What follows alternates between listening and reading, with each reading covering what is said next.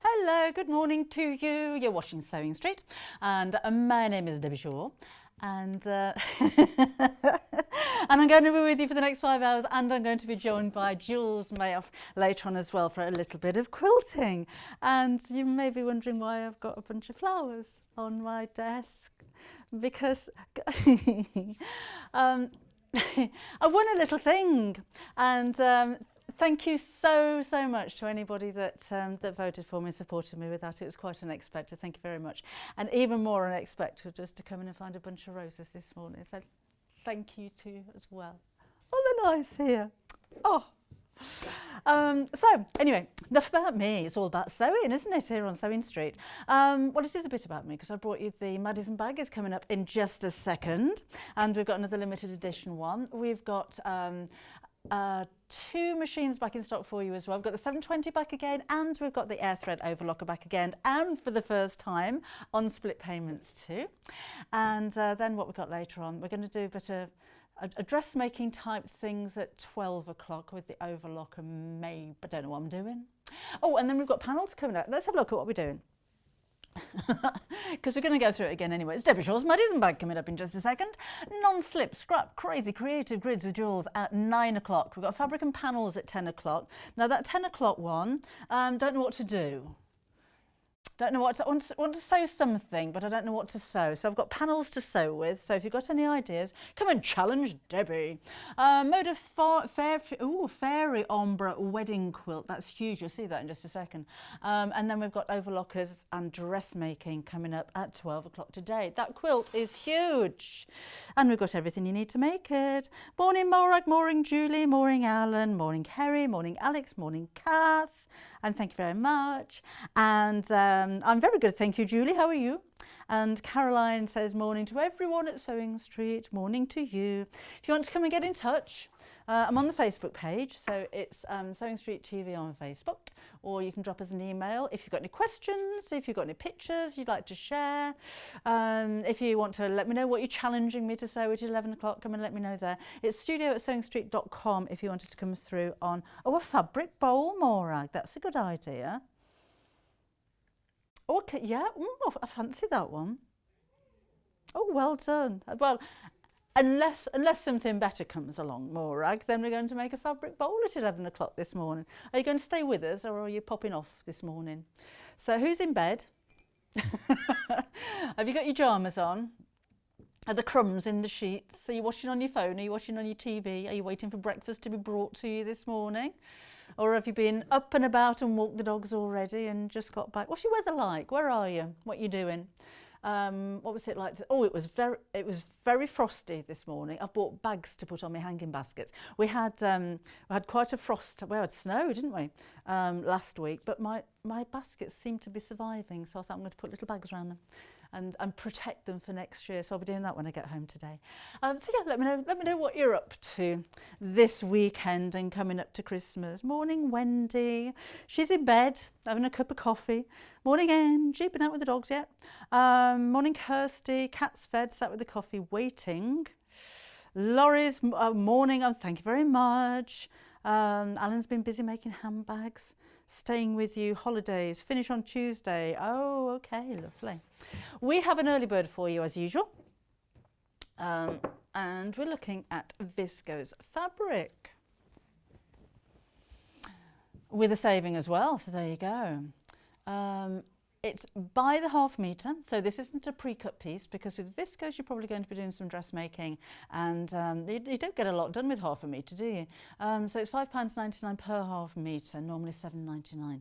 Viscose is such a lovely, oh morning Joe, such a lovely fabric to work with, or to wear. It's so cool, it's really fluid. This is a really pretty soft colour. You can mix and match with prints, with other colours. You could use it for a lining on a jacket maybe. It's just a really beautiful fabric. It is quite fluid, so a few tips for you. Always make sure that you've got it supported when you're sewing it so it doesn't spill off your table. If you put another piece of fabric down, or some wadding if you've got that, when you're cutting out pattern pieces, it'll stop it slipping all over the table. It's particularly wide, or walking foot could help as well, particularly if you're sewing viscose against another type of fabric. So if you're using it as a lining on maybe something quite heavy, it'll help to stop the slippage. And it's 140 centimetres wide as well. But look at the drape on that, that's so pretty. So that is your reduced price item that will stay reduced while we have the stock or until the end of the day today. Oh gosh, somebody's buying 3, somebody's buying 5. What are you going to make?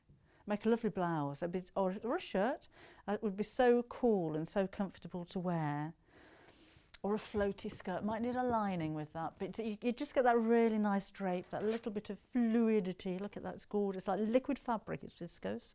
Viscose is a natural, it's not natural, they call it semi-synthetic. So it's made from wood pulp, actually, which is natural, but they call it semi-synthetic because there's a chemical process to turn it into fabric. So there you go. You can make fabric out of practically anything these days. So again, it's a beautiful colour, it's very soft. Very pretty. And although it's pink, it's not like pink. It's just pink, isn't it? Soft pink. Pretty pink. So many kind of pink. Oh, Sandra's in hospital. Oh, no. Missing sewing room. Oh, Lucy, you can watch still. Tina, congratulations. You're up for once. And rest and looking forward to a day of sewing. Kathleen Chandler's Ford. Going to be icing the Christmas cake today. Oh, that'd be nice.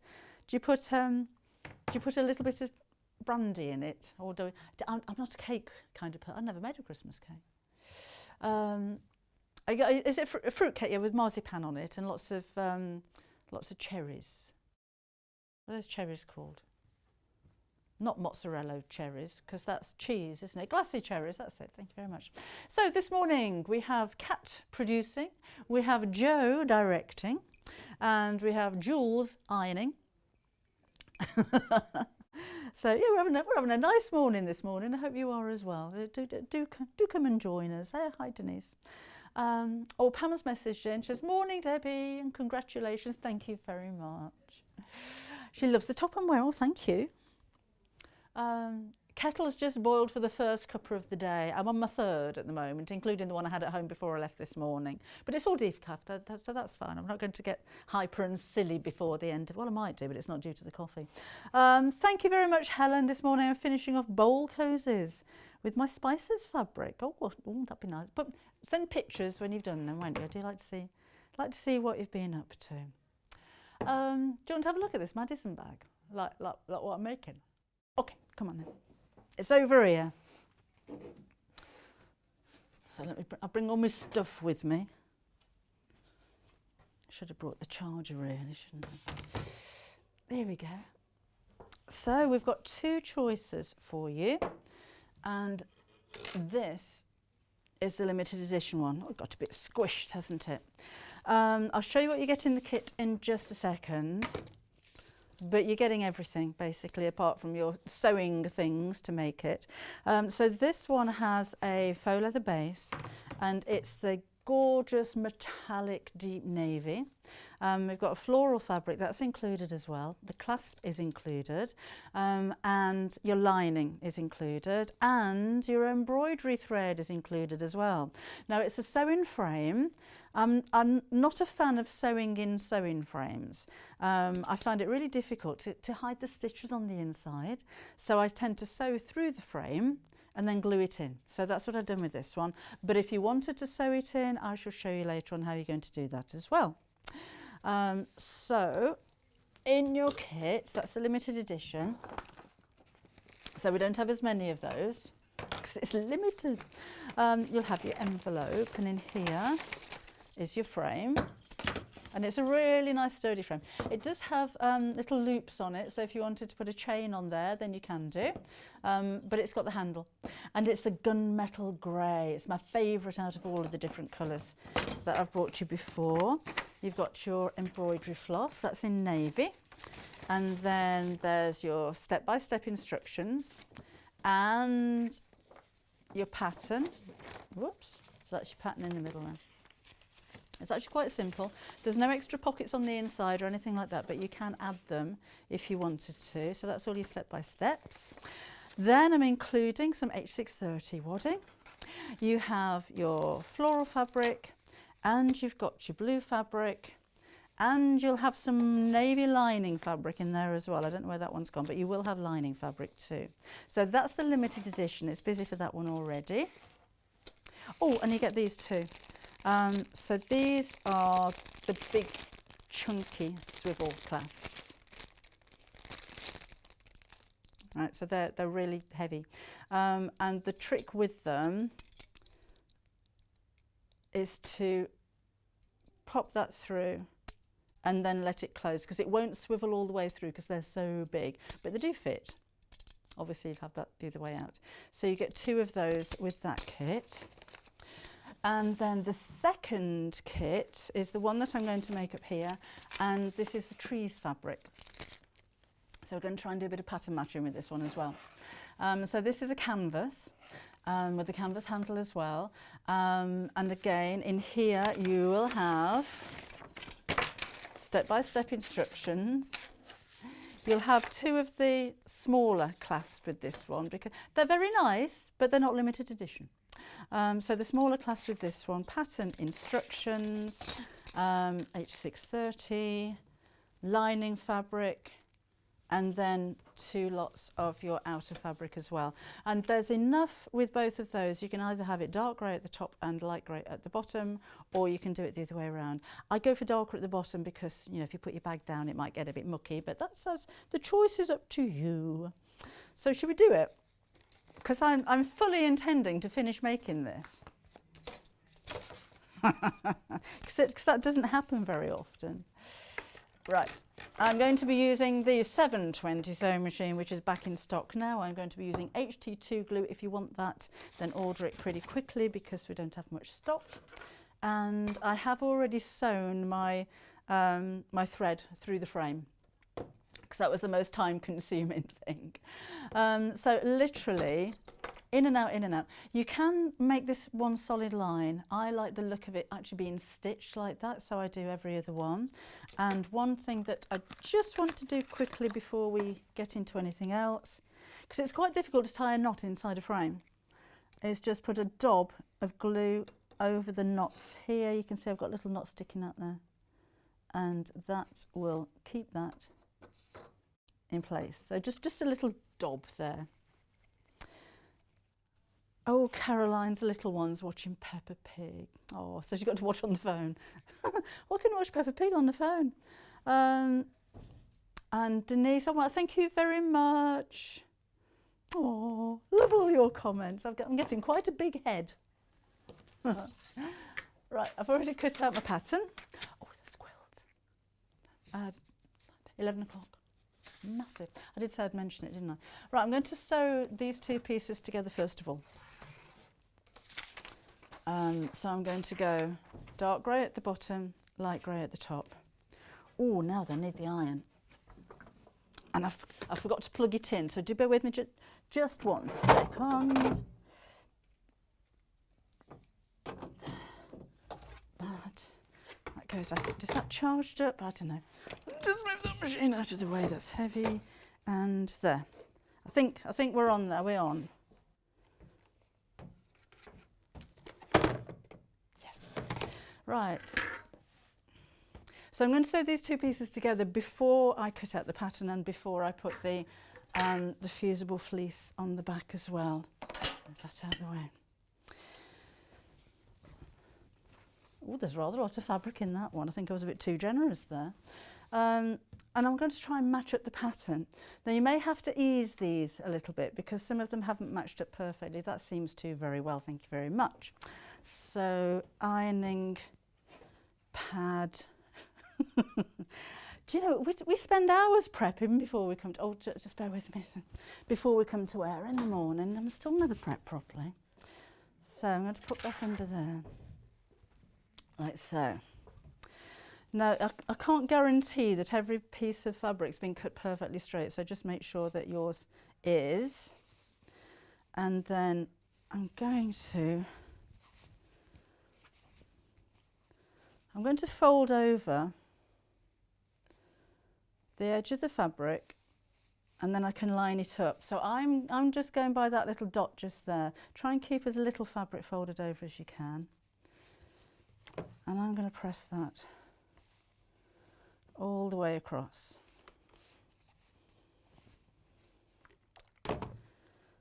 Like so. It's just there's lots of different ways to match patterns. I just find this so easy. And it does make a difference. You know, if you've got a wonky pattern like that, it doesn't look anywhere near as nice as that, does it? It looks so much more professional. So it's worth taking a little bit of time. So it doesn't look like just one fabric when you join them together. It's a nice strong fabric, this one as well. I say it's a canvas, so it's quite a good weight. So put that over. And again, if you wanted to put any, you might need a bit extra fabric if you wanted to put pockets in. But I haven't put pockets on the inside. It's that's entirely up to you. So I'll need enough. I'll go all the way across. Again, just leaving a little dot sticking up here. Like so.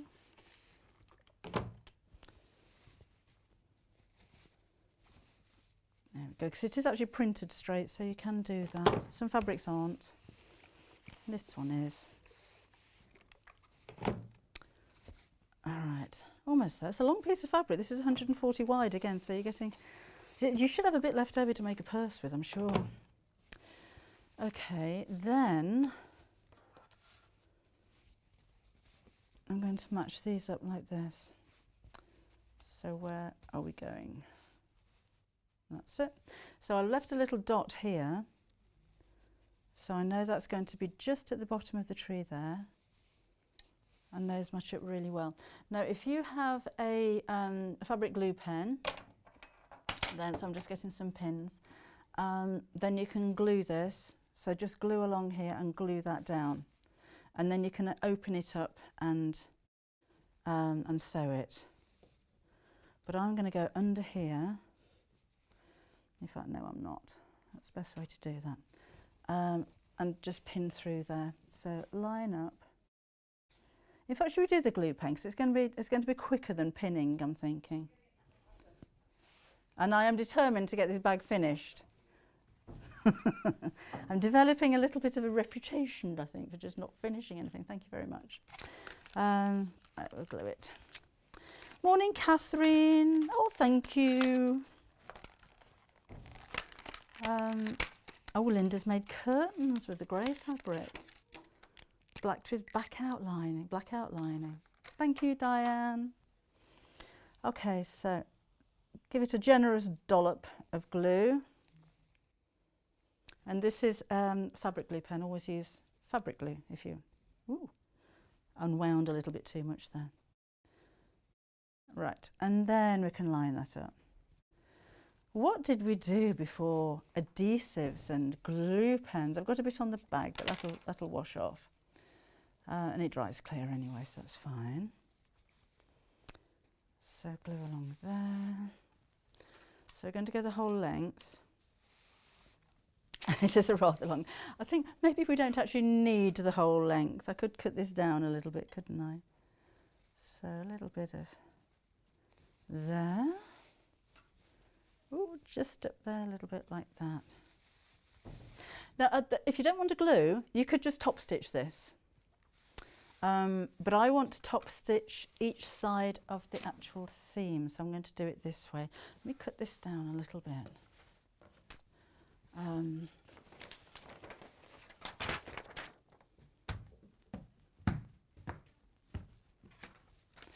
Susan, it is a cotton canvas, so it's a good strong weight of fabric, which is perfect for a bag which is going to be durable and last you a long time.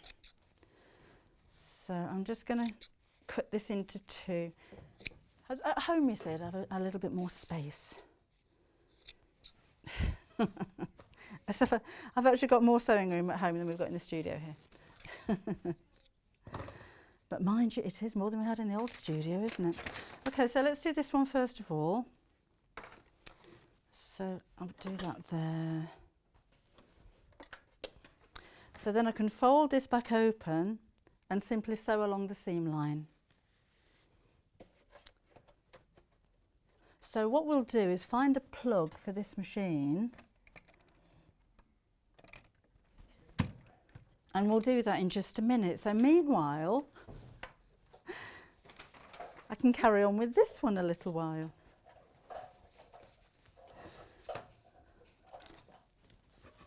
Can you hear rummaging noises going on? Right, so I'll just match this one up and we'll do the same on this bit. Oh, that's a bit wonky. Right, there we go. Yours will be hopefully cut a little bit straighter than that. That was a very wonky cut. No, it wasn't. It was a wonky fold. Oh, lovely. We've got a machine on. Right, so we're getting there.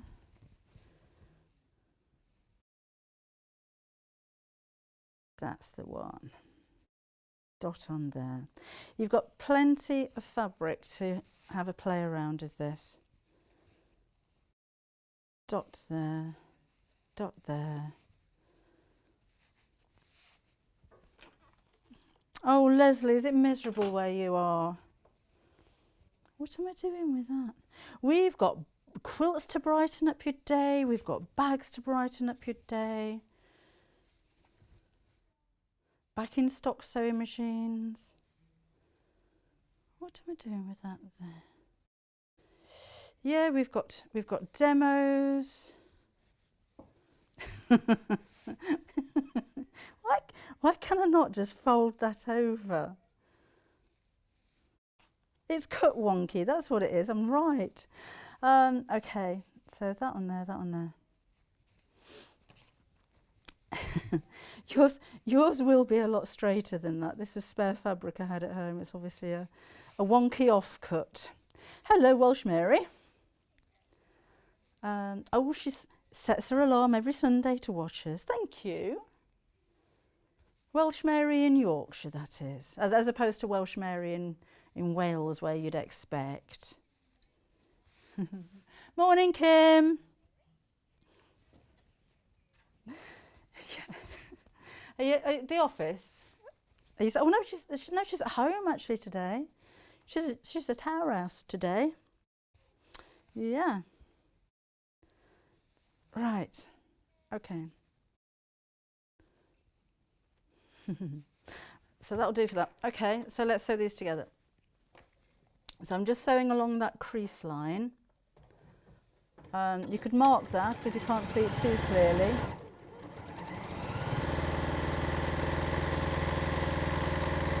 I love a fast sewing machine, don't you?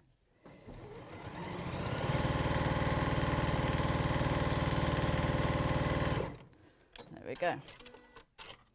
So then we should have a really nicely matched up piece of fabric. So, like that. So we need to do the same with this piece. Like that. Enough of the glue. And away we sew. I need to trim this one down a little bit. So you won't have this issue when you get it home, because I think I've just got a rather large piece of fabric there.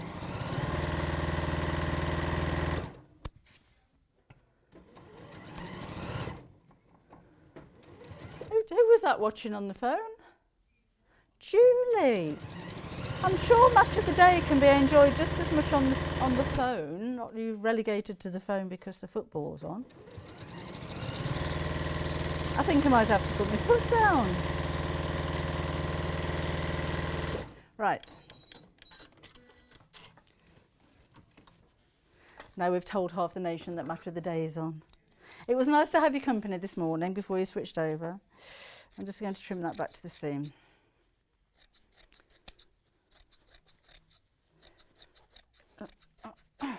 And just check that we're okay. Nice bit of pattern matching there. So I'm going to press the seam open.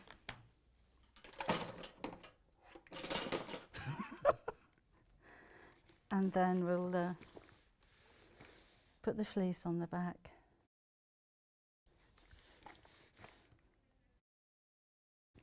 Right, do this. And down there. Do you know, I'm hearing him. I do like a podcast. I like to listen to podcasts when I'm driving to work in the morning. And I do like a bit of nonsense. And there's a nonsense podcast with real facts. What's it called again, Kat?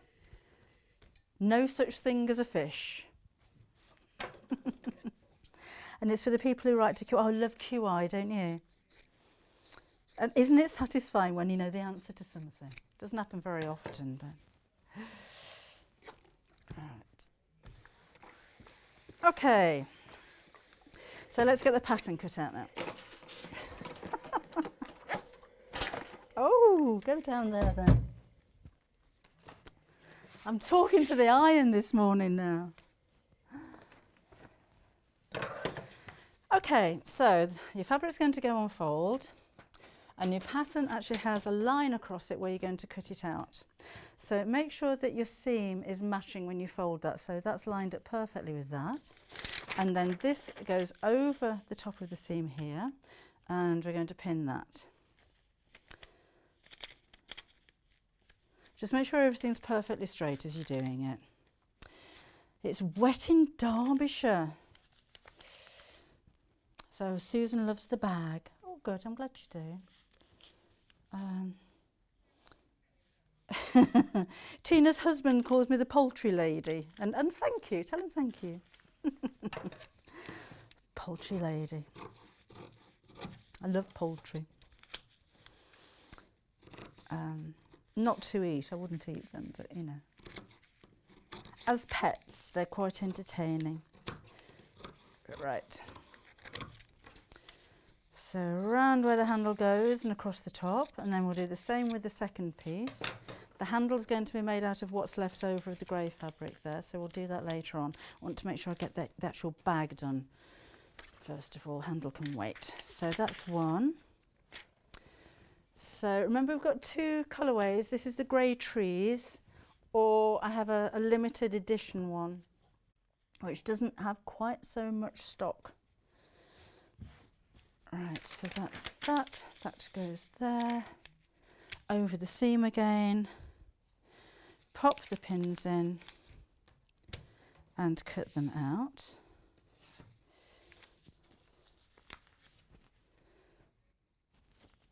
There we go.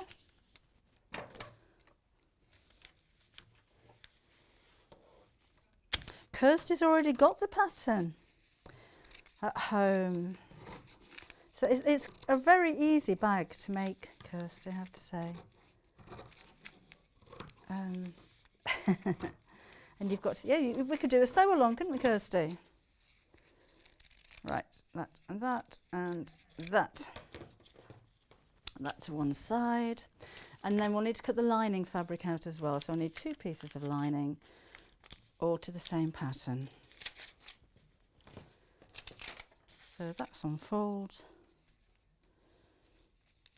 In there.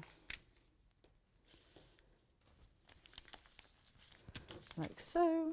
One more pin. Right, we're at half past. Oh, spite myself.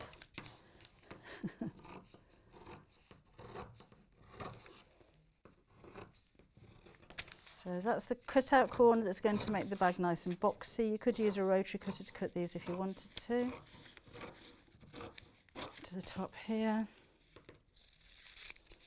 And okay, then we need to put the fusible fleece onto the wrong side of the outer fabric, and like so. So I need to iron that on again.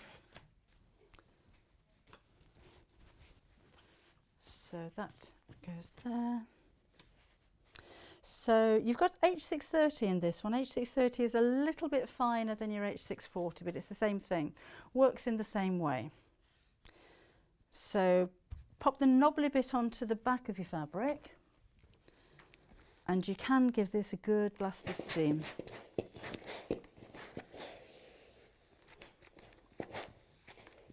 So I'm not ironing over the fleece, I'm ironing it up to it just to secure it down there, and then we can cut around the shape of the bag like this. And it's important to have some form of wadding in here, because when you're gluing it, this is what helps to keep the fabric inside the frame. So that there, that there, that there.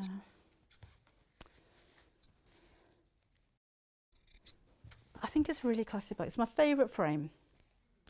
Out of all the bags I've designed, then this is the one that I like the best. It's a nice big bag. You can actually fit things in it. You could make you could use it as a dressy evening bag, but it's big enough for a daytime bag or a bag to take to work. And again, if you wanted to put pockets on the inside, patch pockets would be very easy to do.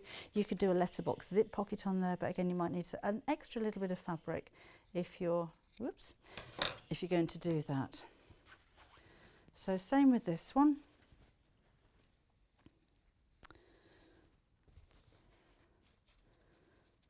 And good old Blasterstein. I like the Valaiseline fleeces because they don't tend to wrinkle. And they stick really well. So that's why you've got this in here. So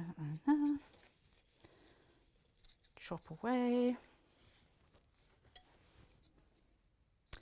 And don't you love a good pair of scissors?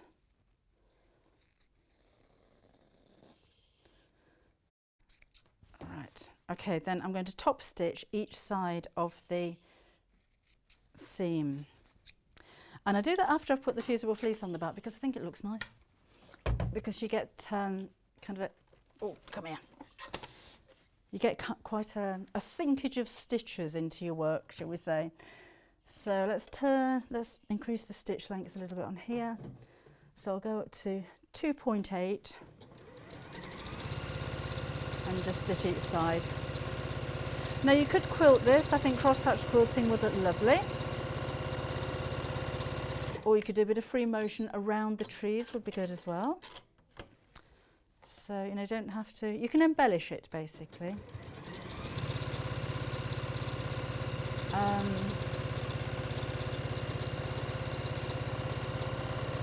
Okay, so just do that on both sides. You could use your fancy stitches on your sewing machine. Maybe you've got leaves, a leaf design. That would look nice with this one, wouldn't it? Or a floral on the limited edition one.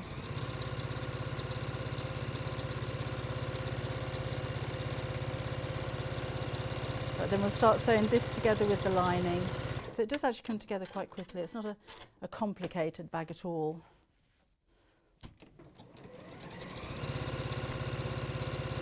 Ooh. Oh, that went a bit wobbly. Not having that. That's because I'm rushing. I shall unpick that later.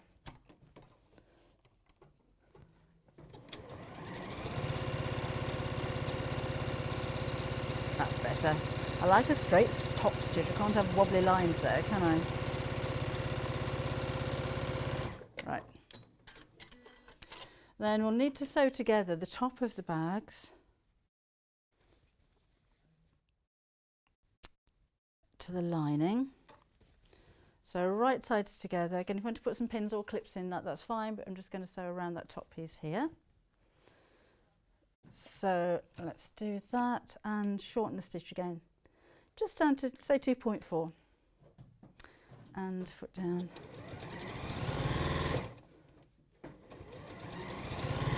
So stop with the needle down when you get to that bit. Nice and curvy around the curve.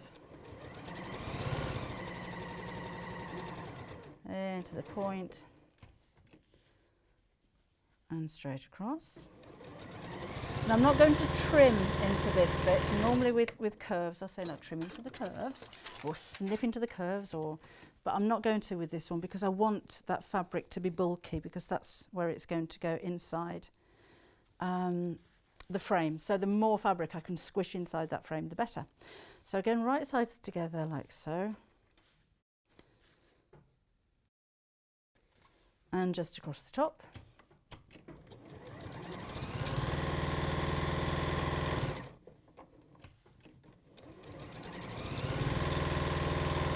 We do have this machine back in stock, by the way. I love it. It's the next generation of the one that I have at home. I've got the Janome 6600 and this, or Janome Nelna, same thing really. And I bought it because it was so quick. Right, so let's put these two pieces together. right sides together, and we're going to sew all the way around apart from the cutout corners. We'll need to leave a gap in the base to turn it the right side out, and we need to make sure that these side seams are going to meet here, because you'll notice if they don't. So match up the seams at the top here.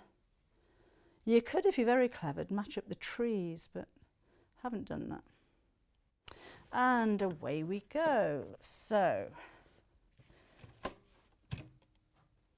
and again, if you want a pin, that's absolutely fine. I'm using 1/4 inch seam allowance here as well. Well, actually, I'm using the edge of the foot, to be honest. What did I put in there? It might be 1/2 inch seam allowance. I might have got that wrong. I shall have a look in a bit.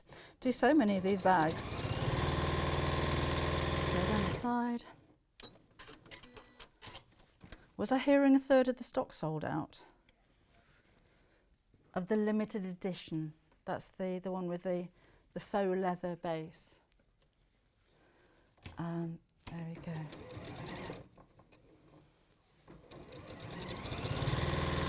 That's the one. So the floral version's the limited edition one.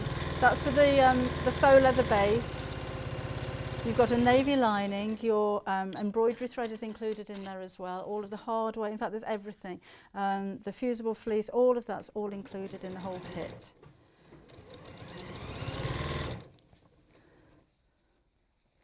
So there we go.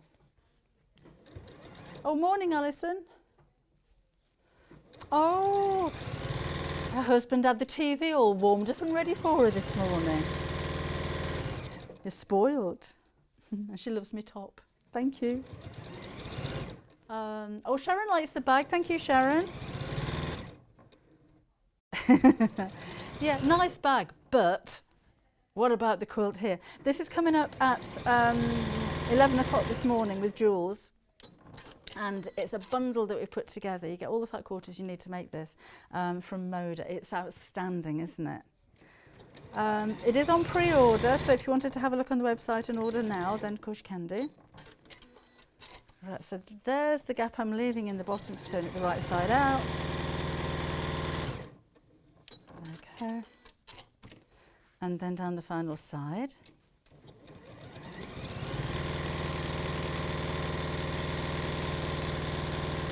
Like so. Then I'll need to turn out those corners and make them nice and square. So if you pull the hole away from, stick your fingers in that hole and then pull it like that. And your seams will line up. I like to squish them in opposite directions. I'm not bothered about seams being pressed open, and sew straight across. And we need to do that with all 4 corners. There you go. You might find when you're sewing with fleece like this as well, it slows down your machine a little bit because of the friction. That's fine. So a larger stitch maybe. Maybe better. Yes, I'm just showing that it's difficult to slow down the 720. Actually, you're not kidding. It's an amazing machine. Right, over the seam, squish in opposite directions and snip. Then we need to do the same with the lining piece as well. So open out those corners. Like this, and there we go. So squish the seams in opposite directions, and then the final corner. I might just get it finished. I won't get the handle finished, but I might just get this bit finished. You could use a chain, as I said before. You could use a pre-made bag handle if you have one. Let's turn this the right side out.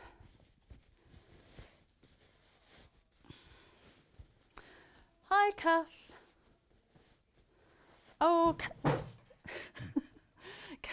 Sorry, I slipped off my foot pedal then.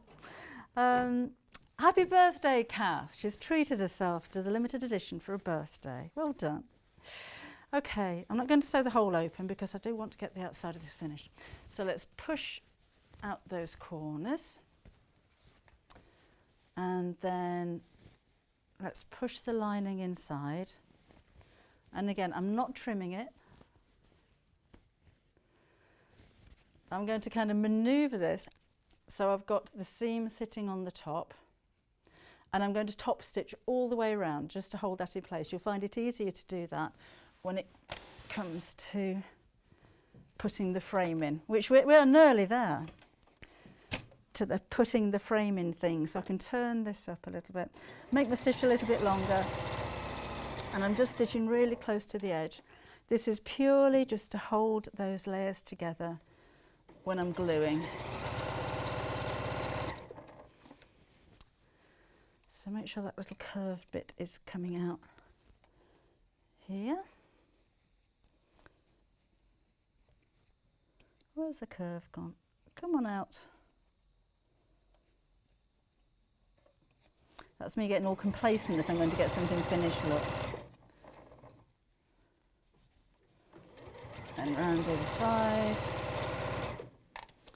We've got some pictures. Oh. So Alan sent in a picture. He's used the fabric already. Oh, the grey trees with matching bias tape. That's a nice idea. Right. It is lovely fabric, I have to say.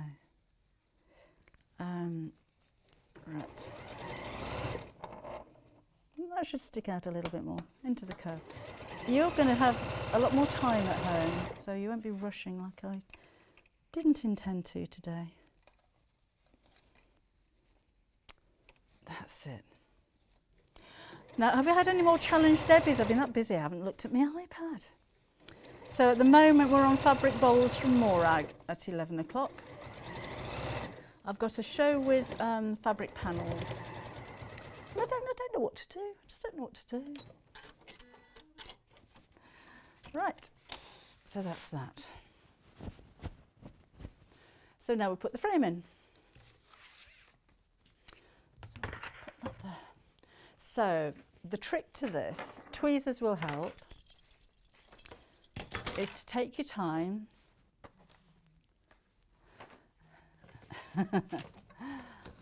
and do it a quarter at a time.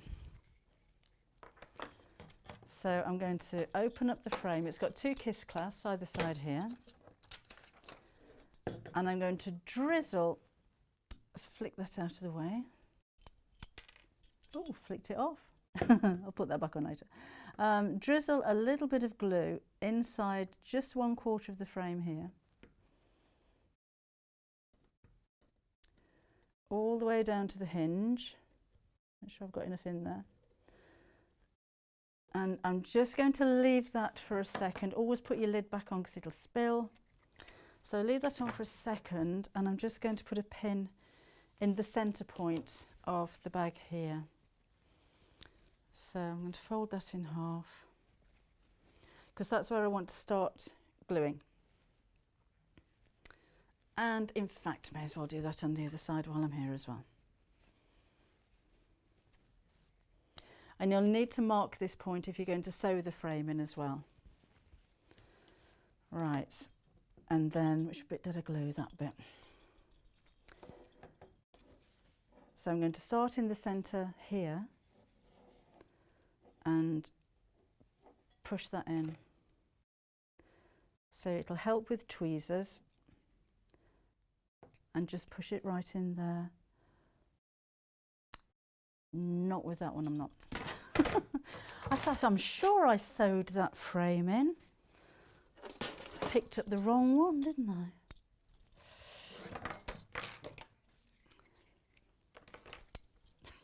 Yeah, your frame won't have a bit of glue in it when you get it home, I promise. So let's put some more glue in here. And again, just 1/4 of the way.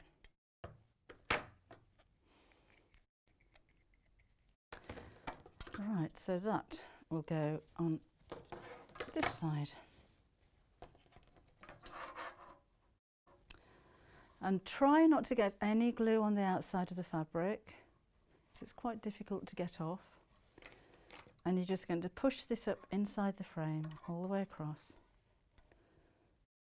into the corners. There you go. And down to the hinge. So your side seam should sit just over the top of the hinge bit there. So push it in. There we go. And then I'd leave that to dry. So again, it's worth, just take your time over this because you don't really want to get the glue onto the fabric because it may not come off. It's a very strong glue. And if you don't have H640, that's the glue that you're going to need if you're doing it this way. So that's what we're looking like from the outside. So you can see we've got, you know, a bit of a nice shape going on there. So while that is drying, let's just do the other side. So normally I'd wait, take your time with it, go and put the kettle on again at that point if that's what you're doing. Make sure the first side's well and truly dry, because when you start to push the fabric into the second side, you don't want to be, come here, pulling the first side out again. So again, take that in here.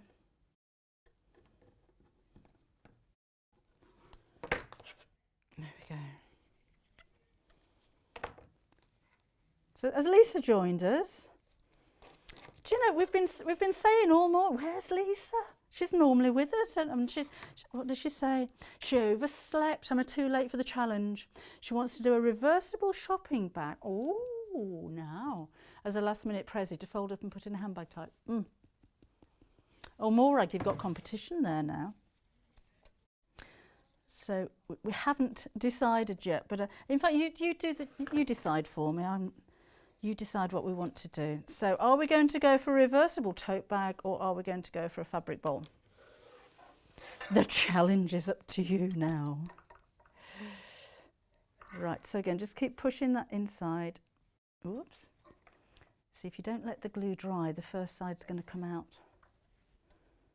Push that underneath here. And there. Donald's asking if the sewing machine is semi-industrial. It's a domestic sewing machine. There's different kinds of guarantees, I think, for semi-industrial machines. So no, I would say it's a high-end domestic sewing machine. Right, just push that in around the little loop and down into the side there. Now, if you find it a little bit loose, maybe using a different fabric or something like that, you can put, and take the pin out now, a little bit of cord, if you've got some piping cord, and squish that underneath the frame. Put another bit of glue on there. That's just come out a little bit because I didn't wait for it to dry properly, so do bear with me. You get back in there. Fabric bowl and reversible tote are head to head at the moment. Oh, hi Margaret. Margaret's messaged in as well.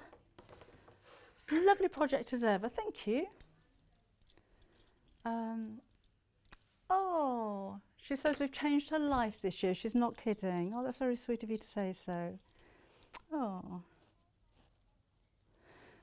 Okay, let's push that in there. Now then, you really must leave this to dry. Okay, I'm not going to because we just don't have the time, but you really must leave that to dry. So let's just flick this through to the other side and I'll show you the alternative if you wanted to sew this in and what's going to be the easiest way to do that. So again, I've got my pin mark right in the centre here. And before I'd sew, your stitches won't be in here. Okay, so before I actually start sewing through the frame, I'm going to, you've got plenty of embroidery thread, you've got a whole skein of thread in here, so you can waste a little bit like this. Mark the centre to the centre. In fact, I'll do that with my needle.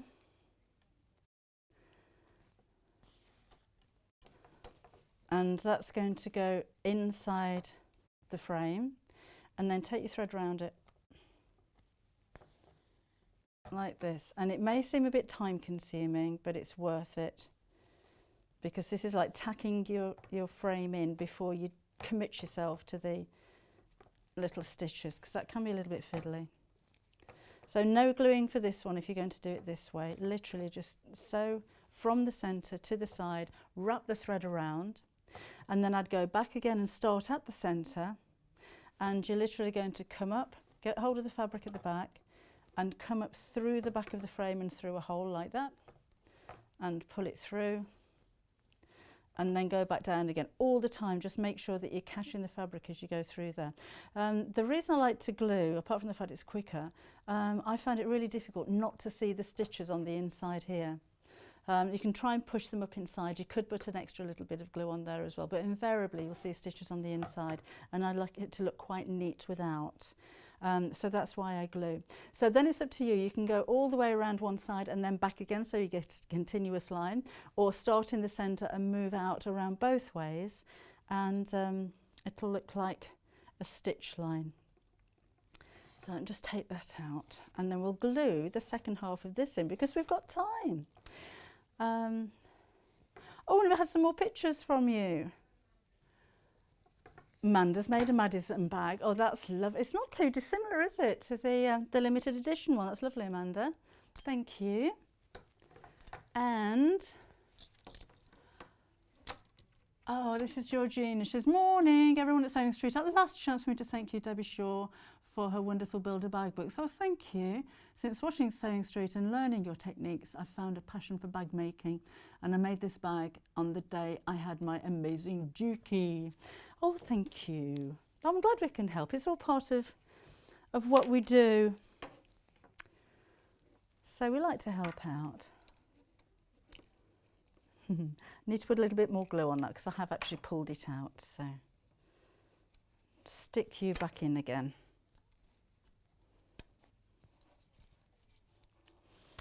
I could use large fabric clips actually to hold that in. So again, one quarter at a time is the best way to go. Always put your lid back on your glue so it doesn't dribble. And then just push the fabric inside.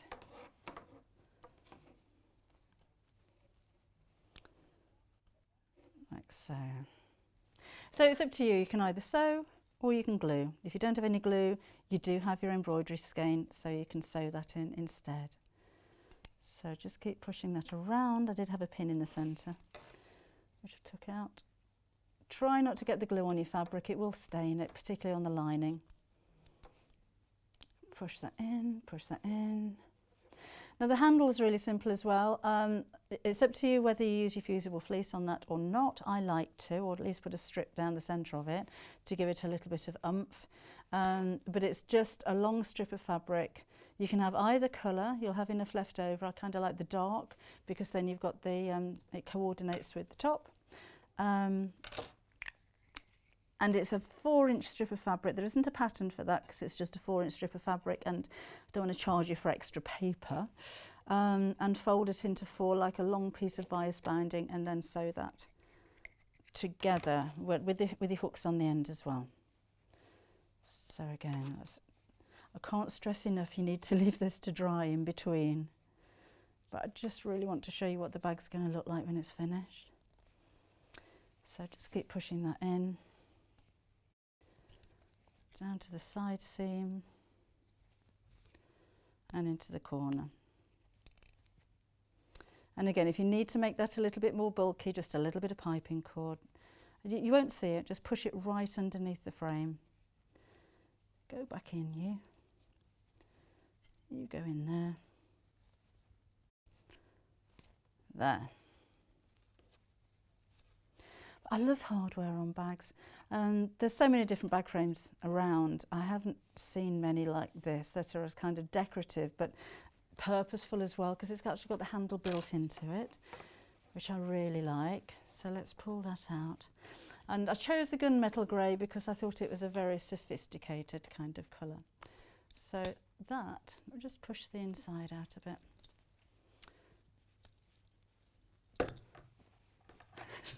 Really trying hard for this frame not to fall out. That, when it's dry, will be the bag part practically finished. So you don't have to make the handle for it. If you prefer to just carry it like that, that's entirely up to you. And then, of course, you've got all of your fabric left. You come out there. so that you can make the strap as well. And like I said previously, if you wanted to add pockets on the inside, then you can do. You need a little bit of extra lining fabric. I don't think there's enough in the kit, but there is everything that you need to make it. So there's the frame. You're going to get the clasps as well. They're different on the two bags. So the limited edition's got chunkier ones, but you've got your little clasps that are going to go on here as well. And fusible fleece, embroidery thread, and of course all of your fabrics included in there as well. But isn't that, I love it. I love that fabric as well. I love both of them. Well, I chose them, so I would do, wouldn't I? Both kits are now limited stock, so it's check out your baskets time, please, if you wanted to go for the kit. Reversible shopping bag Caroline, shopping bag Sandra. Thank you, Julie. Morag's granddaughter would like a fabric bowl, so she said how to make one. Kerry says fabric bowl, Susan says fabric bowl, Katie says bag. I wonder if we'll have time to do two. Mind you, we've got a lot of panels, haven't we? Morning share. Lisa's overslept. Oh, yes, I'm up to date with everybody there, I think. So yeah, I hope you enjoyed that. I'll just give you a reminder of the two options that we have for you. So that's the limited edition with the faux leather, which is it's like a metallic navy. So it's quite, oh, look at that. It's quite smart, but it's not glitzy, glamorous, evening only kind of look. And the flowers with having the navy in the background, I thought that was quite wintry actually. So these have got the big chunky clasps on it. So the frame's the same, still get your embroidery thread in there as well. And this time you've got navy thread, and there'll be a navy lining with that one as well. Everything that you need to get that going, apart from your sewing machine, pair of scissors, some pins, and of course your glues if you're going to use them as well. No pattern matching with that one. I think with that one, it makes a difference, doesn't it? I think it's quite important that you pattern match on that one. But it's really easy to do with a bit of glue. You'll know how to do it. So those are your two bags. I'm so glad that you've liked them. Oh no, Carol, poorly dog. Oh, she had a little lion. Oh, I hope she's going to be all right. Oh. Okay, now Jules is going to be with us in the next hour. We're going to be looking at some creative grids templates, and we put some fabric bundles to you as together for you as well. So have a quick look on the website. Do a little bit of shopping in the break if you like. Check out your baskets if you're ordering these, because they're going to go. And I think I need to replace this cold coffee. So I'll see you again in about 3 minutes. While we're having to spend more time at home again, we're here to keep you busy and entertained. Sewing Street will be live every day from 8 AM, bringing you plenty of demonstrations with our experts in dressmaking, quilting, bag making, toy making, needle felting, embroidery, and so much more. Our community of fellow sewists on the Sewing Street fans Facebook group are there to chat to you about whatever you're making, sharing photos and advice. Check out the Sewing Street Facebook and Instagram pages for fun competitions and offers.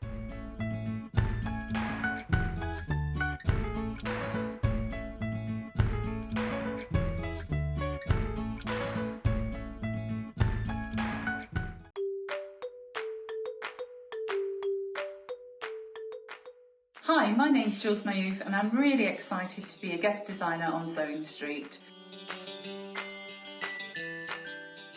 Okay, I got into sewing through my grandma. I used to sit and watch her. She was a dressmaker, and I started off making toys, and then I was dressmaking myself, and from then I've done homeware and children's wear and all sorts of different things in between.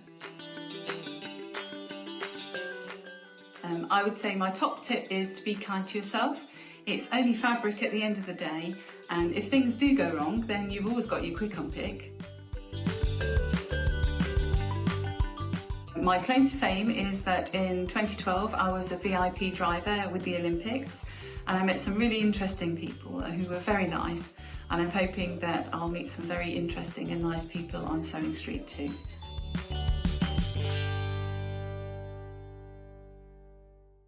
Have you heard about Yarn Lane, a TV show dedicated to knitting, crochet and all things yarn, bringing you demonstrations from our expert guests as well as the latest tools.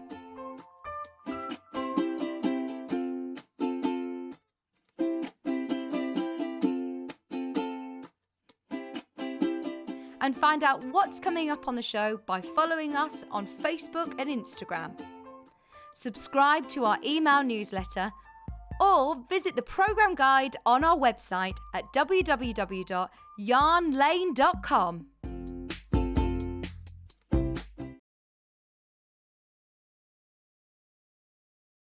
Hello everyone, I'm Delphine Brooks. It's so great to be here and part of the Sewing Street family. I'm local, I'm only down the road in Warwickshire. I started sewing many years ago when I was very young, doing lots of art and painting, and eventually I went into textiles and I really enjoyed doing the two together. I then had a bit of a break. Something you don't know about me maybe is that I spent many years in the Royal Air Force and eventually in the police as well. And then I went full circle and I've come back to my happy place of sewing, and which I really enjoy. My best sewing tip is measure twice and cut once. I have chipped up a couple of times by not measuring properly, and I do always regret it. So now I always measure twice, cut once. Anyway, I really hope to be with you again soon, and I look forward to seeing you again soon. Thank you.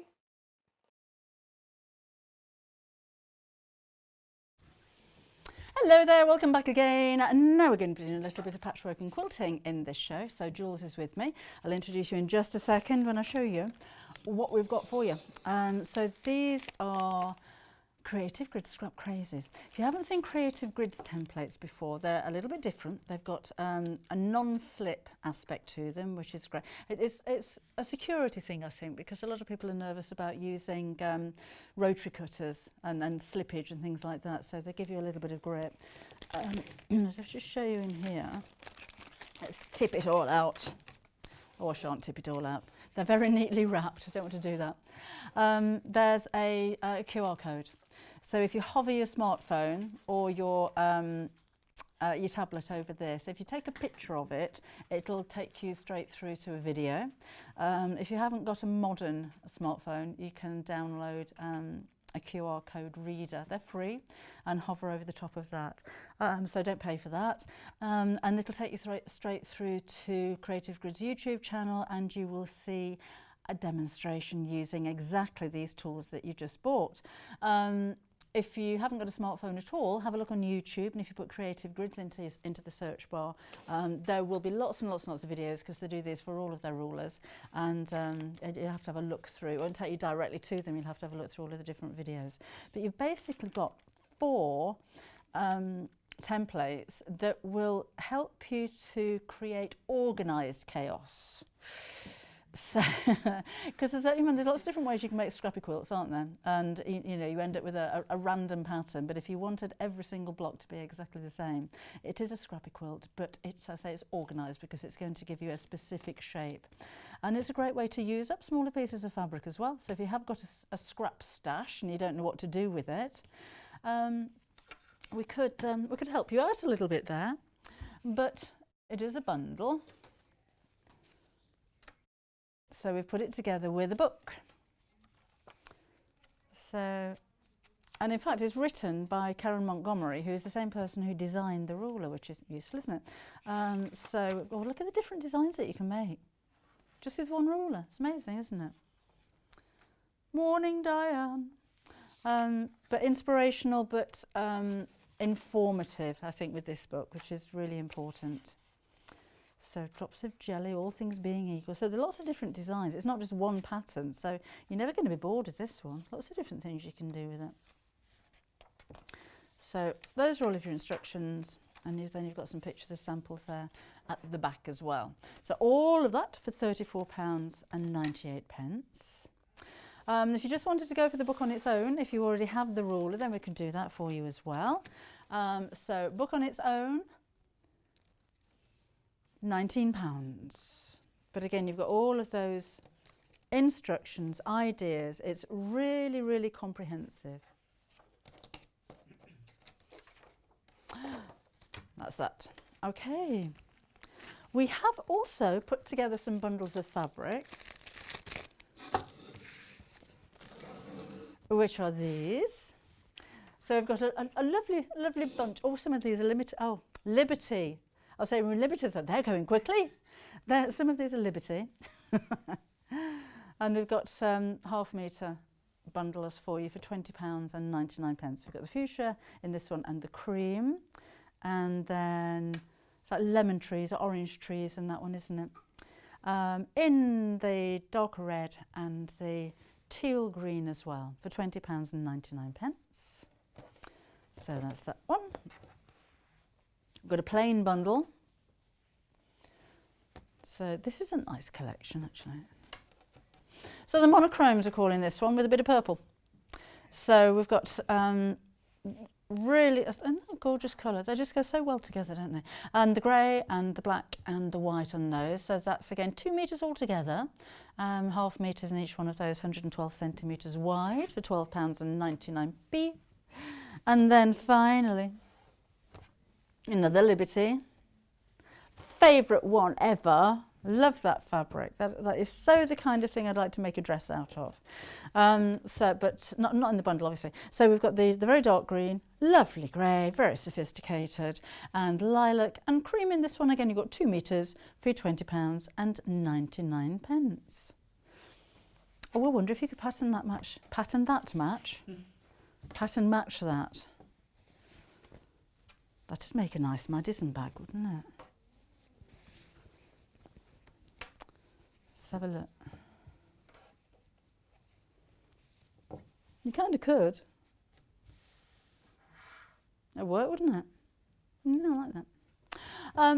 Okay, £20.99 for those. You're getting 2 metres in total. There we go. Shall we go and have a chat with Jules? All right then. We're going to have a chat with Jules. Morning. Morning. How are you? Yeah, good, thank you. How are you? I'm really good, thank you. Are you ready for Christmas? Yes. Well, nearly. She said yes, confidently. It comes on us really quickly though, doesn't it? But yeah, quite excited about Christmas this year. Yeah? Yeah. Why? Because I'm going to be here on Christmas Day. I'm going to be giving up the night job of the Santa bit and then coming straight here. It'll feel like it at the time I start in the morning.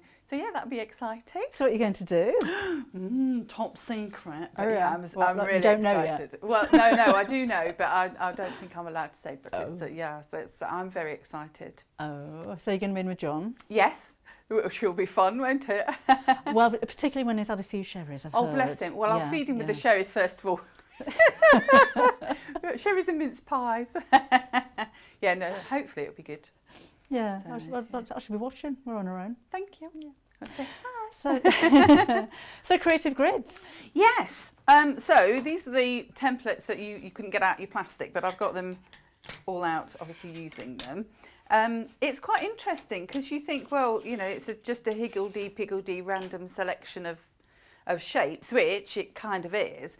But the things that you can make, obviously you've got it in the book there, lots of different samples in the book. And it was really interesting how they came together and how straightforward they are, because it looks quite complicated. Yeah. But the book has lots of very detailed information, how to cut them out of your normal fabric, and also cut them out of if you've got scraps and things like that, and if you've got scrap rolls or if you've got fat quarters, that kind of thing. So it's really useful. But they come together quite nicely, actually. Okay, good. So a little bit of thinking about a couple of them, just to get the fabric the right way round, but yeah. So where would you start? Which design would you... So this is the first time you've used them? Yes, it's the first time I used them, and I decided that obviously if I was doing it, I'd start at the beginning of the book, I'd have a flick through and see what took my fancy. But I thought, well, actually, I will do, because we've got 3 nice bundles, I'll do a couple of designs of each in each bundle, just so that you can see the fabrics, how they work together, and also how the designs work together. So the first thing obviously is to use them all together, and then you break off and you use little bits of each one. Oh, right, okay. So it's quite good. So you don't necessarily need 4 fabrics with it then, do you? If you or do you? Well, it depends what kind of contrast you want, really. So 4 is quite a nice number of fabrics. You can kind of pair them up and then just add a pop of colour and things like that. But you could use more than that if you wanted to. So if you've got lots of scraps, you could use more than that. And with the monochrome bundle, I decided that I didn't actually want the 4 just as separate colours. I was going to do something slightly different. So you might want to do that with your scraps as well. So yeah. Okay, what are you going to show us then? Shall we show you? Yeah. So the monochrome bundle, first of all, the first thing that I did was took different strip widths of each one. Right. And this will come into play a little bit later on when I do one of the patterns further in the book. But just to show you how easily it is to cut out the templates, really, to start off with. So on this, just literally took an inch and a half, 2 inches and 2.5 inches. So if you got your fabric strips, strip rolls, you could use that, and just sewed them all together to make a new piece of fabric. Just to see what this kind of scrappy look would look like. Okay. But basically, for your first, so if you have a look in your book, it does go into what kind of strip sizes to cut if you want to use a single type of template. So, for example, if you wanted to use a D template, then that would come out of a 2.5 inch strip, which is one of these strips. So, if you obviously I've got a seam there, but if you did that, you can see that it comes out of your strip rolls. So if you've got some nice strip rolls that you've kind of got maybe the end bits of, you could do a hexagon out of that, which I'll show you in a second. But basically all of your templates, so they come out of, if you wanted to cut them all together, so if you put them into the square that it kind of creates, this is how it creates the square. Obviously, it's not quite a square because we've got seam allowances on there, but you've got your dog ears that are cut off on the corners, which is useful. You need to do that as well. But that would make a block. It makes a 7.5 inch block, which you can trim down and do whatever you want to do. But with the template itself, as you say, you've got, with any creative grids, you've got this slightly rough surface which holds onto your fabric really well. The rotating, it also tells you which way around the templates need to be. Yes, yeah, which is quite useful. But obviously your rotating cutting mat is a useful thing to have as well. And literally you just place it on. I've just got my selvages on the end here, so whip it up there to start off with. And just literally line it up and then rotate your mat around, and it's quite easy to cut out your templates. Sorry, I've got a long ribbon tail, haven't I? So, okay. Bumped over a seam, cut the end bit off, and then go across the top. And all your templates are as easy as that, she says, missing it, easy as that to cut out. And the dog ears at the bottom, they match very well. I'll show you in a second with the other templates that I've cut out. They match very well with the other pieces. So when you're joining them together, you've not got so much bulk. So if you've done something like this and you've got lots of seams, you want to minimise the bulk as much as possible. Okay. So that's the kind of thing that you can do with your monochrome. So let's get on and just have a look at the first pattern that you come to in the book, which is the semi-formal. So the photograph for that is this one. And basically on that, you'll cut out each of the templates. I chose, is it the woodland? Is that what we're calling this? The grey and the navy one. Wood haze. Wood haze. I chose to cut out one of each fabric. So I cut out more than that, but so you've got all of your, that's akin to my B template on there.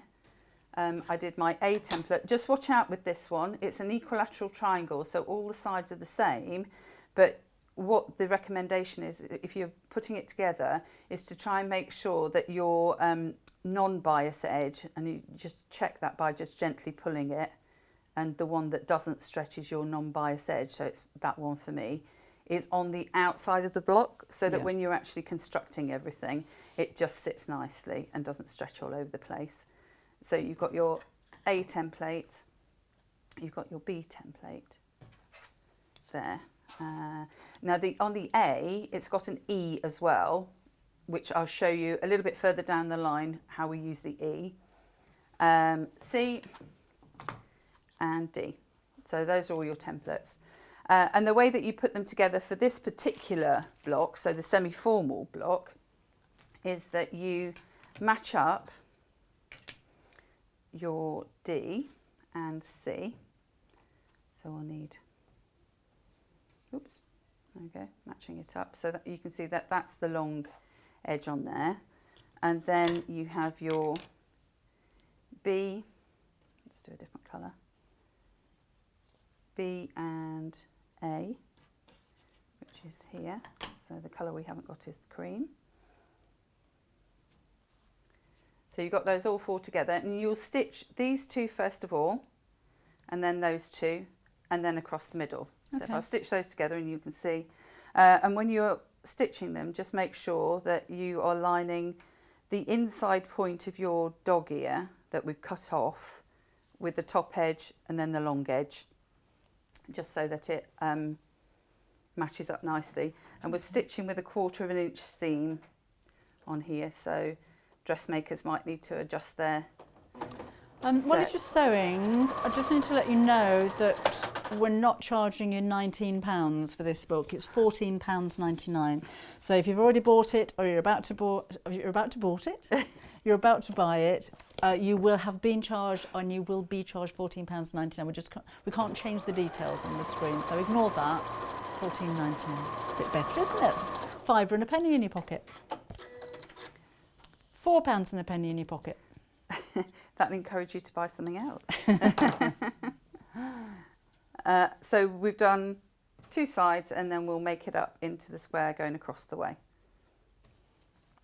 And once you've done that, what I did was a sort of a mix and match of all the different colours.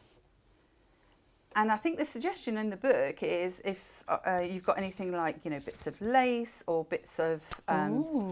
so it's like an antique-y kind of feel to it. I think that's why they called it semi-formal, because in ages past they had used that kind of thing to use up fabric, and so they'd used, as I say, lace and all sorts of bits and bobs to put onto there. So that will be your block. It's a little bit twisted at the minute because it needs a press. So once you have pressed them, if you put 4 together, you can see that different patterns start to emerge.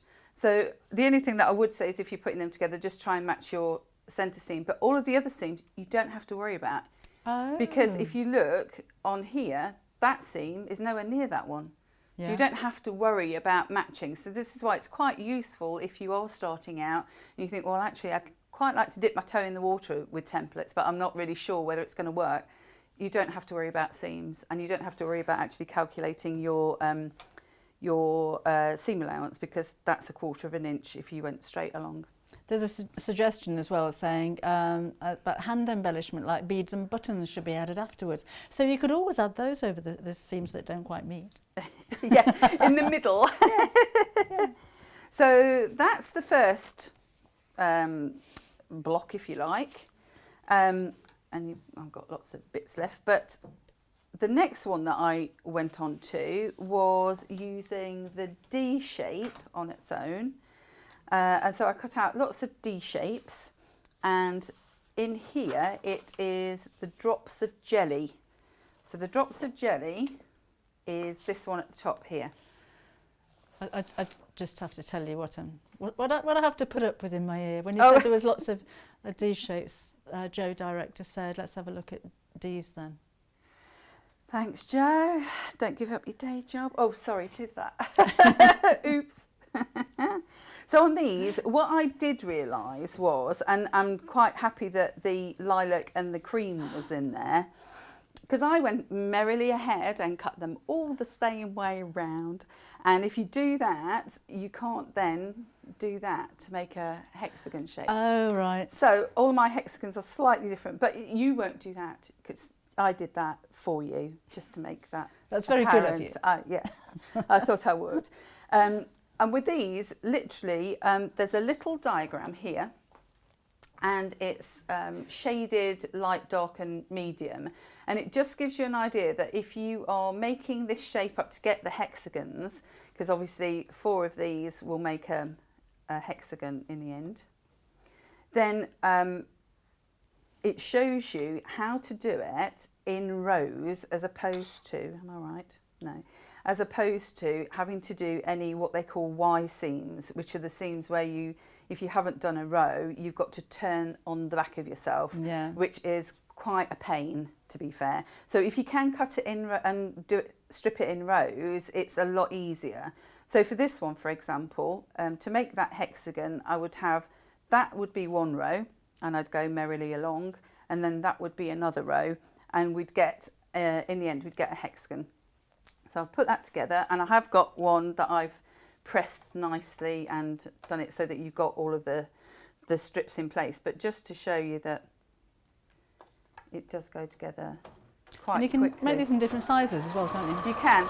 If you use, so looking, oh hello, that's me taking my foot off the pedal and not looking what I was doing. If you did it in the C, if you look at that, that is exact, sorry, that's probably not easy to do there. That is exactly the same shape, but bigger than that one. Oh, okay. So the pattern on the front, the Just Daffy, that is using the C, as opposed to using the B. D, rather. Hello, we have letters.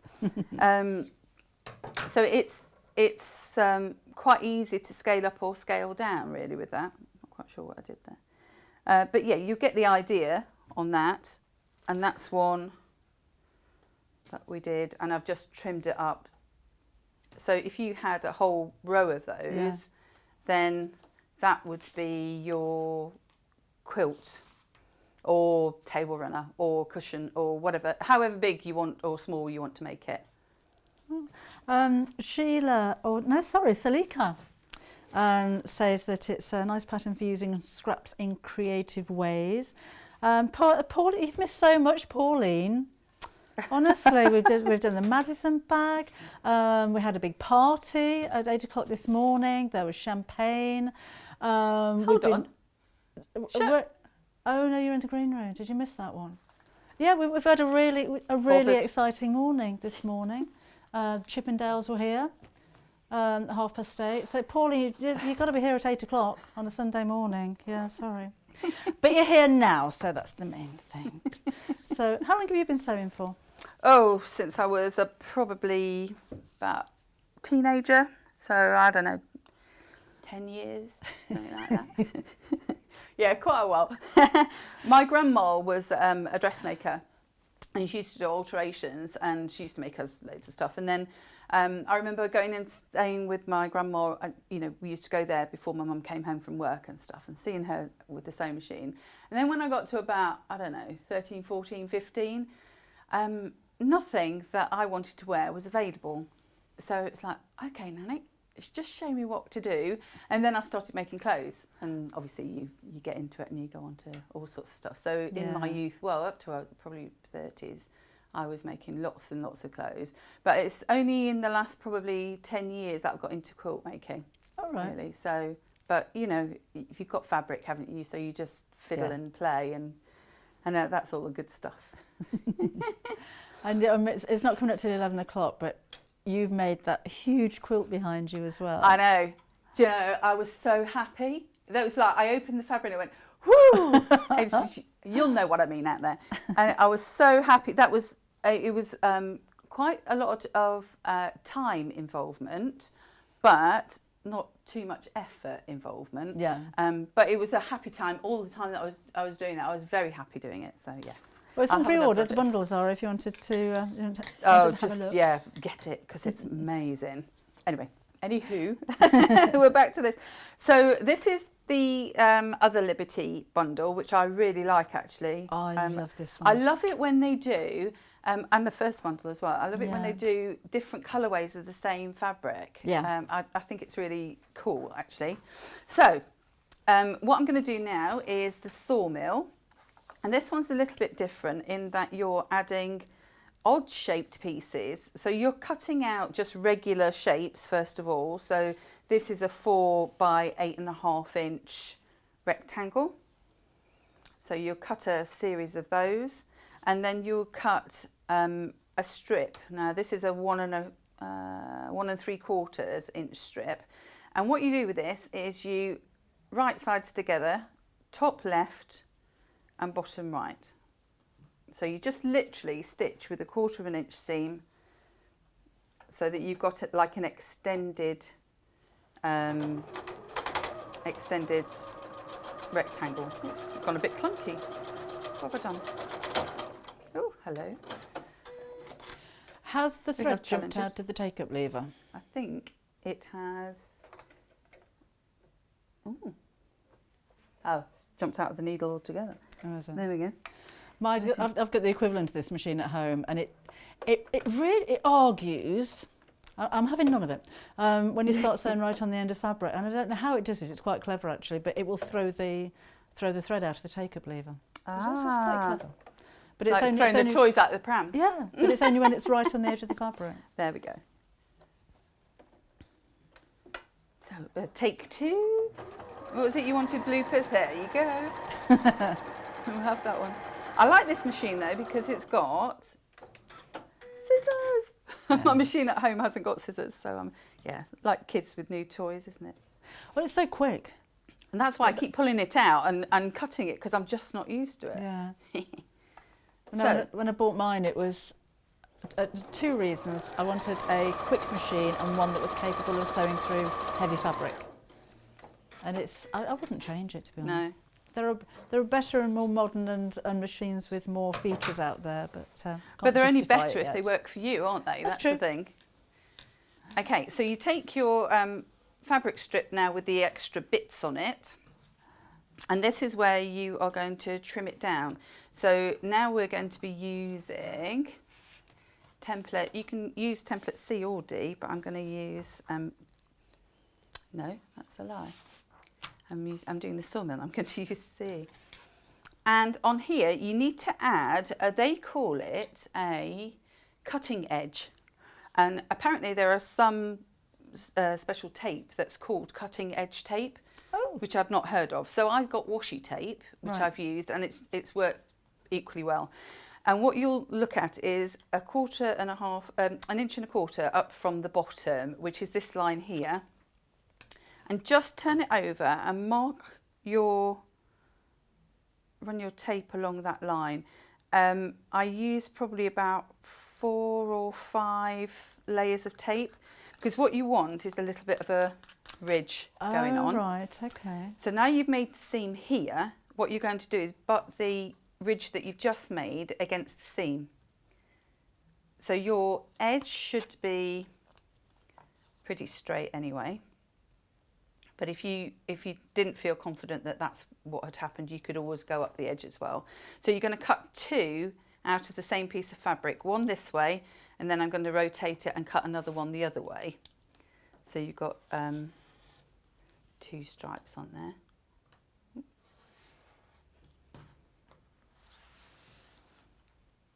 Very useful having a rotating cutting mat, seeing as I'm quite short and nowhere near the edges here.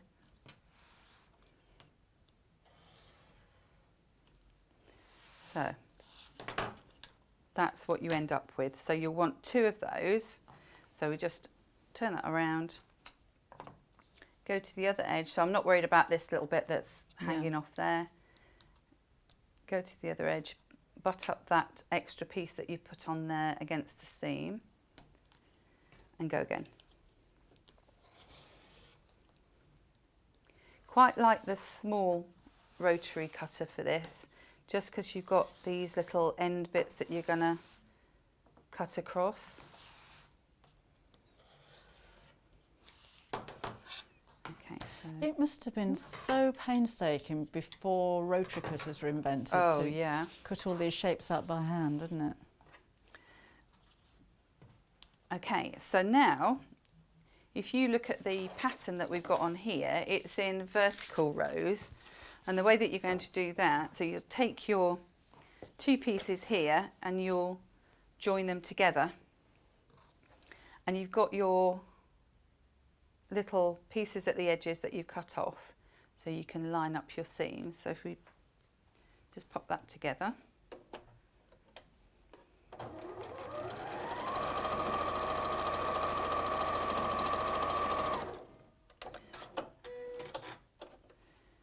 And then obviously you'll press all of these seams out. So what you'll end up with is a series of these blocks that you've made. And I used the cream as my accent colour, and then I had the florals as my intermediate colours and the pink. And you'll have all of these in, you join them in rows, sorry. So you'll join top to top. So you'll go across there. And you're making, as I say, vertical rows that you'll just join together. So this actually comes together quite quickly. You think, looking at the pattern, you think it's going to take ages because you've got to, well, how am I going to sew these zigzag seams? That's what I first looked at and thought, I don't think I'll do that one. And then I read the instructions and thought, oh yes, actually I will. And that's what the illustration shows you. But it is very straightforward. Do you know, I was thinking just that pink and cream, the whole quilt just made out of those Lovely, two colours isn't it? would look nice. And then we'll do, oh, I haven't got that one. Brains, Julie, brains. So that's those two stitched together. I'll just stitch this one on. I knew I'd got to stitch another something. We had a question about the Moda quilt. I've had loads of comments actually. Carol says the quilt hanging in the background is absolutely amazing. Cool. And it's really busy for that one, selling already. It's very straightforward to do though. Don't be put off by kind of the look of it.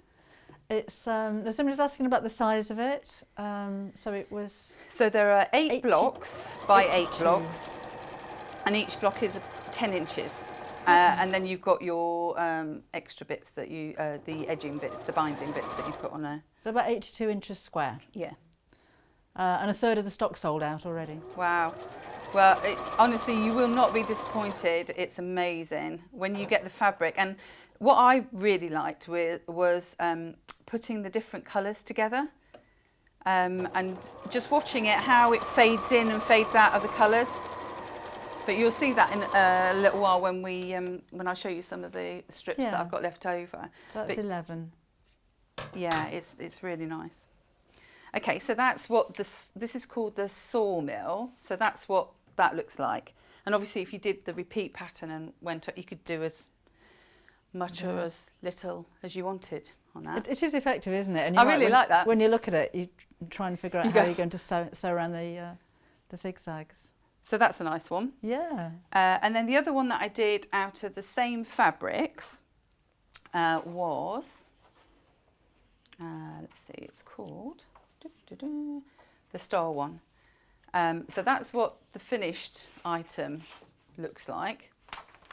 And these are all the instructions for it. And again, it's really clearly laid out. You just have to you kind of think a little bit how you're going to do it. But it is a really clear pattern.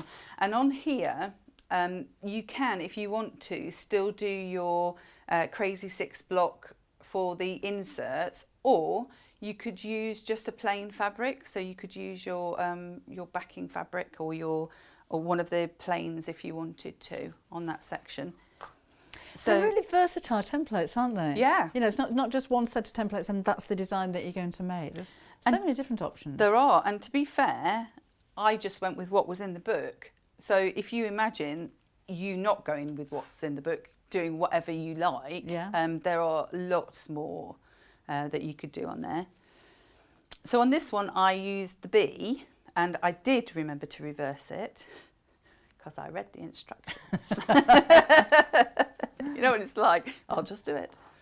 So you want 2 bees, and this is where you use the E part.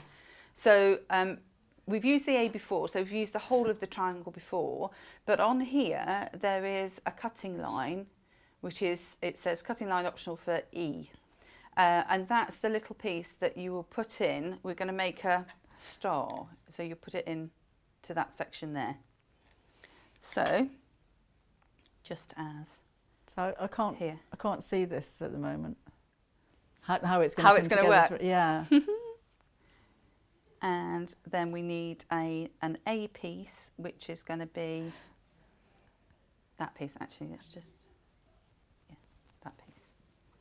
there. So this bit here then relates to this section here.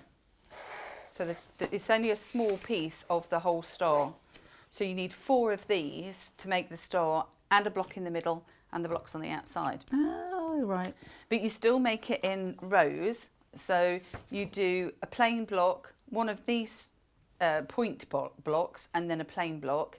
And then your centre bit is a point block on side and a normal square, so just a 5-inch square, and then a point block on the other side. And then you repeat and reverse what's on the top. So you'll have 9 blocks to make a block, if you like.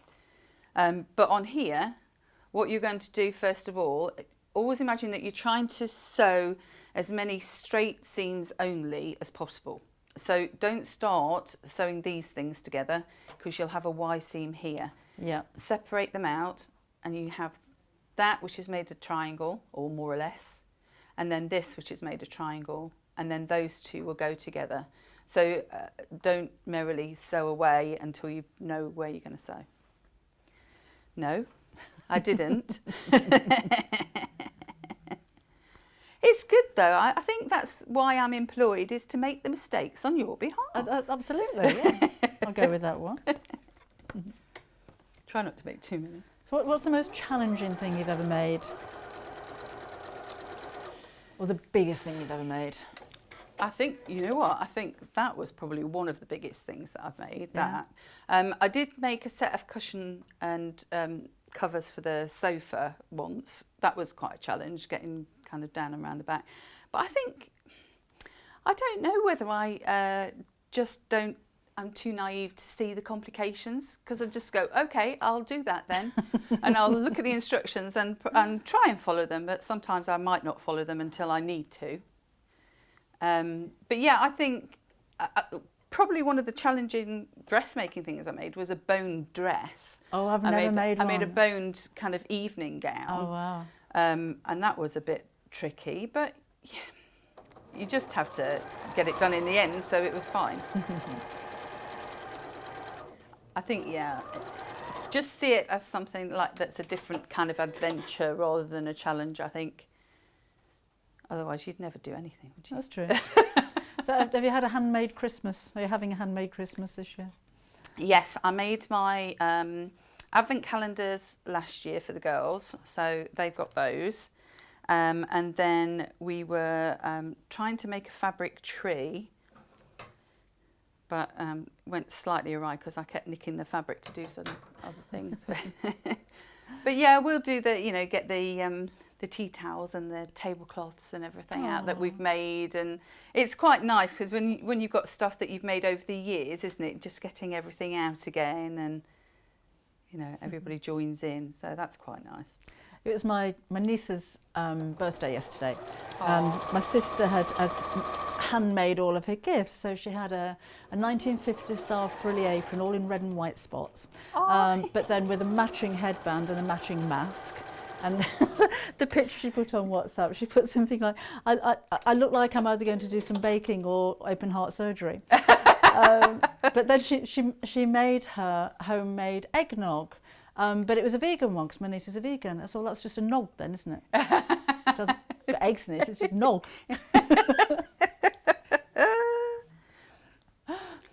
Okay, so I've got one that I've already done and stitched to the plain centre square. So I'll stitch the other one to the other side and you'll see how it starts to form on the points.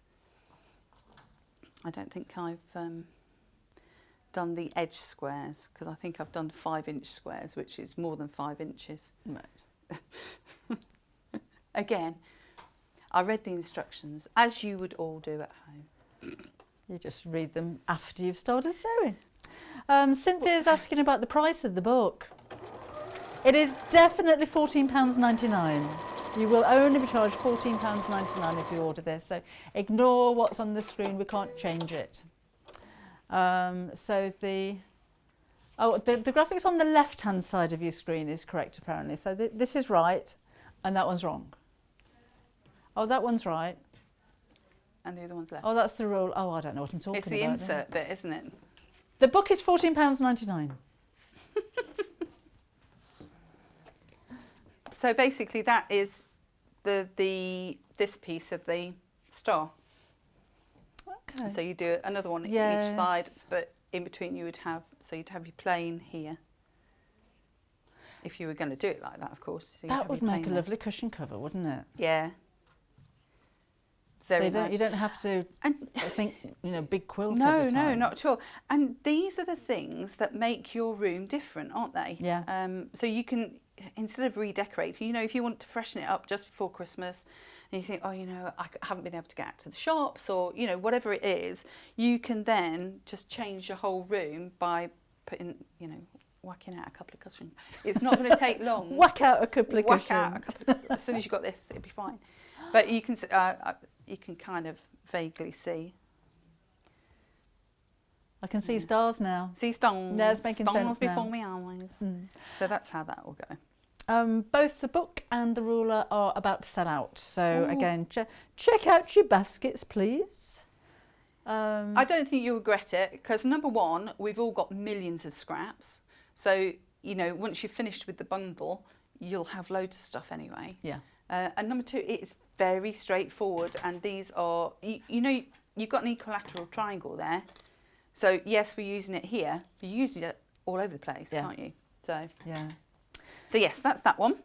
Yeah, I can't believe how versatile these are. So I know, obviously from the book, you've got lots of different designs in there, but you normally expect templates to make a block to make that one block, not so many different styles.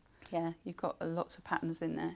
Yeah. So the final one that I was playing around with was the All Things Being Equal, and that was really my intention when I sewed all of these together, to use the triangle and make some of the hexagon kind of blocks. And this one, it's almost like one of those optical illusions.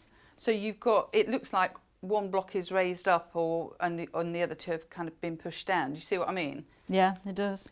And the only reason that it does that is it suggests you use striped fabric. And I thought, well, I want to do this, but I haven't got any striped fabric. So I'll make some striped fabric. So that's what we did.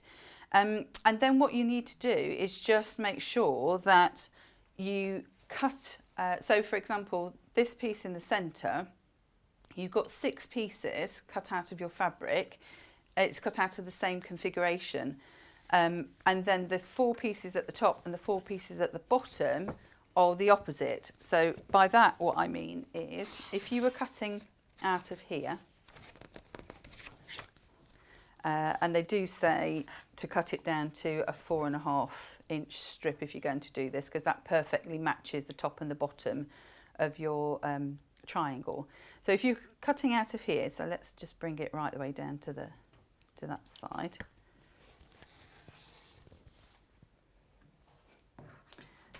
So you do one triangle going that away, and then so cutting your dog ears off as well.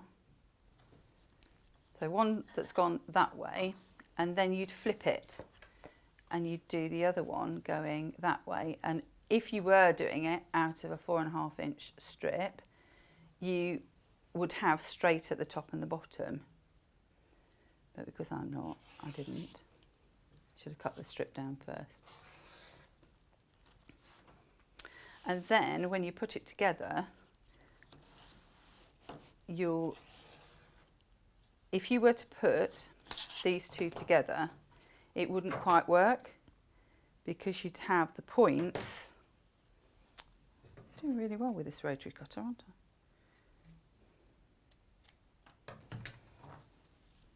So if you were making this pattern here, your points wouldn't be the same. Yeah.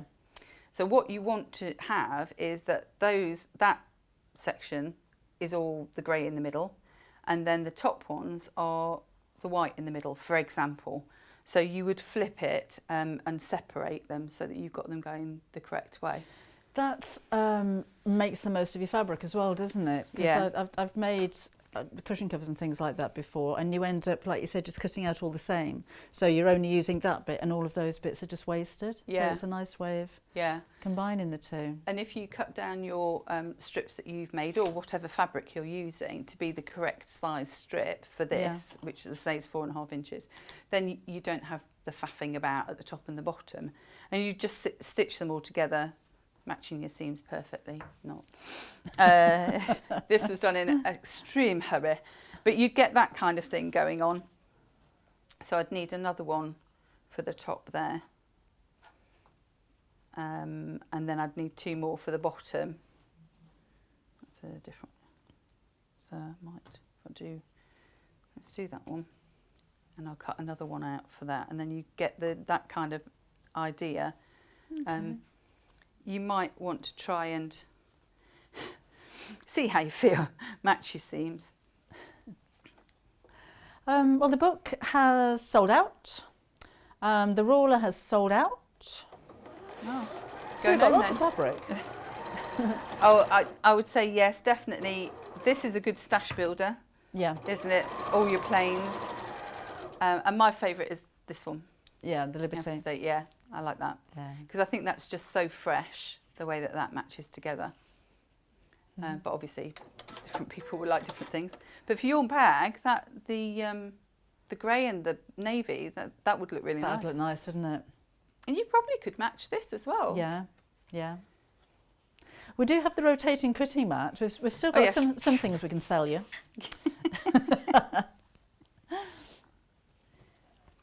Right, okay. Are we nearly at the end anyway? Are we? I don't know what time it is.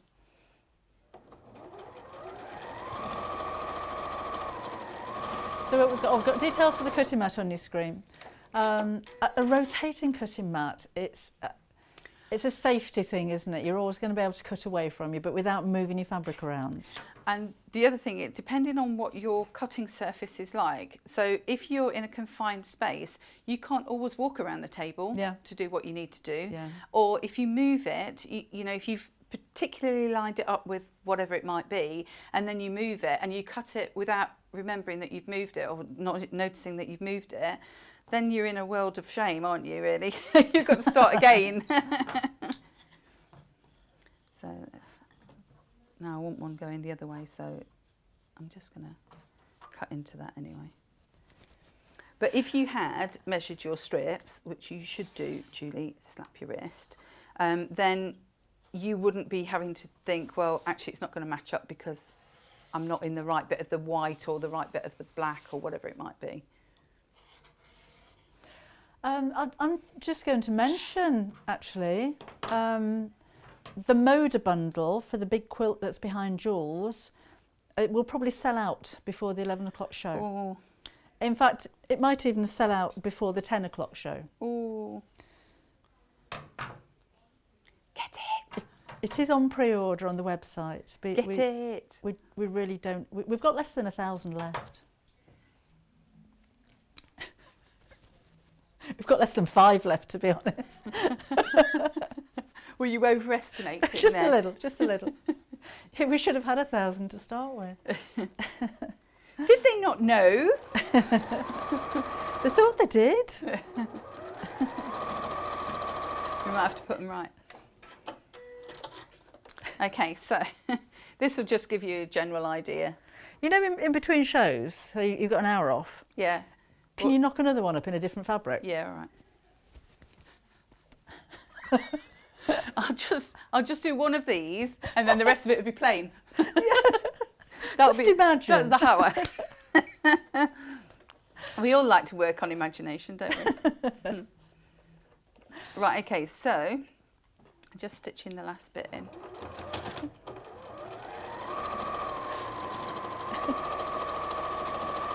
And you will take more time and do it much nicer than this. Because that's, yes.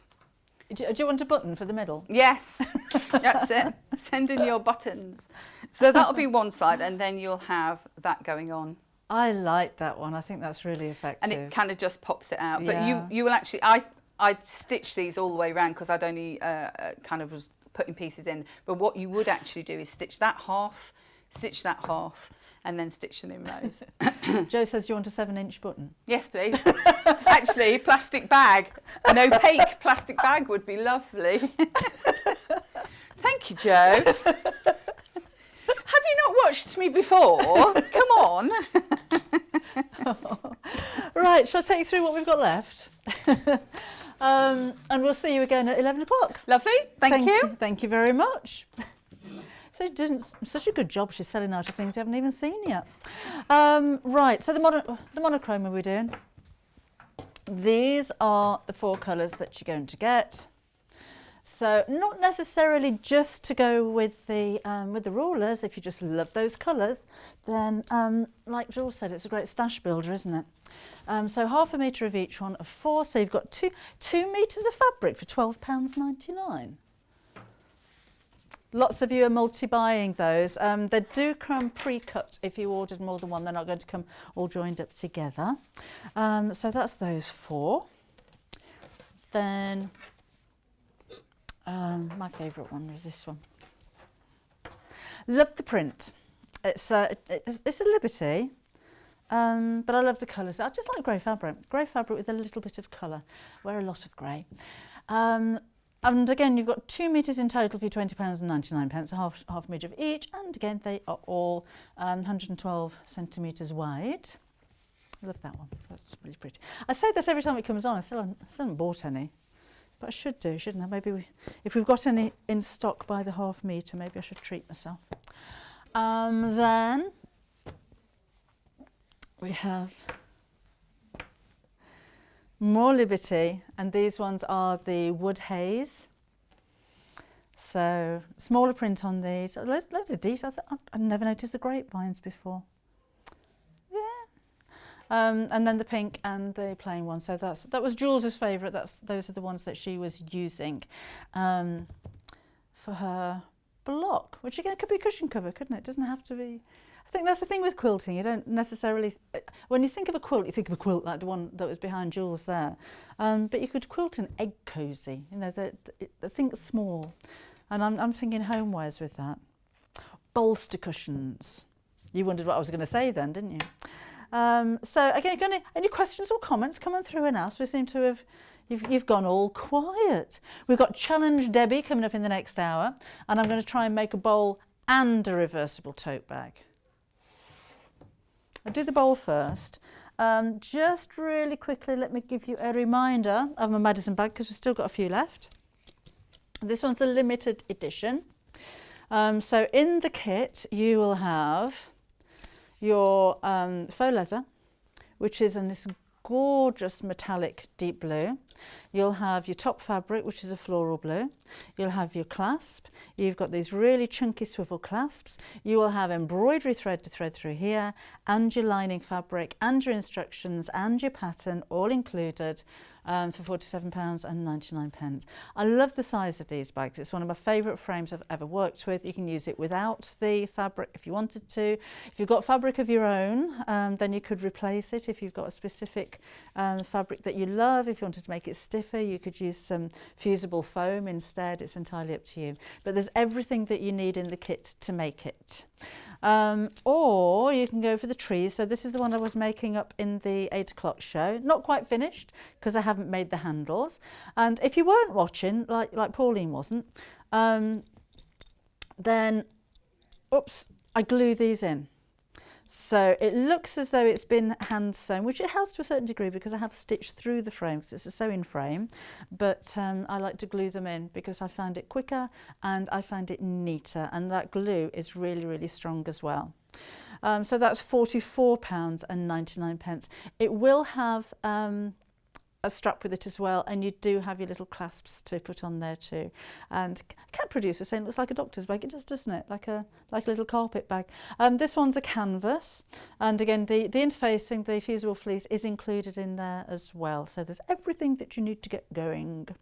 Oh, Lisa's got coffee. I was going to have a coffee in this show. Put the kettle on in the break, and then I heard 50 seconds. So and Kat said, "I'll make you a coffee," she said.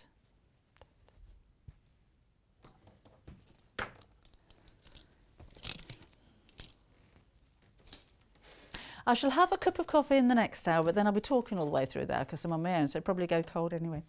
So in the next hour, we've got panels. We've got lots of panels for you. We've got some backing stocks and we've got, what else have we got? Oh, we've got the Christmas one as well that we only launched last week. That was really busy. So lots coming up in the next hour. Oh, we've got a Moda panel as well with the llamas on. Oh, we've got some Debbie Shaw panels as well. So stay with me for the next hour. And we're going to have a challenge, Debbie, and I think the challenge is going to get 2 projects done within the hour. So I'll start off with the bowl morag. And I'm still trying to think in my mind how I'm going to do it, but we'll do a bowl. And then we'll try and do a reversible tote bag if we get time as well. So go and put your kettle on, and I shall see you again in about 3 minutes' time. Hi, I'm Debbie Shaw from Sewing Street, and these are my 5 top tips for successful sewing. So number 1, always use a good quality thread. A good quality thread will keep your seams stronger and also help to prevent lint building up inside your sewing machine. Tip number 2, if your project isn't going quite according to plan, put it down, walk away from it, come back again the next day and you'll probably find that things don't seem half as bad as they did. My tip number 3, never throw away your sewing machine manual, always keep it to hand because you're going to find hints and tips, techniques and troubleshooting in that manual. You'll miss it if you lose it. My tip number 4 is to read your pattern instructions before you even cut out your fabric. Different manufacturers of patterns will give you different instructions, different ways of constructing your garments and different seam allowances. So to have a successful garment, you need to follow the instructions precisely. And then tip number 5 is don't give up. Every professional sewer sewed their first seam. Every professional quilter quilted their first quilt. Every professional quilter sewed their first line of wonky stitches and had to get out the quick and pick. That's no different to you. So I hope you find these useful. We'll see you soon.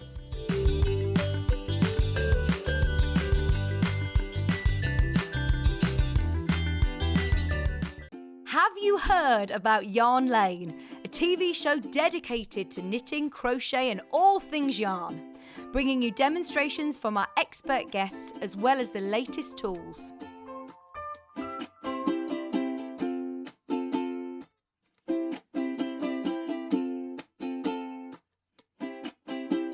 And find out what's coming up on the show by following us on Facebook and Instagram. Subscribe to our email newsletter or visit the programme guide on our website at www.yarnlane.com.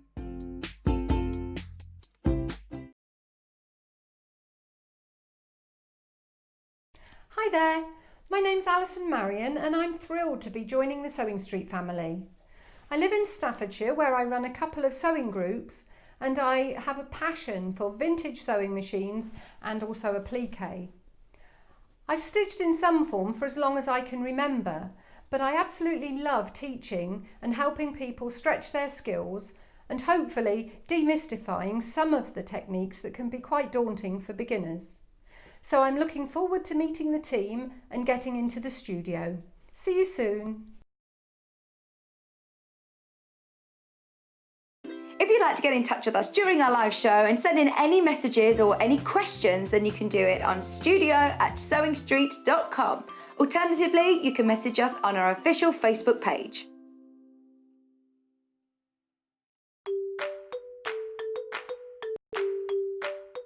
Hi, I'm Debbie Shaw from Sewing Street, and these are my 5 top tips for successful sewing. So number 1, always use a good quality thread. A good quality thread will keep your seams stronger and also help to prevent lint building up inside your sewing machine.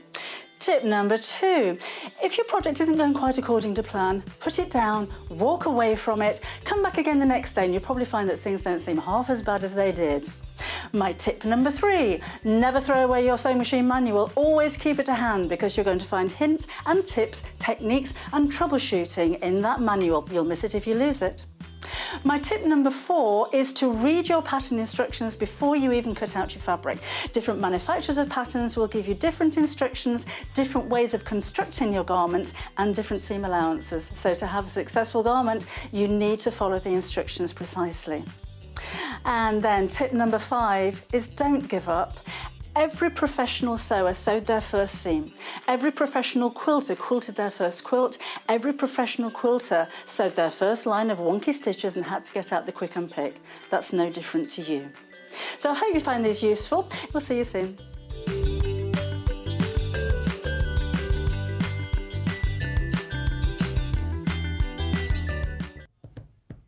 Welcome back again. Now in this show we're going to be looking at panels, lots and lots and lots of panels. Some of them you may have seen before, some of you may not. But before we start, we have got, let me open this out, 2 meters of ivory fabric for £12.46. That's a good price, isn't it?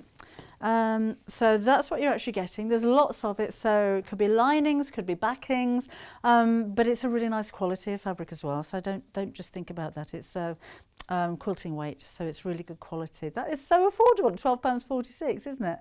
It's a Rose and Hubble fabric, so you know you've got a nice name, so you've got good quality there as well.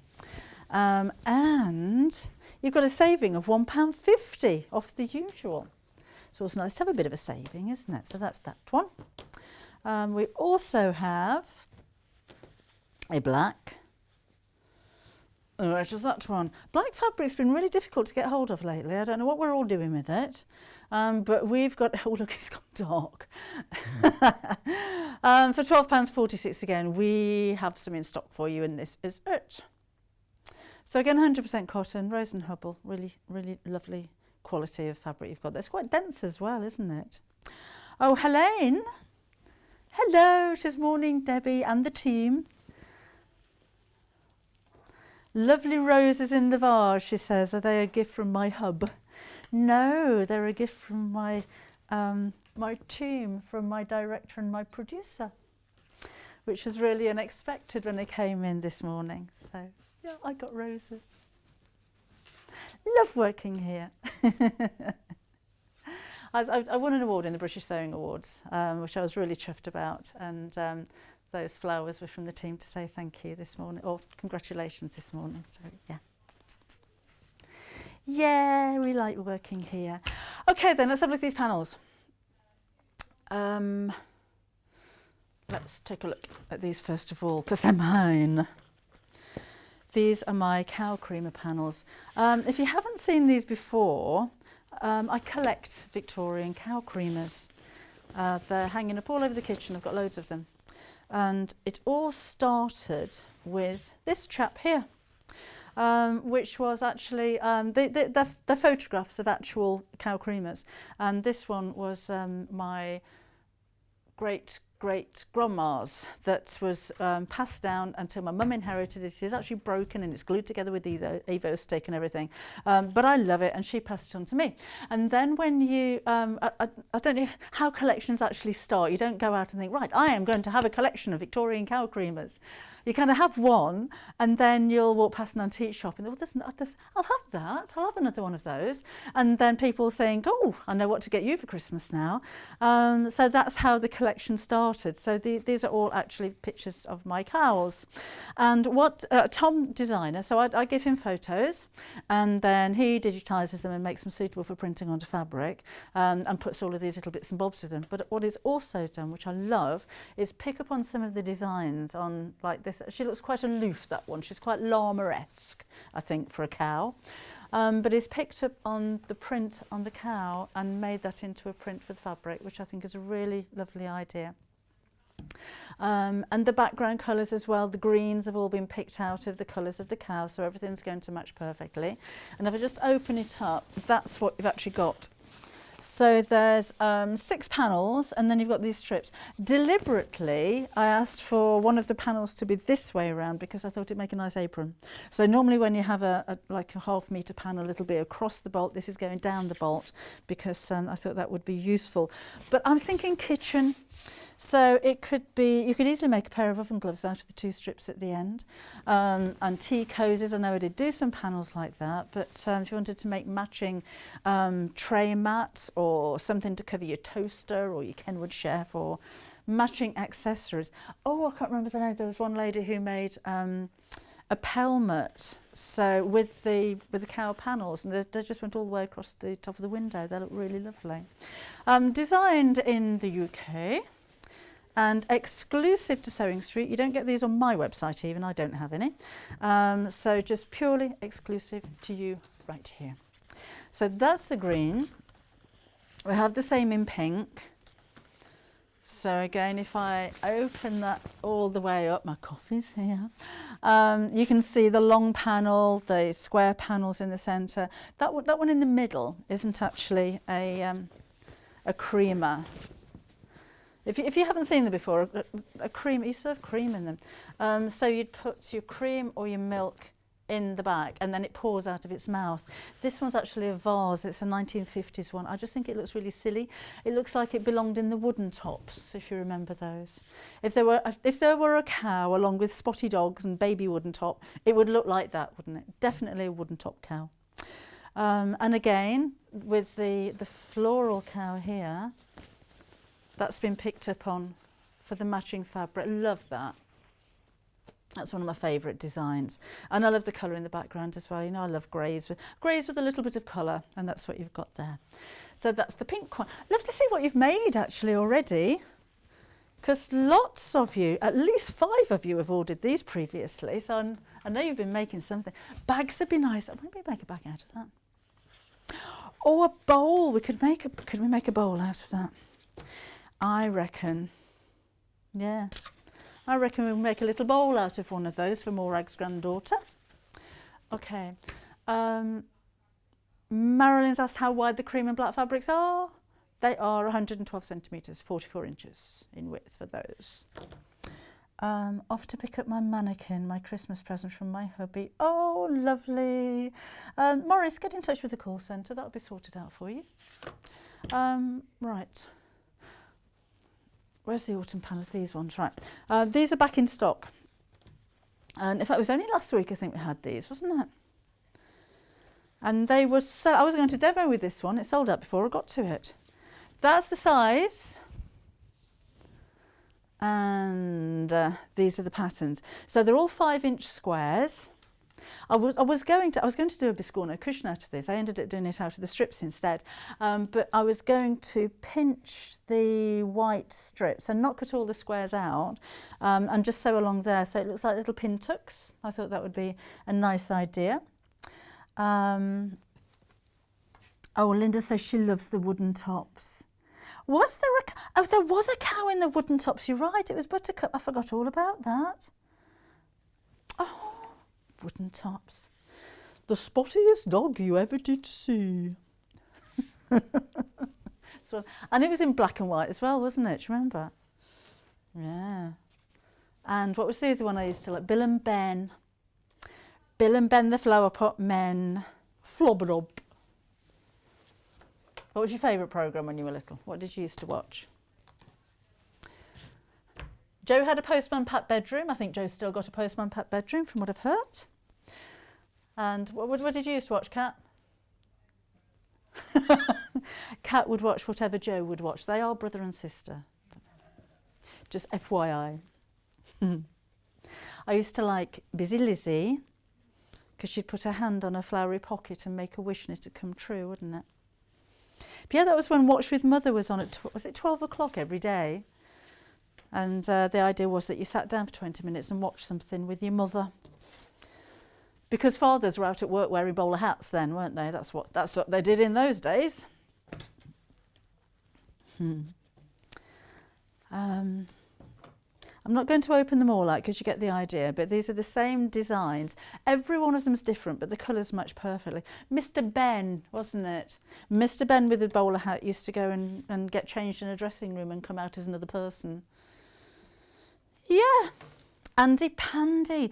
Now, when you look back at Andy Pandy's now, Alex, he was a bit evil looking, wasn't he? Don't you think? Like the original, that was black and white as well, wasn't it? But yeah, and what was I watching the other week? Torchy the Battery Boy. Evil. Honestly, have a look on YouTube. How parents let children watch things like that. And the Wombles. Alex had a Womble bedroom. That was one of my, the first things I sewed for my eldest lad when he was little was a Womble toy, because you couldn't buy them then. Yeah, everything goes back to sewing, doesn't it? Andy Pandy and Luby Lou and little Ted.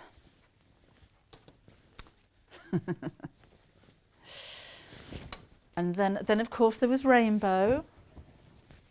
That was a good 30 years after, wasn't it? I'll never get over Zippy. It's the love of my life. Then we've got the 4 fat quarters. Twizzle, I don't know, Pinky and Perky. Oh, what do you know? I was in the, I was thinking, I wasn't a fan of Pinky and Perky, they were the pigs, weren't they? But I did like Tinger and Tucker. And I was actually in the Tinger and Tucker club, and I had a Tinger and Tucker badge. And I started working for ITV in 1979. And I said to my manager was, oh gosh, what was her name? There was Tinger and Tucker, and the lady who was the presenter, Jean, somebody. Oh, she was my manager. And I can remember walking into her office and just going, oh, I'm in the club.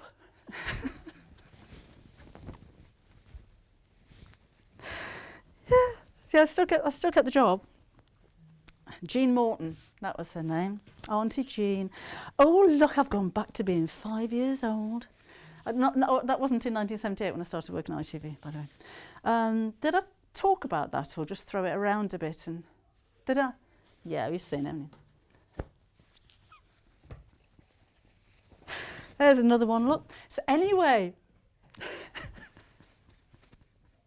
got loads. Have a look on the website. We're talking about Andy Pandy.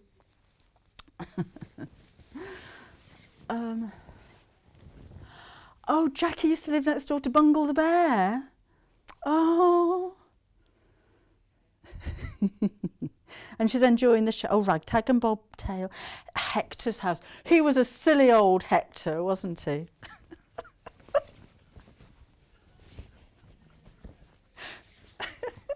I have producer and director in their 20s.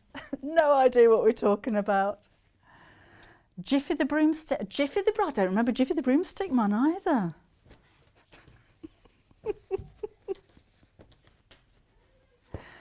It was the 60s, yeah. I did show you that one. We have fabric strips. Well, these are half strips, actually. So they're not the full length, they're half the length. But that means that you get more prints. Rainbow and Play School. I watched a lot of Rainbow and Play School as I suffered with tonsillitis. Oh. Bagpuss. No, I didn't like Bagpuss. Thought he was, no, he was a bit weird, wasn't he? No, I wasn't a fan of Bagpuss. Do you remember Tales of the Riverbank? And there used to be, it's funny how you remember things, isn't it? There used to be a guy, it was quite a large one, he looked like an elf, and he played a pipe. And he was the piper, and he used to tell the story. Frightened me to death. And I think it was because I was thinking Pied Piper. Joe says rhubarb and custard. They were all shaky, weren't they? Rhubarb and custard. Oh, we haven't got that one, have we? Okay, Rosie and Jim. Oh. So have we got? So those are the autumn ones. We don't have anybody important watching at home, do we? Should we do Christmas? Shall we go from autumn to Christmas? That's a bag that I made last week using the Christmas panel, which this month is the poinsettia. So if you haven't seen these before, we do one a month. We started in May. But A Little House on the Prairie and the Wactons, or the Waltons that'll be, won't it? Oh no, Alex Hammy Hamster. The Gingham Cat. Oh. Chorlton and the Wheelies. Don't know Chorlton and the Wheelies. Wurzel Gummidge. So this is the actual panel. Was Wurzel Gummidge back? He was a bit scary as well, wasn't he, to be honest? All right, because he was John Pertwee, wasn't it? Right, so this is the actual panel. So the square part here is 12 inches square, and then you've got 2.5-inch strips, which all coordinate. The thing I like about them as well, their actual fabric, the flowers are printed like a fabric, so they've got a texture to them as well. And then down below there, you've got December Quilt and Quilted By if you're giving it to a gift, and you wanted to put a label on there. Flumps, Rainbow Bright. Caroline had a whole bedroom decorated in it. Oh, lovely. Rent a Ghost. I remember Rent a Ghost. Oh, wasn't the one of the women in Rent a Ghost is in Coronation Street? What was her name? Can't remember anybody's name. I don't know. Right. So that's that. Finger Mouse. That's another one. Hoggleswood? No, I don't know Hoggleswood. Oh, remember, I like the clangers. They were quite cute, weren't they?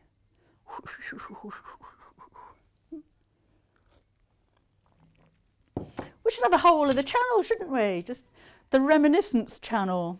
Are we doing any more of this? Should we do something else? Oh, we've got to do some making too, haven't we? Where are we? Cool. Oh, we've got loads of time. Your left or my left, Kat? My left. Okay, let's have a look at these. So, the clangers. Doctor Who, but from behind a chair. Oh, it's a little bit like that. When that first started, it's like, ooh, it's going to be scary. And the Daleks. Wasn't it one of the ends, one of the last ones? What series was it? Of Doctor Who, where it actually showed you what the Dalek looked like, and it was a funny little thing inside. Just a little. Was that quite recent? Oh, and you could always trick a Dalek by going upstairs, and then they started to fly. They're all over the place now. We're swatting Daleks like flies in the studio. Trumpton, Camberwick Green. I love Camberwick Green. Mickey Murphy the baker. The double deckers. No, I didn't like the double deckers. They were just an annoying bunch of kids. We're the double deckers. 5-inch squares. By the way, rainbow fabric squares. Lots of them. Yeah, see, Hayley, if you're watching at home, we were talking about rainbow relating to the rainbow colours we're surrounded by today. That's all right, isn't it? More square, 5-inch squares with this one. The wooden top, I love the wooden tops. But a smaller strip with this one. These are really pretty, very pastely with those ones. 20 of those altogether for £7.99.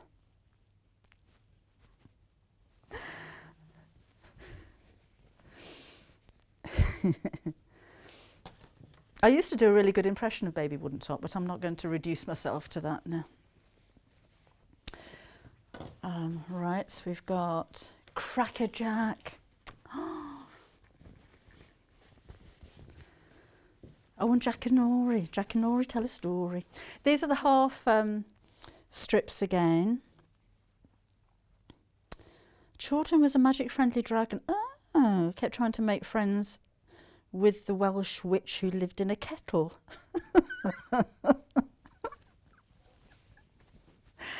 Let's write a children's story. We'll have a Welsh witch and we'll have her living in a kettle. Could you imagine trying to take that to the BBC? These are what? Wasn't you in the 60s or something? That's that one. What have we got down there? Oh, we've got some labels. Made with love and stitched with love, handmade. So if you're finishing off your quilt or anything else you're making for that matter. So maybe you're making a bag or something that you're giving as a gift, then it's quite nice to have a handmade label in there, isn't it? So that's that one.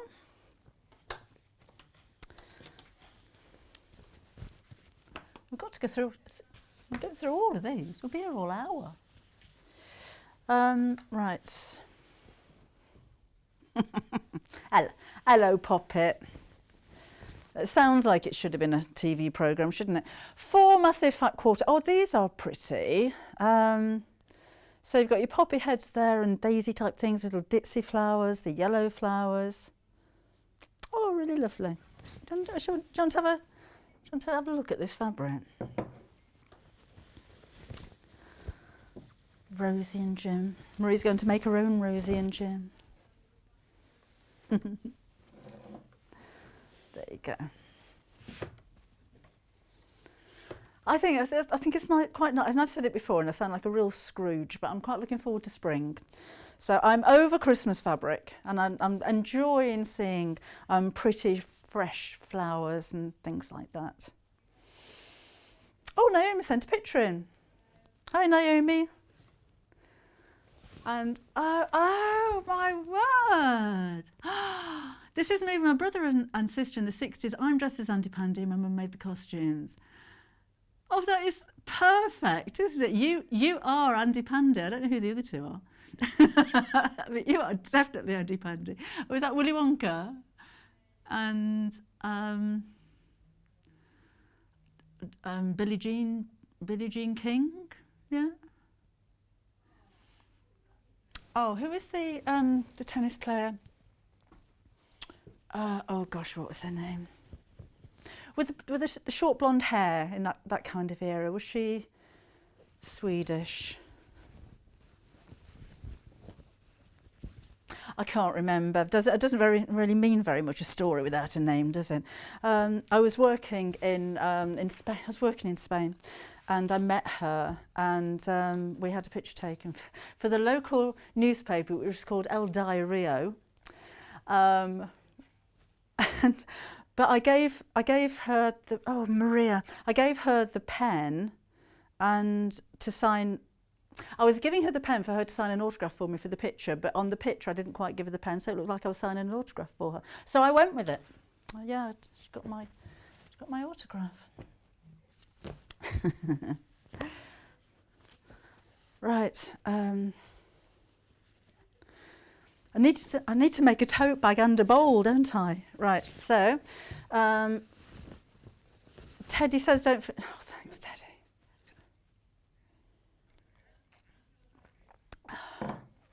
Right. So, should we do these really quickly? Not that quick. £14.99 brings you four. I love the colours on these as well. The kind of lilac and green and really, really pretty, and stylised flowers on this one. So again, you've got your 4 fat quarters there, and I'll use that for a tote bag. And then we have fabric strips.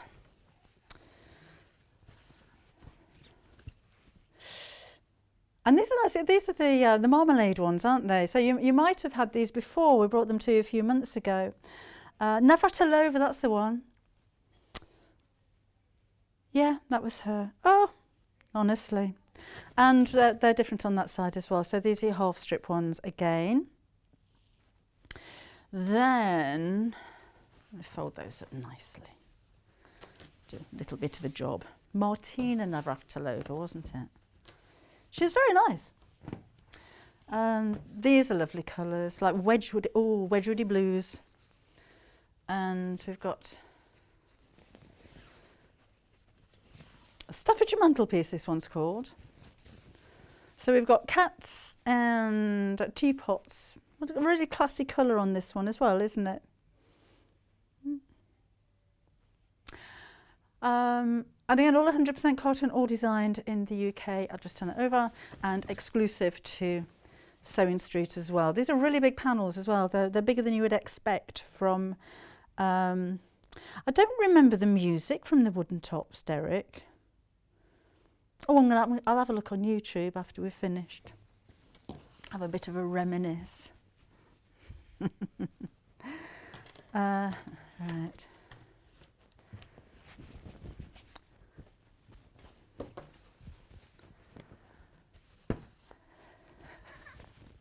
I'm making a bag out of this one.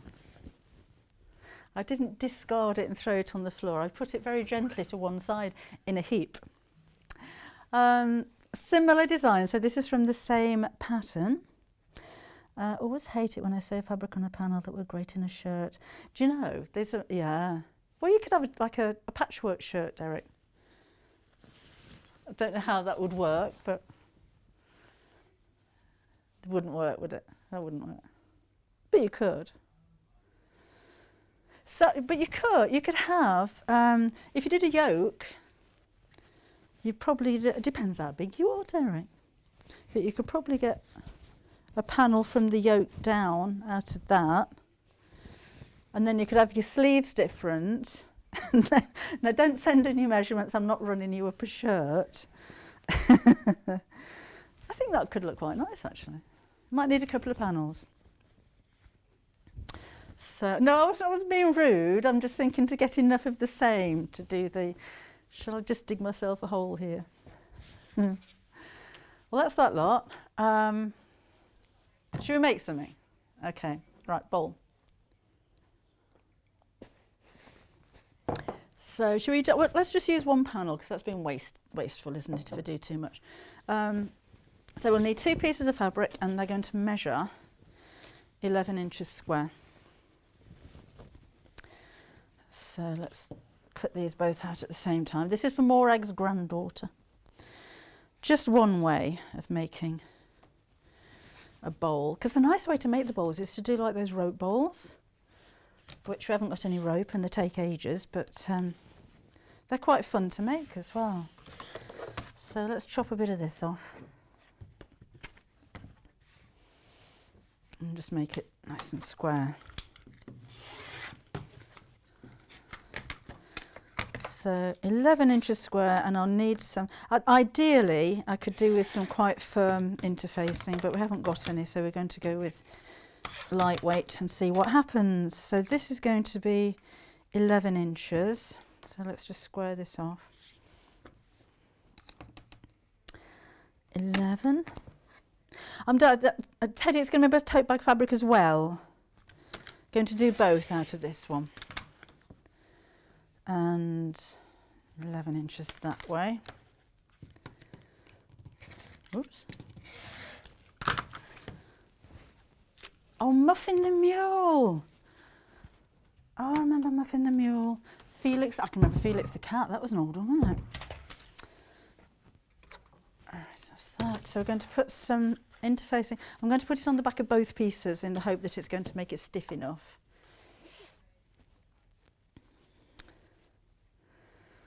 So let's do this.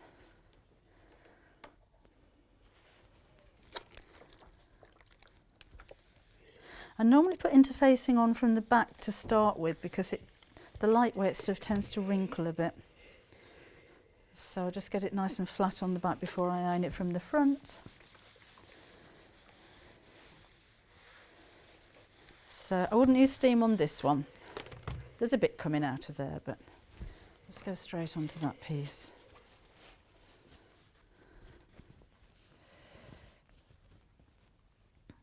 Garfield. I wasn't a fan of Garfield.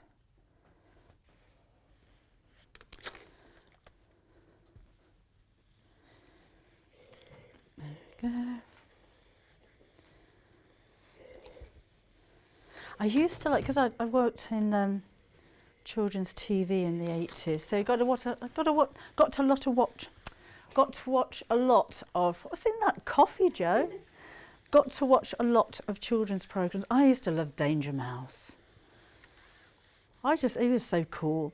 And Inspector Gadget. Do, do, do, do, do, do, do, do. There we are.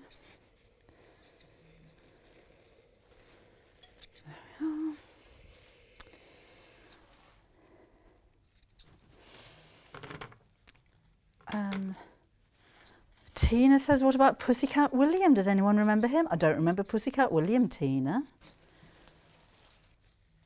Oh, I remember Top Cat. Do-do-do-do-do. Yeah, I used to like him.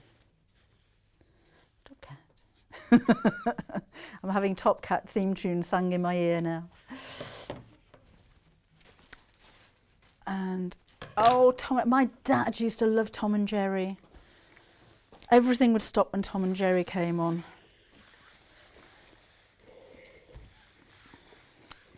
Rhubarb and custard, Captain Pugwash. Oh, Crystal Tips and Alistair. I wanted Crystal Tips' hair. Amazing hair. Right. Yes, and Captain Pugwash's mates were debatable, weren't they? Do we have a pen of some description, Cat, please? Friction. Yep, that's fine. Thank you very much. All right, then we need to measure and mark the halfway point. I'll do that on the back so you can see it. And roll is upside down. So I was 11 inches square, was I not? So that's going to be 5.5. And I'll need to do that on each side. So 5.5. So I never realised when I was younger that the Thunderbirds were puppets. I thought they were real. But I wasn't a big Thunderbirds fan. It was the, what was the underwater one? Marina, Aquamarina, that one. Oh, Captain Scarlet was scary. Do you remember the Mysterons? And right at the beginning, you'd have those like two eyes that kind of shone all over everything. And he went, "This is the voice of the Mysteron."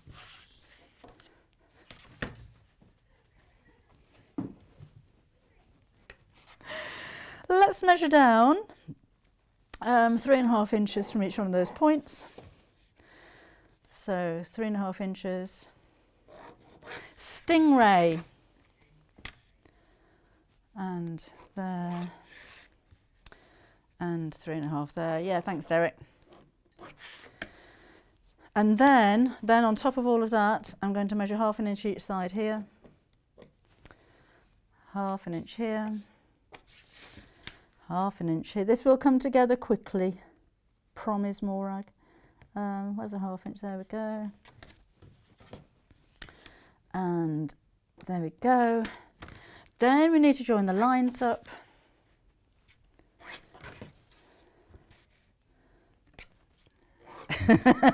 Anne says, did I love Zippy as much as he loved me? Broke my heart, Anne. Mind you, that zip. Oh, yes.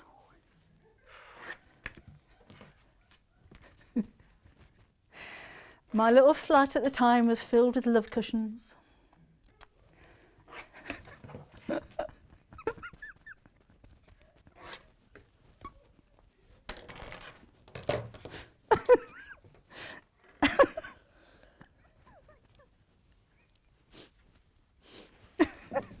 It's true. Look at this, will you? I'm just going to put those two together. Like that. Did you know?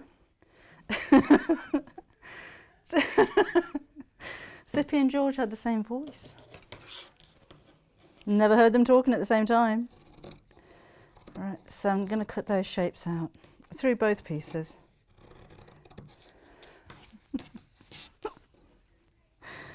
Hey, my husband's not watching. I knew him then.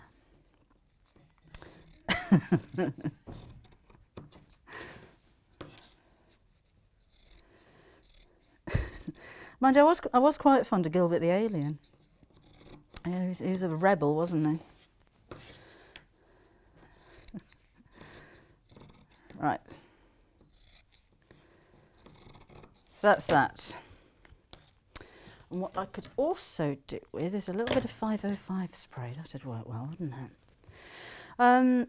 Instead of interfacing, if you had Bondaware would work, because that's quite stiff as well, and then you could stick the two pieces of fabric together as well. With that, thank you. We got both. Oh, I'm going to do the Bondaware thing. Mind you, we've sold out of everything in the next hour, so I could do the next bag then, couldn't I? Yeah, let's stick them together with this. So I've got a bit of Bondaware.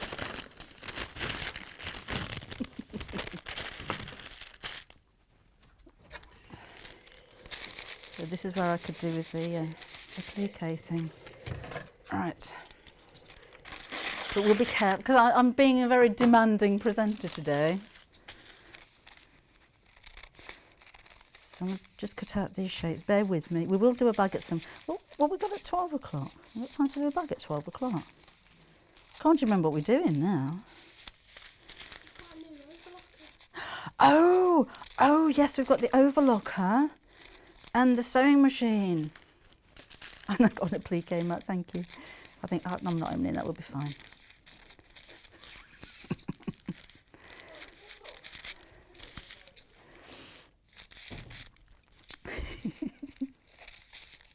I love Sundays.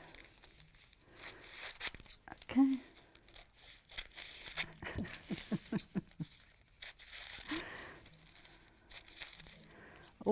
Oh, that's peeled up a bit. Oh, don't want that to happen.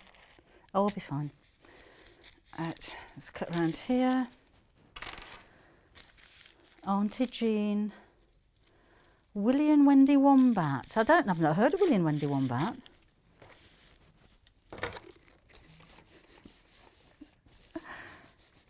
Magic Roundabout. Oh, I used to love that with Dougal the dog. Followed by Tomorrow's World. Oh, that's boring. And then Top of the Pops. I wasn't allowed to watch Top of the Pops. Dad didn't really approve of that. Captain Scarlet. Oh, Fireball XL5. Amazing theme tune, wasn't it? Okay. Let's get the back off this and we'll stick the other one. We're almost there, Morag, bear with me. Is that ironed on? Yes. Oh, bear with me. It's taking a while to come off. So the most featured artist to be featured on Top of the Pops. Who do you reckon at home? Who do you reckon that was? I don't know. Is it what era are we talking about, Joe? What, forever, or is it still going? Cliff Richards. Oh, is it? Well, there you go. Oh, and we're going to guess from home, weren't we? Sorry.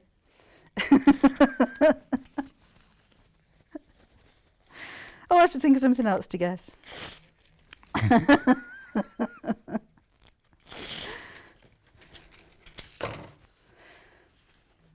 Right, so let's have these two pieces wrong sides together, and then we'll make it into a bowl.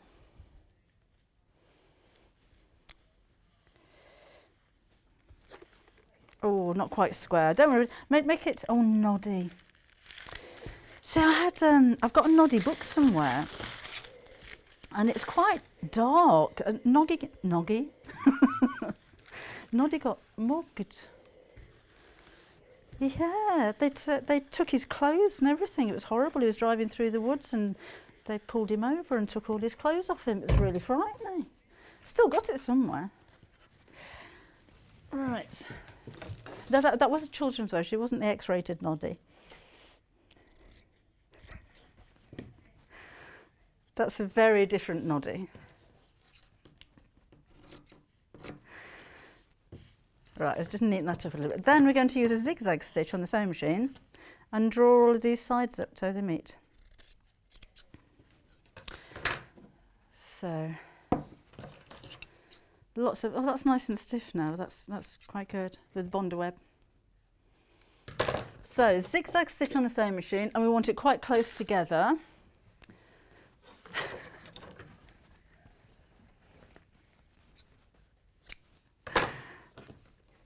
So I'm going to practice on a scrap piece first. Oh, little pedal. So, shorter stitch. Oh, no, that's the wrong one. So we'll go wider with the stitch and shorter with the length. Oh, a bit more than that. That's it, that would do. And then we're going to draw up the two sides of the bit that we've just cut and sew them together. Actually, that could have been a bit deeper. It'll be a shallow bowl. I've made one of these for years. So draw up the ends and stitch right over the middle of them. And you'll start to see kind of the shape develop.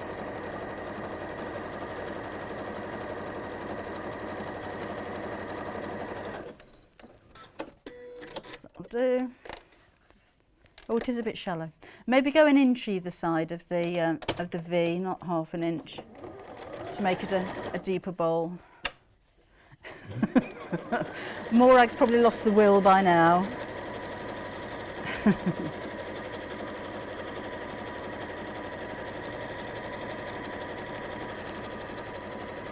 And that's it. Takes quite a while because you're doing like a satin stitch, but it's quite effective. But always a very shallow bowl, but it's a bowl nonetheless.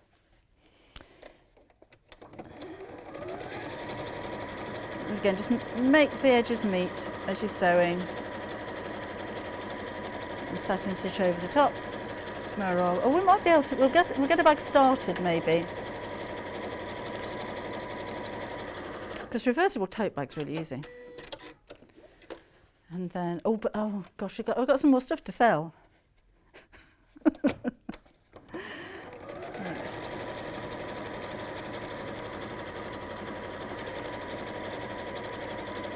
And down to the bottom, and then around the edge, we can't see what I'm doing there, can you? Sorry. You can either put some bias binding or carry on with a zigzag stitch.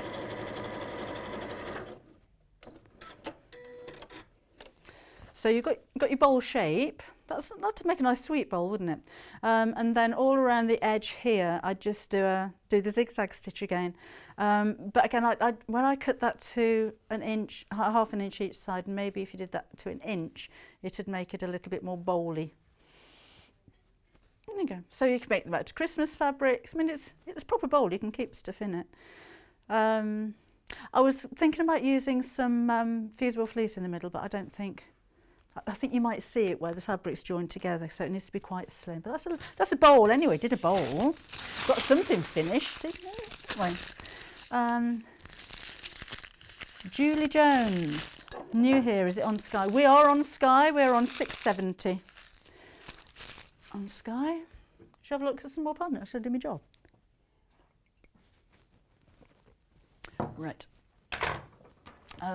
Should we have a look at this one? Oh, these are lovely. Not that the others aren't lovely, but these are lovely. So, move those out the way. Move you back there. Sewing hubby a Christmas scrub shirt for work. Or post pictures again. Right.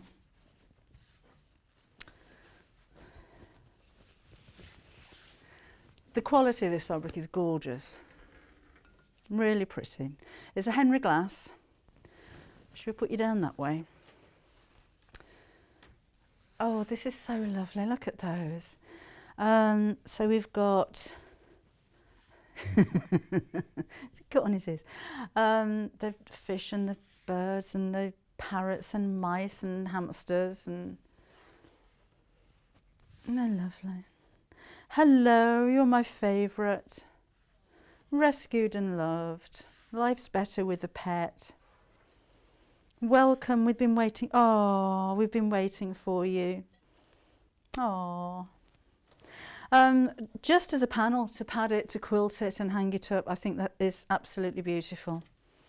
But again, the quality is exceptional. So you need a little bit of wadding, you need some backing fabric for it, and just a really lovely wall hanging, that, isn't it? I don't think I'd do anything else with it.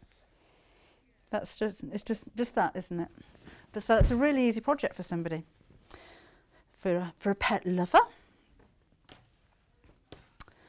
Oh, that's an idea. Kat says if you help out at a local shelter, you can maybe auction it off, raise a bit of money. That's a good idea.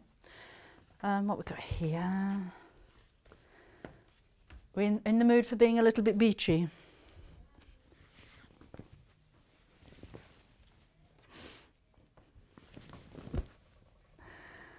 Now these you could cut up and make into smaller cushion covers. For caravans, camper vans, loads of them. Sonia loves the pet fabric. It is lovely, isn't it? I did like that one. Just nice, bright, happy colours, isn't it? So maybe a big floor cushion. And then you've got 4 smaller cushions there as well. You could quilt it. You can make a decent sized little quilt out of that. Maybe just put some a really deep border around it would look really good. But you've got a good size there. And again, it's really nice quality fabric as well.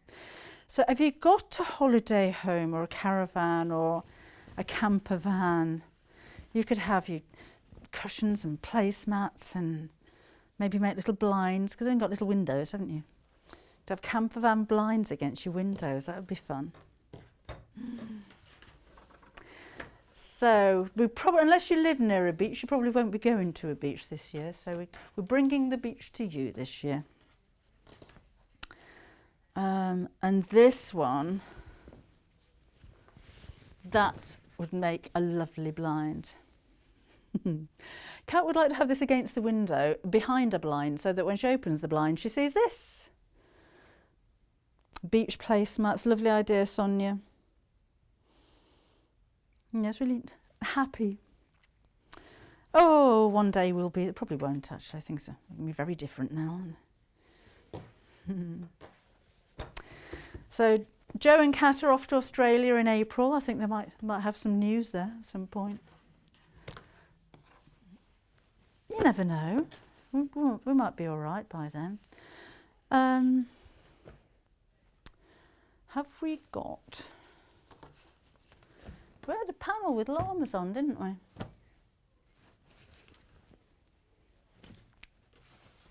Have a look on the website. We've got panels with llamas on as well.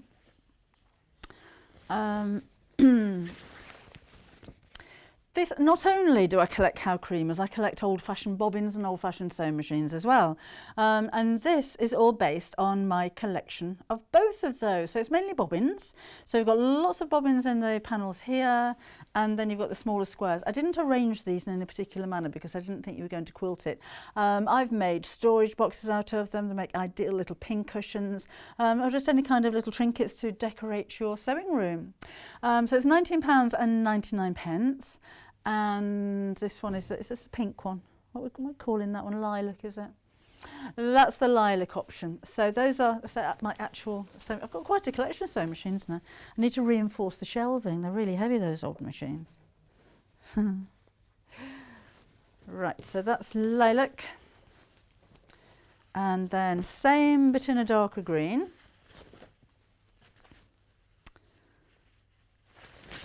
And there you are. So this is the green.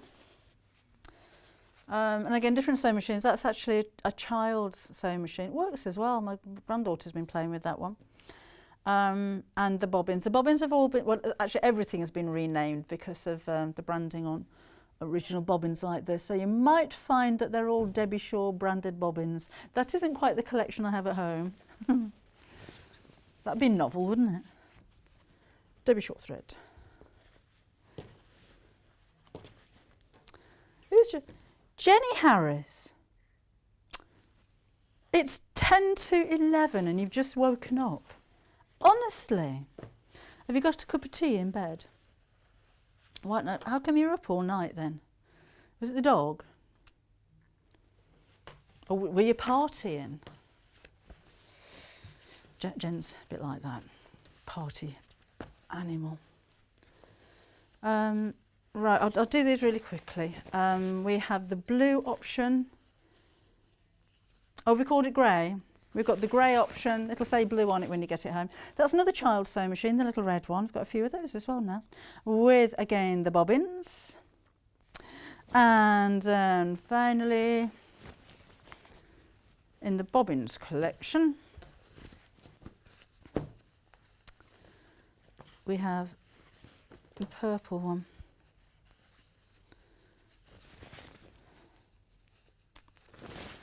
Which is that one? Oh, lilac, we're calling that one. Oh, well, Jenny wasn't very well. Oh. But Alex is on brew duties. That's you keep him busy.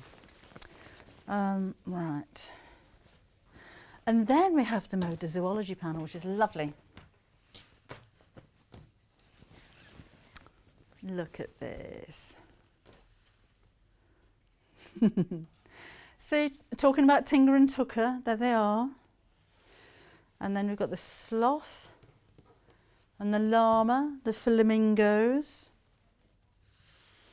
So who was demoing this one, sorry? Susie was demonstrating this one, and she made little cushion covers, wall hangings. They've got the dotted lines in between them, so the intention is to chop them up and make different things out of them. But even just using as blocks on a quilt, I think would be such a lovely idea.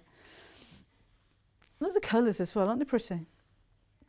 But lovely, maybe in a baby's room, that'd look nice, wouldn't it?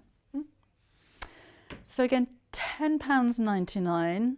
But it's like, because it look nice in a baby's room, I think, because the colours are nice and soft, but it's not too babyish, if you know what I mean. So yeah, why not if you've got teenagers? Right. Did we get through? I think. Oh, here we go. Look, that's what Susie made.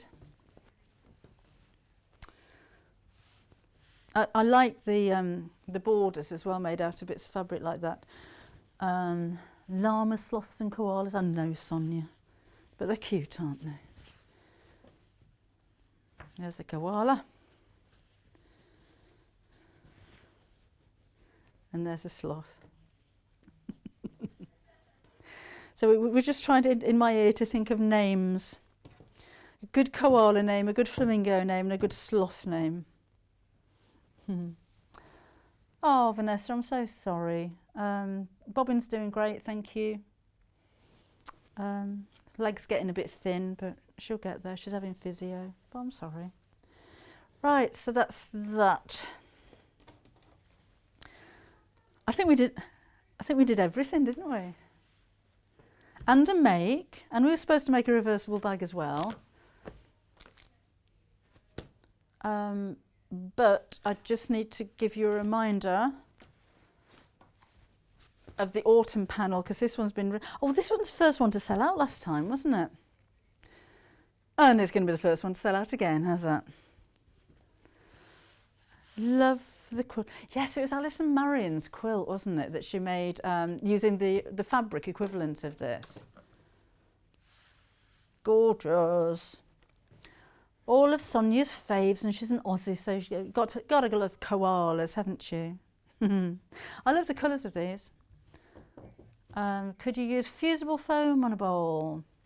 You could do, Marilyn. I was just, you need a really wide zigzag stitch. So I was just, actually that double-sided, that's a good way of using double-sided fusible, isn't it? We're all stuck as what to do with that. As long as when you put the two pieces up together, that the zigzag's big enough to go all the way through, because you don't want to see any of the foam. That would be a very nice idea. Or you could try something like Thermoline if you wanted. Oh no, can you put Thermoline in the microwave? Yeah, because it doesn't have the metal bits in it, has it? So you could make microwave bowls out of that as well.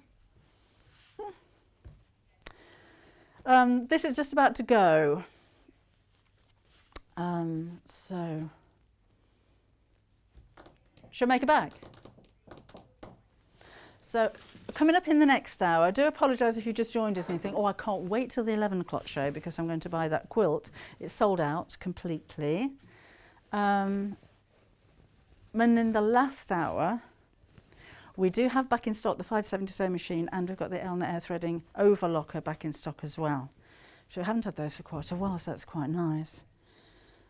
So do stay tuned. So I'll tell you what, I'll start reversible tote, because this is dead easy. And then maybe we'll finish when I'm demonstrating the sewing machine later. That's a good idea, isn't it? Right, so... oh, put my ruler. There. A quillo! That would be a nice idea. I made a quillo for a long time. Right. I love the colours on this one. I just think it's springtime. I think we've had enough doom and gloom and greyness and mist and misery over the last few months. It's quite nice to have a bit of brightness, at least in our fabric stash. So how big should we do this? Should we do quite a big one? Let's go for 13 inches by, oh, I didn't quite cut through that. I didn't quite cut through that. So we'll do 13 by, let's say, 15 inches deep. That'd be a decent sized bag, won't it? Just off the top of there. Off there. And over here. Oh, and then we've got too much there. Oh, I have, look. What I've done, cut that. And then we'll need a lining for it as well. I wonder if I've got enough on here for a lining. Yeah, I've got loads. So I'll cut those to the same side. Probably just get it cut out in this one, because Jules is waiting in the wing. I don't know what we're going to do in the next hour. I've got nothing to sell. Oh, we've got a book, haven't we? Yeah, I'll read it to you from cover to cover. Oh no, then you won't buy it, will you? We'll have like Jack and Ori of the sewing world in the next hour. So let's cut those to the same size. Like so. Do you find no matter how much counter space you have left, there's still not enough? Vanessa, no matter how much house space I have left, there's still not enough. I have a cutting room at home because I do a bit of sewing, you know, and it's just completely takes over the house eventually. And I wouldn't have it any other way.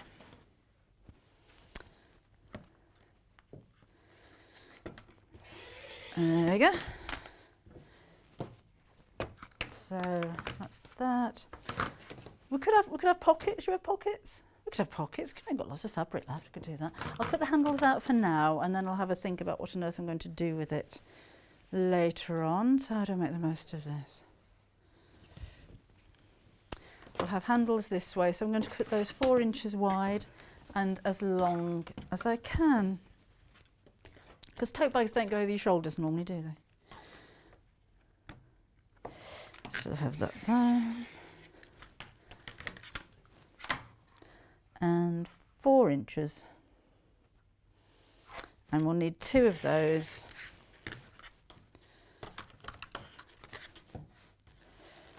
Like so.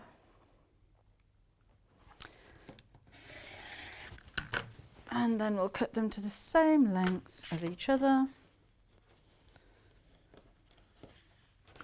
So in other words, chop the white bits off the end like that. I'm not going to put any wadding on the back of the handles. I don't think it needs it. But I can just kind of iron those while we're having a chat here as well. So, oh, bye. Out of time. We are as well, aren't we? Okay then, so I thought I was being wound up. We've got, I'm being wound up literally. We're going to take a quick break. Jules is going to be here in the next hour. We're going to be talking about that amazing quilt behind us as well. So if you want to come and join in and ask any questions and show us any pictures, do stay with us. We'll see you again shortly. Hello, I'm Kerry from Living in Loveliness and I'm delighted to be part of the Sewing Street team. I'm based in Wolverhampton and I absolutely love working with fabulous fabrics. In particular, I love working with fat quarters and showing you how to get the most from your scraps. I love bringing communities of sewists together and encouraging people to sew for greater causes. Most recently, we have been sewing for our NHS and key workers. I look forward to bringing you hints, tips and techniques. I'll see you soon. Have you heard about Yarn Lane, a TV show dedicated to knitting, crochet and all things yarn, bringing you demonstrations from our expert guests as well as the latest tools.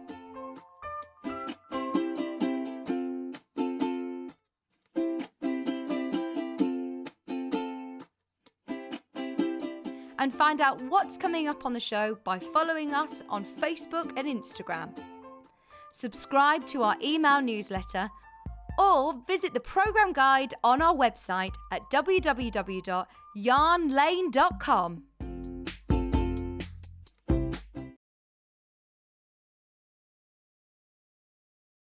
Hello everyone, I'm Delphine Brooks. It's so great to be here and part of the Sewing Street family. I'm local, I'm only down the road in Warwickshire. I started sewing many years ago when I was very young, doing lots of art and painting, and eventually I went into textiles and I really enjoyed doing the two together. I then had a bit of a break. Something you don't know about me maybe is that I spent many years in the Royal Air Force and eventually in the police as well. And then I went full circle and I've come back to my happy place of sewing, and which I really enjoy. My best sewing tip is measure twice and cut once. I have chipped up a couple of times by not measuring properly, and I do always regret it. So now I always measure twice, cut once. Anyway, I really hope to be with you again soon, and I look forward to seeing you again soon. Thank you.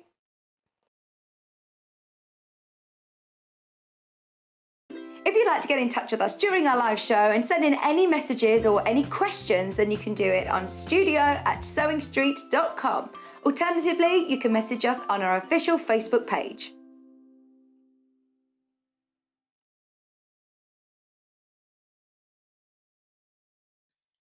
Hello, my name's Fiona Hesford and I'm founder of Sew Girl. I'm based down in Worthing on the south coast of England. And I've got a range of sewing patterns which I've developed over the last few years, which are projects for loose-fitting clothing, everyday, simple garments, things that I really love to wear myself. And I'm going to be bringing you them to Sewing Street over the next few months. So I look forward to seeing you then. Bye. Hello there, and welcome back again. This is what we haven't got any more of. So we've actually completely sold out of the whole Moda kit, but I just thought I'd let you know if you have ordered, what are you going to get? It's a shame really, because I'm not surprised it's so very popular. We did get as much as we possibly could. There are 34 fat quarters in here, and you've got 1/2 metre of the fabric as well. So plenty enough and a little bit left over to make that massive quilt that's behind Jules at the moment. But we don't have this, but we do have this, which is the book that the project actually came from. So this is Learn to Sew and Quilt. You wouldn't have thought a quilt like that would be in a Learn to Sew book, would you? Well, let's have a quick look through. So I could read, shall we read the acknowledgements? Because we tend to skip over acknowledgements, don't we? So there's your contents. So these are all of your tools. Hand stitching and embroidery, some of the techniques that you're going to learn in here as well. Clipping corners, so it's basic things, but things that you're going to need to know how to do. And how to finish your sampler. There's more embroidery, sewing and patchwork.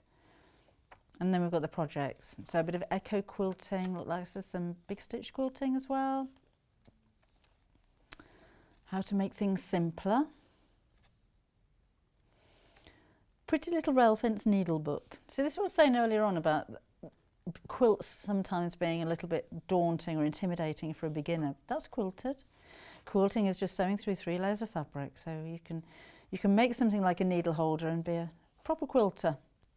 And then we do move on to the quilts. But again, it's up to you. You can just use some of the blocks from this. You don't have to make them up to the size that's in the book. But they're all really useful techniques if you are starting out on your quilting journey. Little baby quilt, and again £14.99 for this. That's a really good price. It's a big book. Memento quilt, that was a hooded quilt. Golden rays. Oh, it's all circles, like a pebble quilted. That's really nice technique. So cutting and piecing, there's your wedding ring quilt, birthday quilt, housewarming quilts, $24.95. No, fancy that. Okay, so that's Sewing Quilt by Susan Beale. £14.99 is your price for this one. And and so this is the book that the large quilt behind Jules is made from. It is striking, you know, Jules. Yeah. That quilt.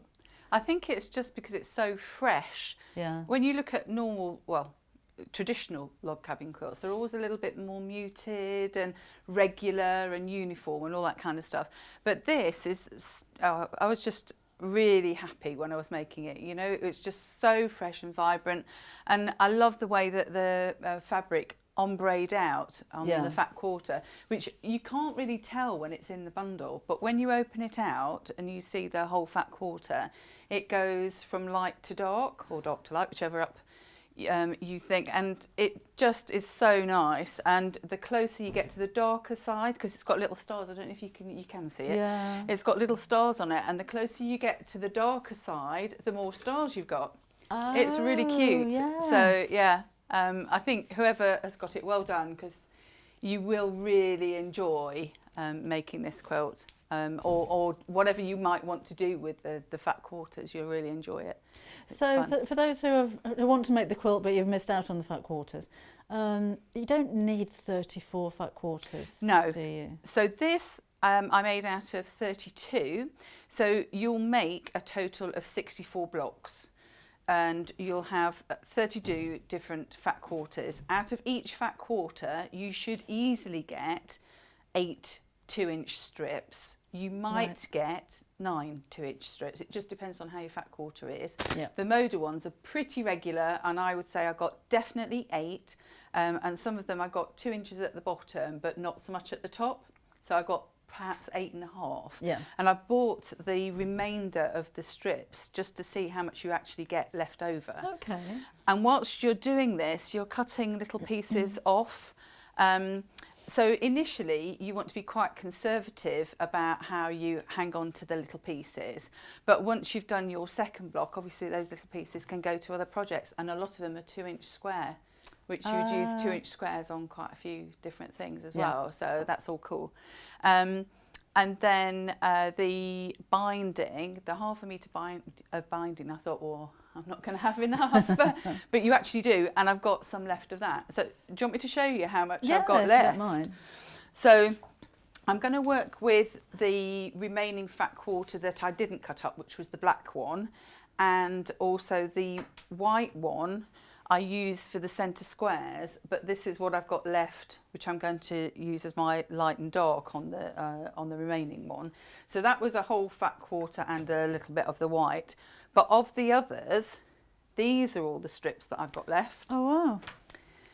So you see you've got plenty to make a cushion or a pillow or something to go with the quilt. And then this was all of the binding that I had left. Because it doesn't need to be cut on the bias, does it, the binding? No, it's a straight binding. And actually, because I was I wasn't quite sure whether I would have enough, and I didn't cut it all out and measure it.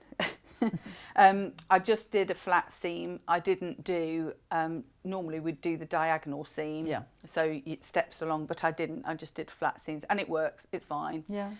You don't have to worry about that at all. But so yeah, you've got all of that left. So if you did do a pillowcase, for example, you've got enough to go around at least one, and I think I had a bit more material as well. So you'd have enough to go around a pillowcase, definitely.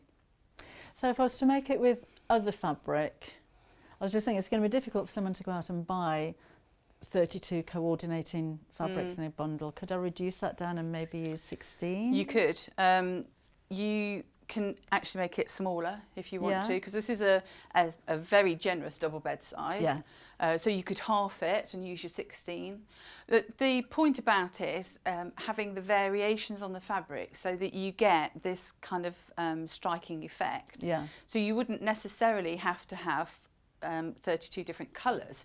You could have grades of a colour, so you could do it all monochrome if you wanted to, or you could use a matching set of fabrics, if you know what I mean. So like a collection of fabrics, for, say your Liberty fabrics or whatever, and top it up with having a pattern on one side and a plain on the other.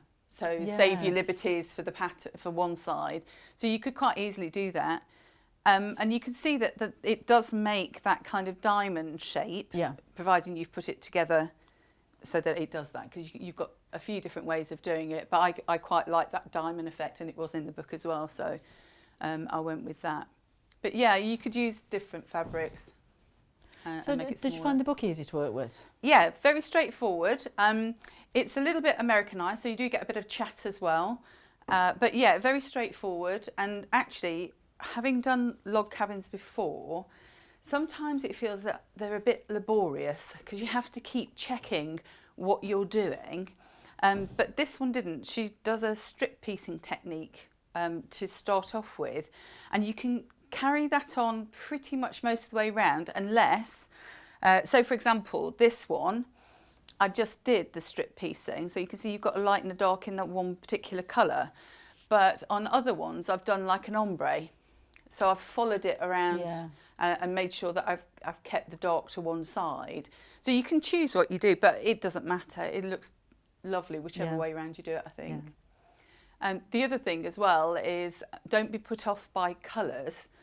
In the book she suggests that you take your 32 fabrics and you have, so you split them down into lights and darks or contrasting colours. So she's not as prescriptive as a regular log cabin would be. But what you do is that when you've started piecing them together, you have one section of A fabrics and one section of B fabrics, and they can be whatever you like. So you choose 16 A's, 16 B's, and start your log cabin. Then once you have done that, the ones that you've used, you put into the opposite pile. So all my A's then went into the B pile, and all my B's went into the A pile, and then you rematch them up. And the reason that you do that is you end up with slightly less of one fabric. So the one that goes on the outside first, you'll end up slightly less of, that one that goes on that side, because that's longer. Yeah. So if this was to be my B fabric, I can't use that again as a B because I might run out. Oh, I see, yes, that so you makes flip sense. it then to the A. It's very straightforward, it's all explained in the book. And I have to say that curved quilting pins will be your friend if you use this, because what I did, and you can see what I've done on here, cut all of your fabric, so your fat quarter, cut it into your 8 strips, and then pin the 8 strips all together. So you'll have 32 little danglies, 16 of which will be in one side, 16 in the other. You'll work with them, put all of your spare little bits back onto the pin, and then swap them over and do your next set of blocks. Good idea. So as long as you're organised, it works really well. How would you actually quilt this afterwards? What would be your preference? I think, well, you could either do the stitch in the ditch, but that is going to take you quite a while. Because if you have a look at it, we'll get to a block in a second, but I ended up getting up to speed to do about 6 blocks an hour, because there's quite a lot of sewing on it. So if you imagine that then you are going to quilt around every seam, I would personally do something like the waves or the bubble effect. Yes. So that it's a curve against a square. Yeah. And just kind of mix it up, because you're looking for something that's slightly edgy, not traditional, a little bit more modern. So I quite like the curve, the waves, or the bubble even, that kind of quilt. Nice idea. But you wouldn't have to go, depending on what backing what wadding you'd use, you usually kind of quilt about hand's width apart, roughly. So you wouldn't have to have too small, if you were going to wave, you would kind of do it like a sort of lemon kind of shape as you went across, I think, or the small bubbles. Yeah, nice idea. Yeah, as you can see, we haven't done that just yet. It's I think there's quite enough work gone in there. So it's super cool. When you're sewing it together, the blocks are fairly straightforward, because you're going to end up with a 10.5-inch block, which is trimmed down, and then you sew it up together to make the 10-inch once you've got your seams on it. So that's quite manageable. But once you start getting to putting them into rows, it's quite a long quilt coming together. So what I tended to do was to do in 2s, and then into 4s, and then into an 8, and then do my rows. So did half and then did the other half. The only thing you've just got to watch out for is that when you meet in the middle, you actually still have that diamond pattern if that's what you're going for. Yeah. But yeah, give yourself time to sew it together. When you're sewing it together, you do need to watch out for your seams. So you'll be matching these seams and these ones as well. So in this, every other one where you've got your long L matches a seam. So just kind of watch those really. Okay. but it wasn't difficult to put it together, to construct it once the blocks had been constructed. The work went into constructing the blocks, to be fair, which wasn't difficult. It was just lots of them. Yeah. So as you say, if you were just going to do, I don't know, a bed runner would look quite nice in that. Yeah. If you just did a bed runner, it wouldn't take you too long at all, really. Mary was asking how wide are the strips? They're 2.5 2 inches? inch. 2 inches. 2 inch Okay, strips, yeah. If you do 2.5 inch, obviously you have to expand everything out. But if you do 2.5 inch, you're not going to have enough on your fat quarter. Right. So 2 inches for your fat quarters, really. Okay. Do a bit of sewing? Yeah. Shall we do that?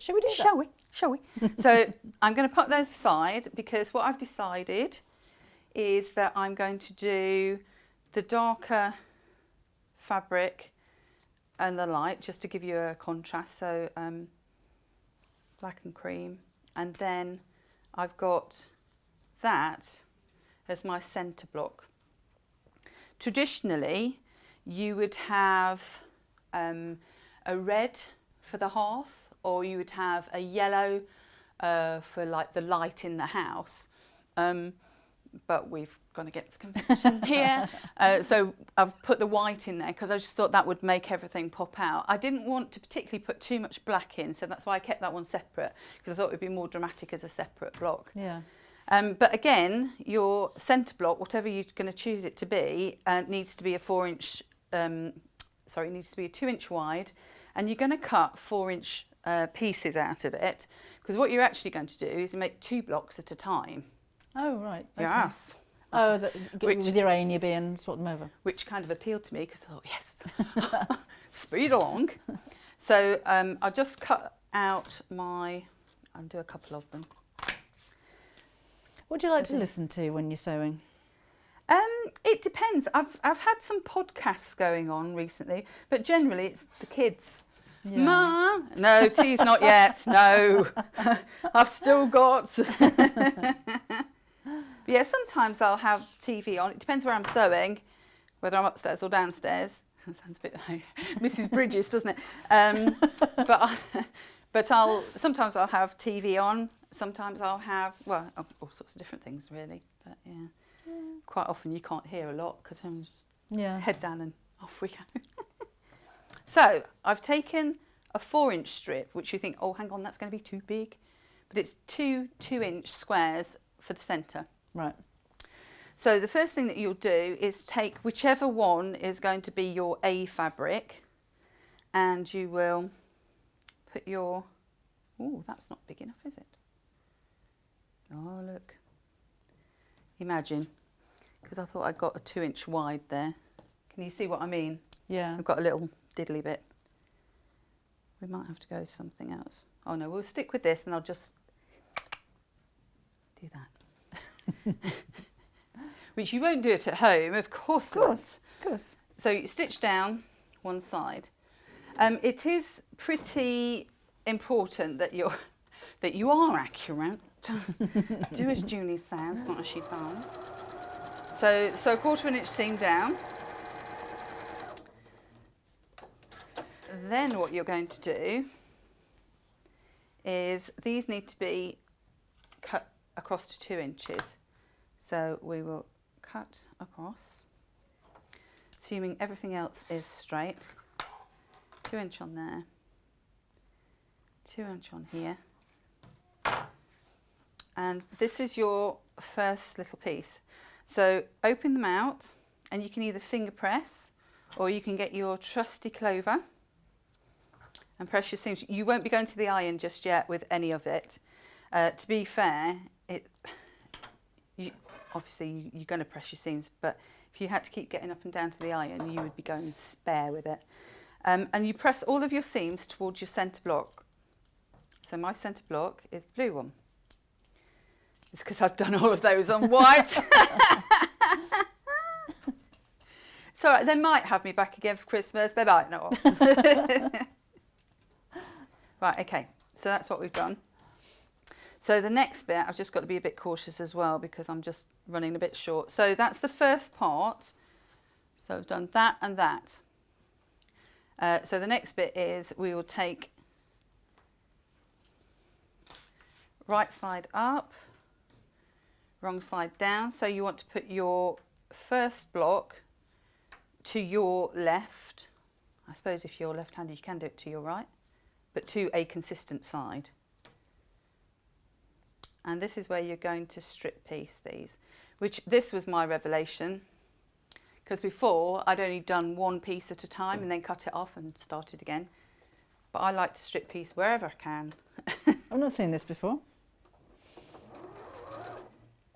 And just as you're going, just make sure that your seam is down underneath your needle.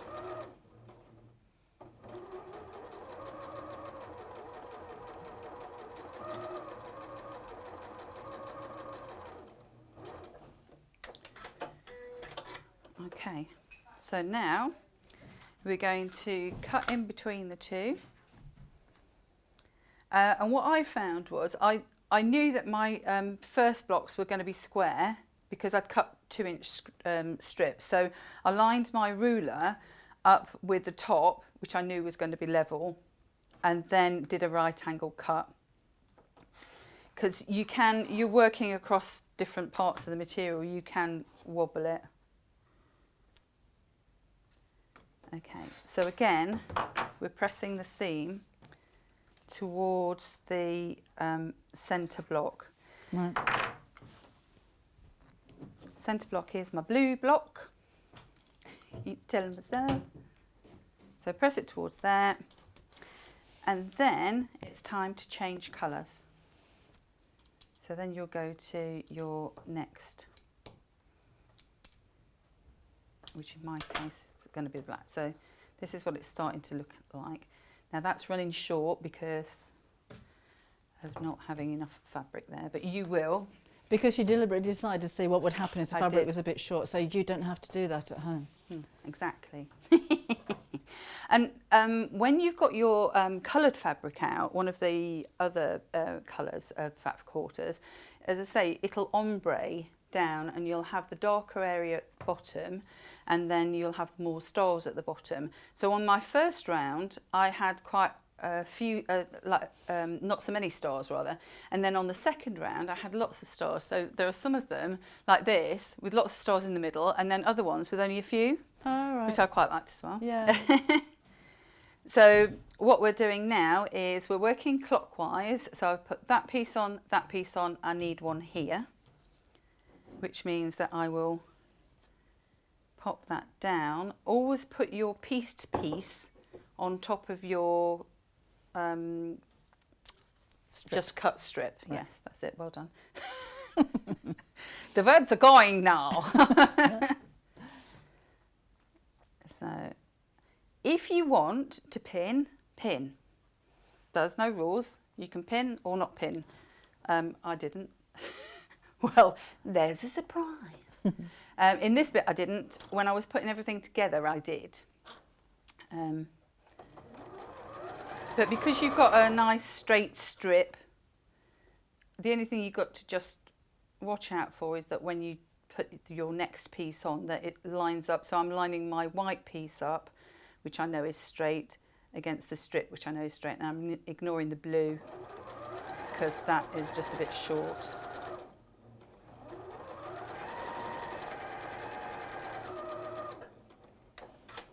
Mary likes this way of piecing. It goes faster. Yeah, so cool. And now I know that this edge, which was the bottom of my strip here, is straight. So I'm using that to line up. Got that piece off. And then we've almost gone all the way around. So this is where we were having to think which piece we were putting on. This is where you don't have to think anymore. Always put your strip, your new piece, on the side with the two seams.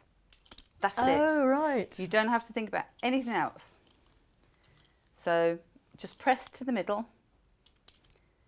And then I've got two seams here, one going this way, one going that way. And what you'll do is put that side with the two seams against your strip. And we've got two 2 light, 1 dark, so we know we need another dark, and you'll just stitch along. Okay. So that's all you need to remember. And It's that's easy. why it's a simple quilt. Yeah. There's a lot to do, but it's the simple part of doing it. So a confident beginner would be able to do this. Yeah, definitely. So did you have a problem actually getting the size of it underneath the machine to sew? Not when you're doing the blocks. When you're doing the strips together, once you get to 4 plus 4, that's quite a hefty, well, it's a long strip. Yeah. So I ended up, when I was piecing like one piece to the other piece, I had one piece going underneath and then the other piece over my shoulder because I just couldn't manage it any other way. Yeah. There was no way that I was going to get all of them together and have them laying down that way. You had to kind of separate them. But, you know, it's doable, whatever works for you, really. And again, I know this side's straight and I know that side's straight because it's part of my strip. Ugh. So in the last hour we were talking about anything but sewing, really. What programmes you used to watch when you were younger? What were yours? I quite like watching things like Star Trek and stuff like that. Oh, do you mean when I was very much younger? Yeah. Trumpton I used to watch. I remember watching that, and Camberwick Green. Of course, that was on the reruns, wasn't it? Yeah, just realised. Yeah, things like that. But I quite liked science fiction stuff when I was younger. Did so you? I used to watch Hitchhiker's Guide to the Galaxy and Yes. Star Trek and all of those kind of stuff. And of course now, you must have the same. Having had children again, you kind of watch all the kiddies I love to see like a Disney film or a Pixar film. I love anything like that. So yeah, big kid at heart, aren't we? All right, so now we've got 2 lights, 2 darks. We've got the centre panel. We are going for more lights. 2 seams, so that's the place that I'm going to. Strip down. Now what you might do, which is what I did when I got the coloured pieces, I was just checking, especially in your first time round, what fits where, because you could end up running out. So just be aware of that, and if you want to ombre it, then obviously you might, so for example on this bit I might choose the dark end and then do the dark end and then slightly lighter there and then go back to this one and then go back to that one, or I might trade in another new strip which has got a dark end. So it just depends. Just have a look at your colours.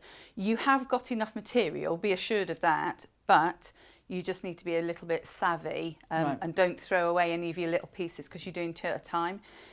If actually, if it comes to that and you think, well, actually, I could use that bit, I'm not going to because it's the wrong colour, but I could use that bit, I'll do one of that and then one off another strip. So just be a little bit savvy about it.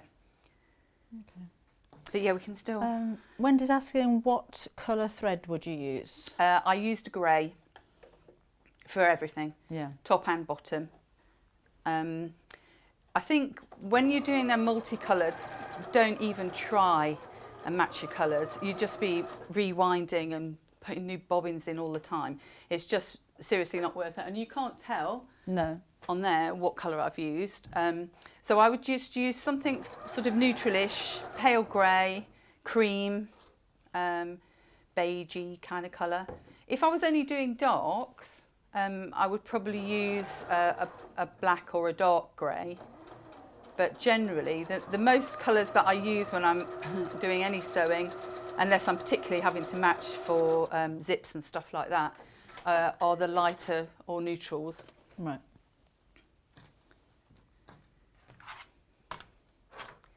What was I saying? $6 an hour? Yeah, you haven't got me chattering away then. Yes, can you please? No, it's all right. Oh. Yeah, we'll work you harder on Christmas Day. Oh, that's all right. I won't have to cook dinner. Oh, do you know what? I was talking there, wasn't I?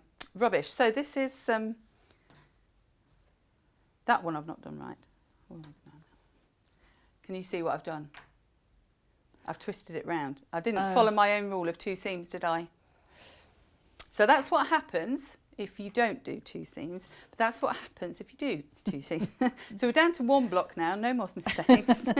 So we've got 1, now we need another one. That's the 2 seams on the top.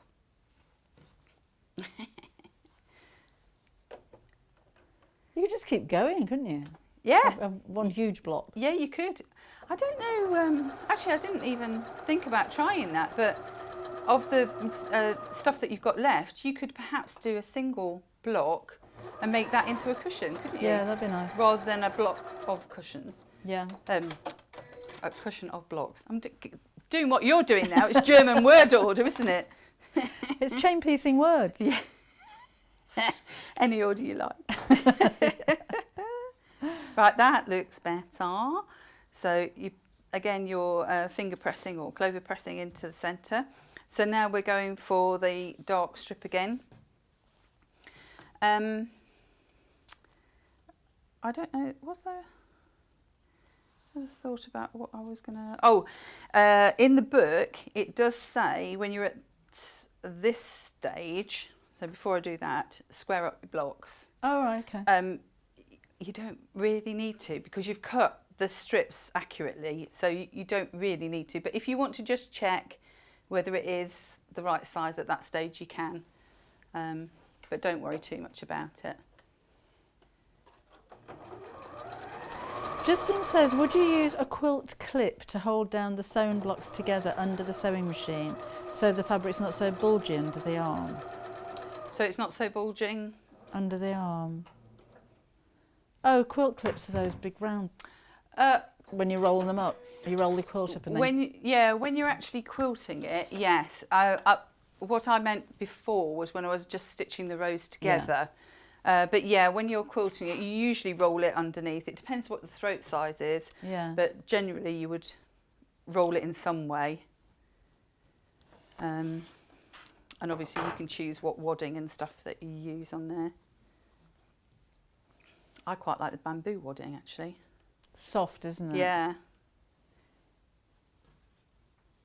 So might not... Oh, I've got a little bit more white. They do a wadding made from recycled plastic bottles, which is incredibly soft. It feels like bamboo. I saw that. I haven't actually physically seen it, but I did see the... Well, fair play, because we want things that we can use that are recyclable or recycled, don't we?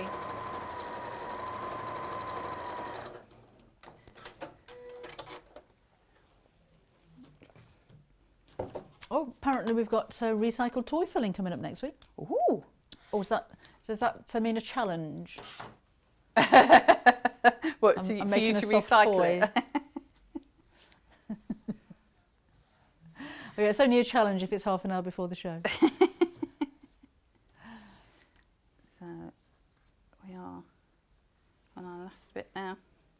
And you can see, you really, unless you are not comfortable not pinning, you don't actually need to pin. You hold your material, like I'm holding the bottom piece and just feeding the top piece. The only reason I've got my hand on the top piece is so that the seams stay down. These new machines sit sew pretty straight anyway. Yeah. It's just the operator that might be a challenge. So what have I got? I'm on my last round of the white one, and I happen to have a little bit more, but can you see it's not quite the right size at the bottom there, but it'll do me one more round if you like. They're foiled as well, the stars, aren't they? Yeah, and they're okay shimmery. to iron. Yeah. Because I've had foiled material before where you've ironed it and the foilings come off, but no, these are fine.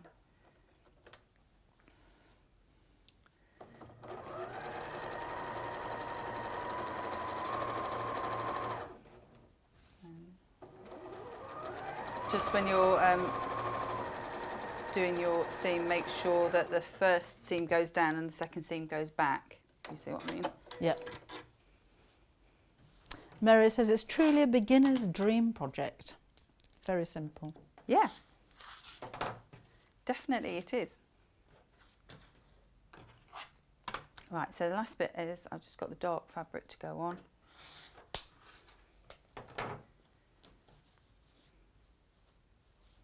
So you can do anything with that. That could be a bag. Yeah. I've been making gift bags and boxes for Christmas. I haven't done homemade gifts, but all the packaging is going to be homemade. I'd be surprised if you had time to do everything, to be fair. It is nice to do things and give people personalised presents though, isn't it? I do kind of kill two birds with one stone though, because as I'm making them, I'm doing instructions for it. That'll be on a blog somewhere. Efficient. Oh, I've had a question about my next book. From Margaret. Margaret, I think it's the 1st or 2nd of February. It takes such a long time to develop though, about don't 18 they? months, yeah.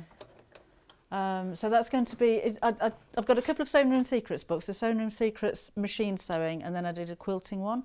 And these are books for the complete beginner. The next one's going to be dressmaking. So there will be 10 projects in there, and none of them are using patterns, because I can't draft patterns. So it's I can't do it. I'd love to be able to, I've got time to learn that. So it's measuring yourself and making outfits from, or maybe T-shirts that you've already got and things like that. But let's face it, that's probably what you've done all the way along, isn't it? Yeah. Yeah. And we'll be launching it here. I don't know if you know that yet. No? You do now. It's all right, management's not in. You do what you like. That's true. True.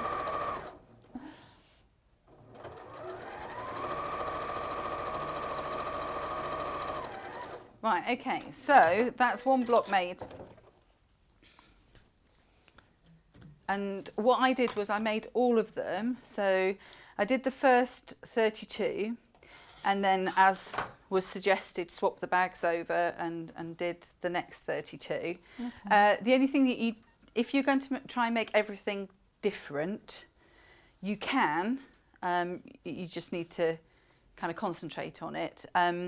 Once you've decided that that's what you're going to do, just the last half a dozen, make sure you haven't got any double ups, if you see what I mean. So the last half a dozen that you got of that particular A or B section. So did you lay it all out before you started sewing I would it like to together? say yes.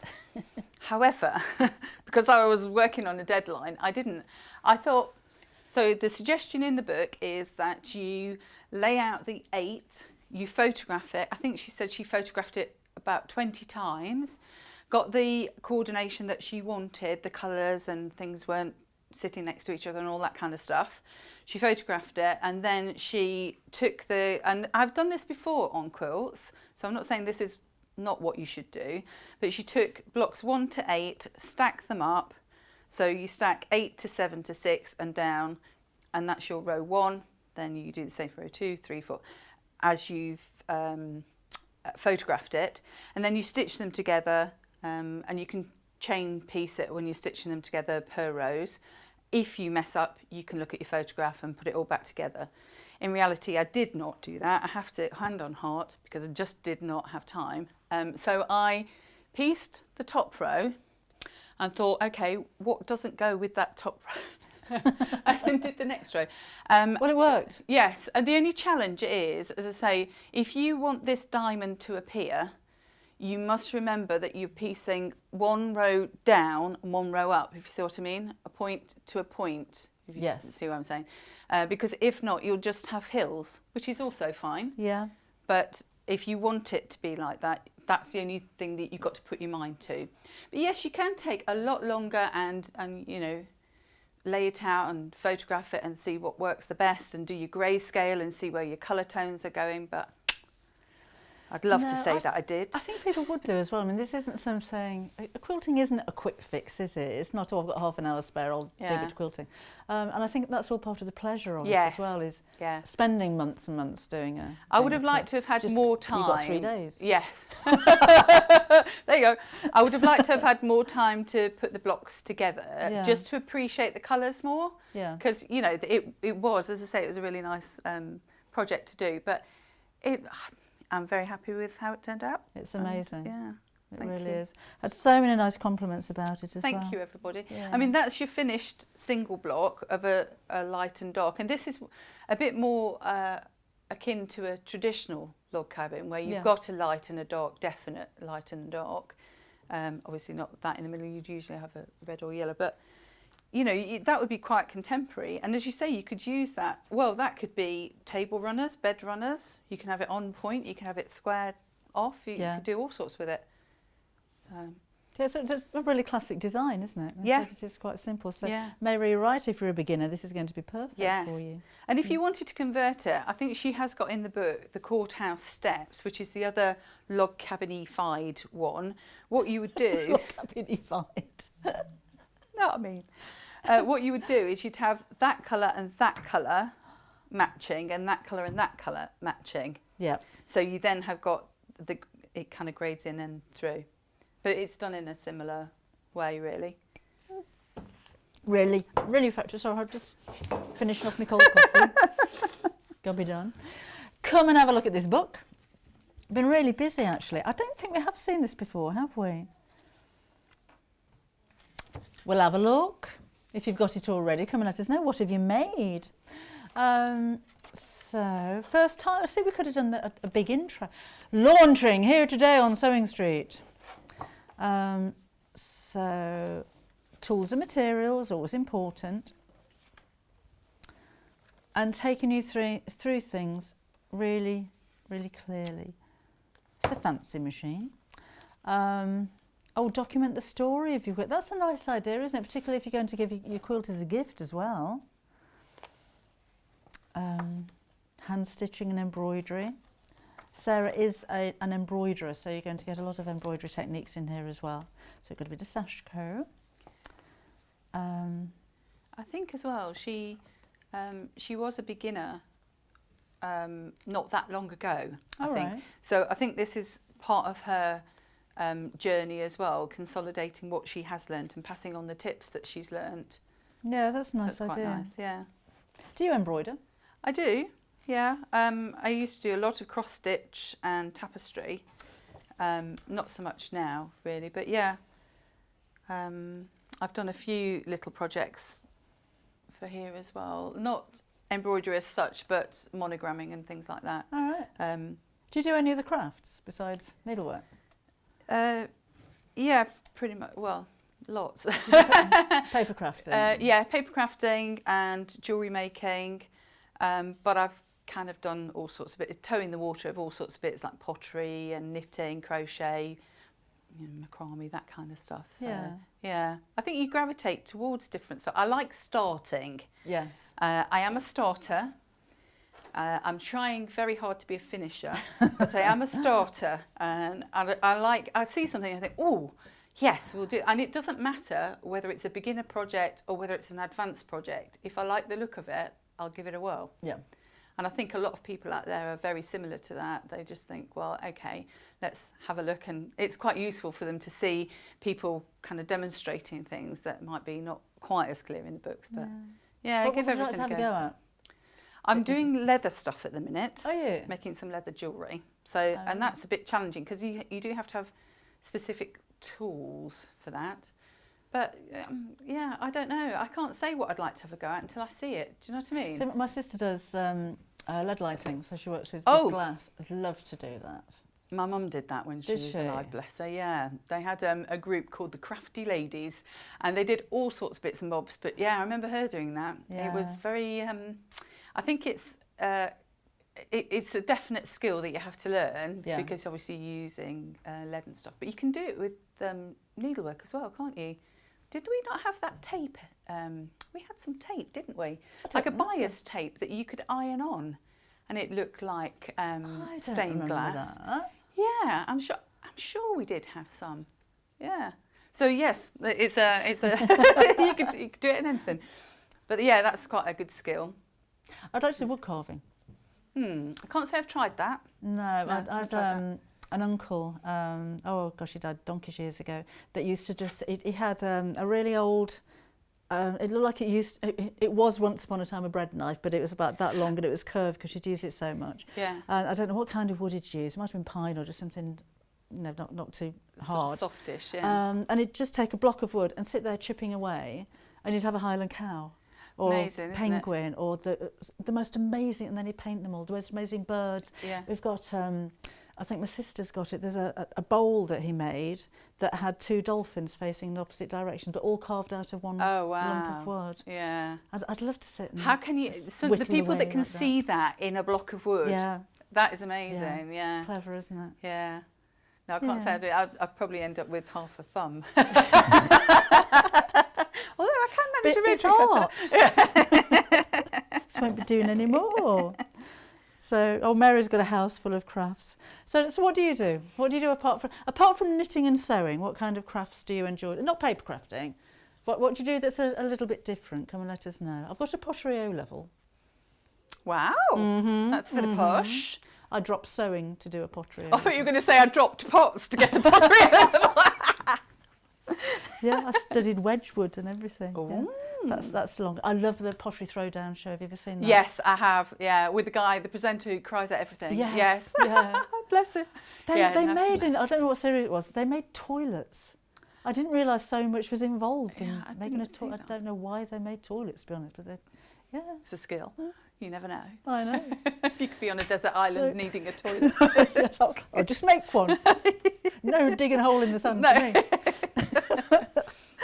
I've had a lovely morning talking about anything but sewing.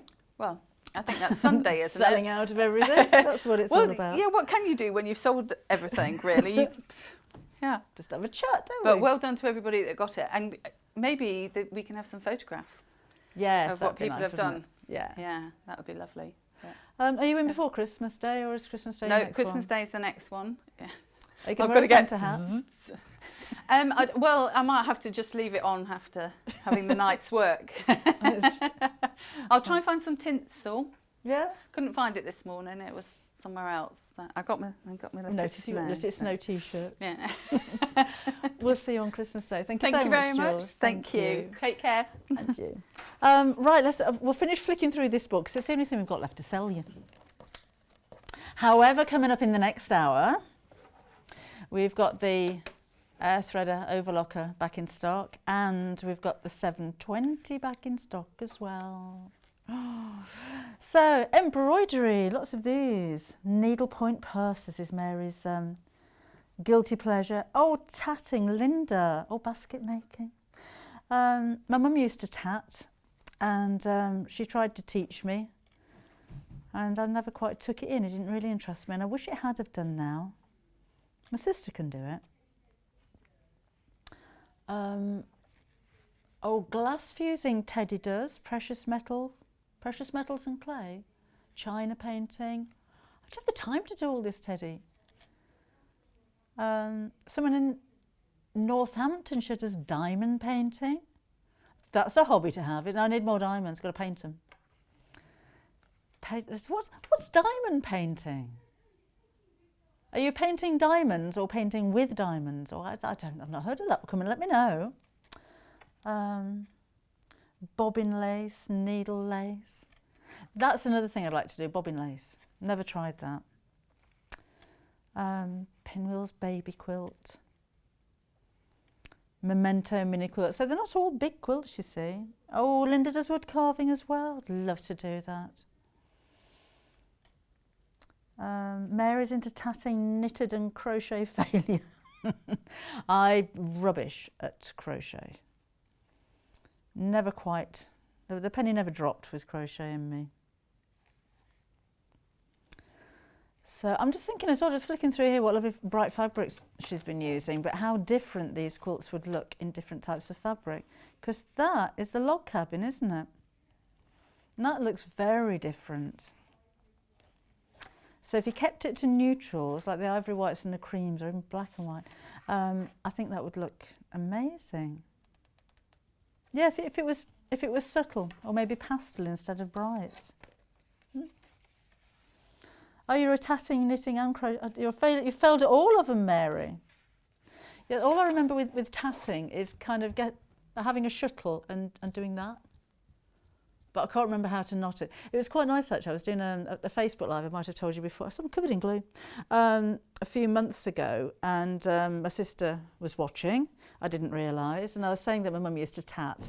And I've got a doily that she made, and that's it. So there would have been all the lacy edges to go around tablecloths and pillowcases, and she did loads of things like that. And all I've got is a doily. That's all that's left of it. And in the post a few days later was a whole set of coasters that my sister thought, well, if she hasn't got any tatting, I'm going to do some tatting for her. And she made me some coasters, which is quite sweet. Shall we have a break, and then we'll talk about sewing machines back in stock again. And if you've got any questions about the air threader or overlocking or sewing questions in general, then do come and let me know. So stay with us. We'll only be a couple of minutes, so we're going to be back again after the break. If you'd like to get in touch with us during our live show and send in any messages or any questions, then you can do it on studio@sewingstreet.com. Alternatively, you can message us on our official Facebook page.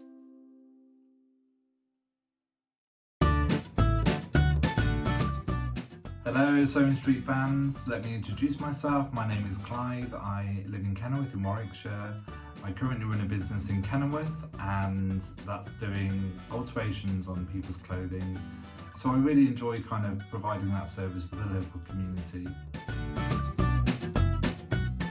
My sewing journey first began when my grandmother gave me a hand crank sewing machine, and from there I was fascinated about how things were put together. To the point where I used to make clothing for my favourite toys out of toilet tissue. I've also kind of studied fashion design at Epsom University in Surrey, so I've kind of gained knowledge along the way of different aspects of sewing, like pattern cutting. So yeah, that's a little bit about my sewing journey. My number one sewing tip is don't give up. Sometimes you'll get frustrated and you're angry with yourself, but really just put it to one side and take half an hour, go and have a cup of tea and a biscuit, and then come back to it, and then you'll kind of like have a fresh mind to start again. The positive happiness that comes from that is just amazing. So please don't give up, keep on sewing. My claim to fame? Well, if you've been watching, you've probably heard my name mentioned on Sewing Street several times. My husband is Mark Francis from the Sewing Bee, the Great British Sewing Bee. So that's number one claim to fame. My second claim to fame is I had Adele, the beautiful, beautiful tones of Adele singing for me when I was a barman back in the day. It was just amazing to have her sing to me at my bar. So yeah, and also I've met Prince Harry at a VIP party. Stay tuned on Sewing Street and you'll see me very soon. Hope it all goes well, fingers crossed. Have you heard about Yarn Lane, a TV show dedicated to knitting, crochet and all things yarn, bringing you demonstrations from our expert guests as well as the latest tools.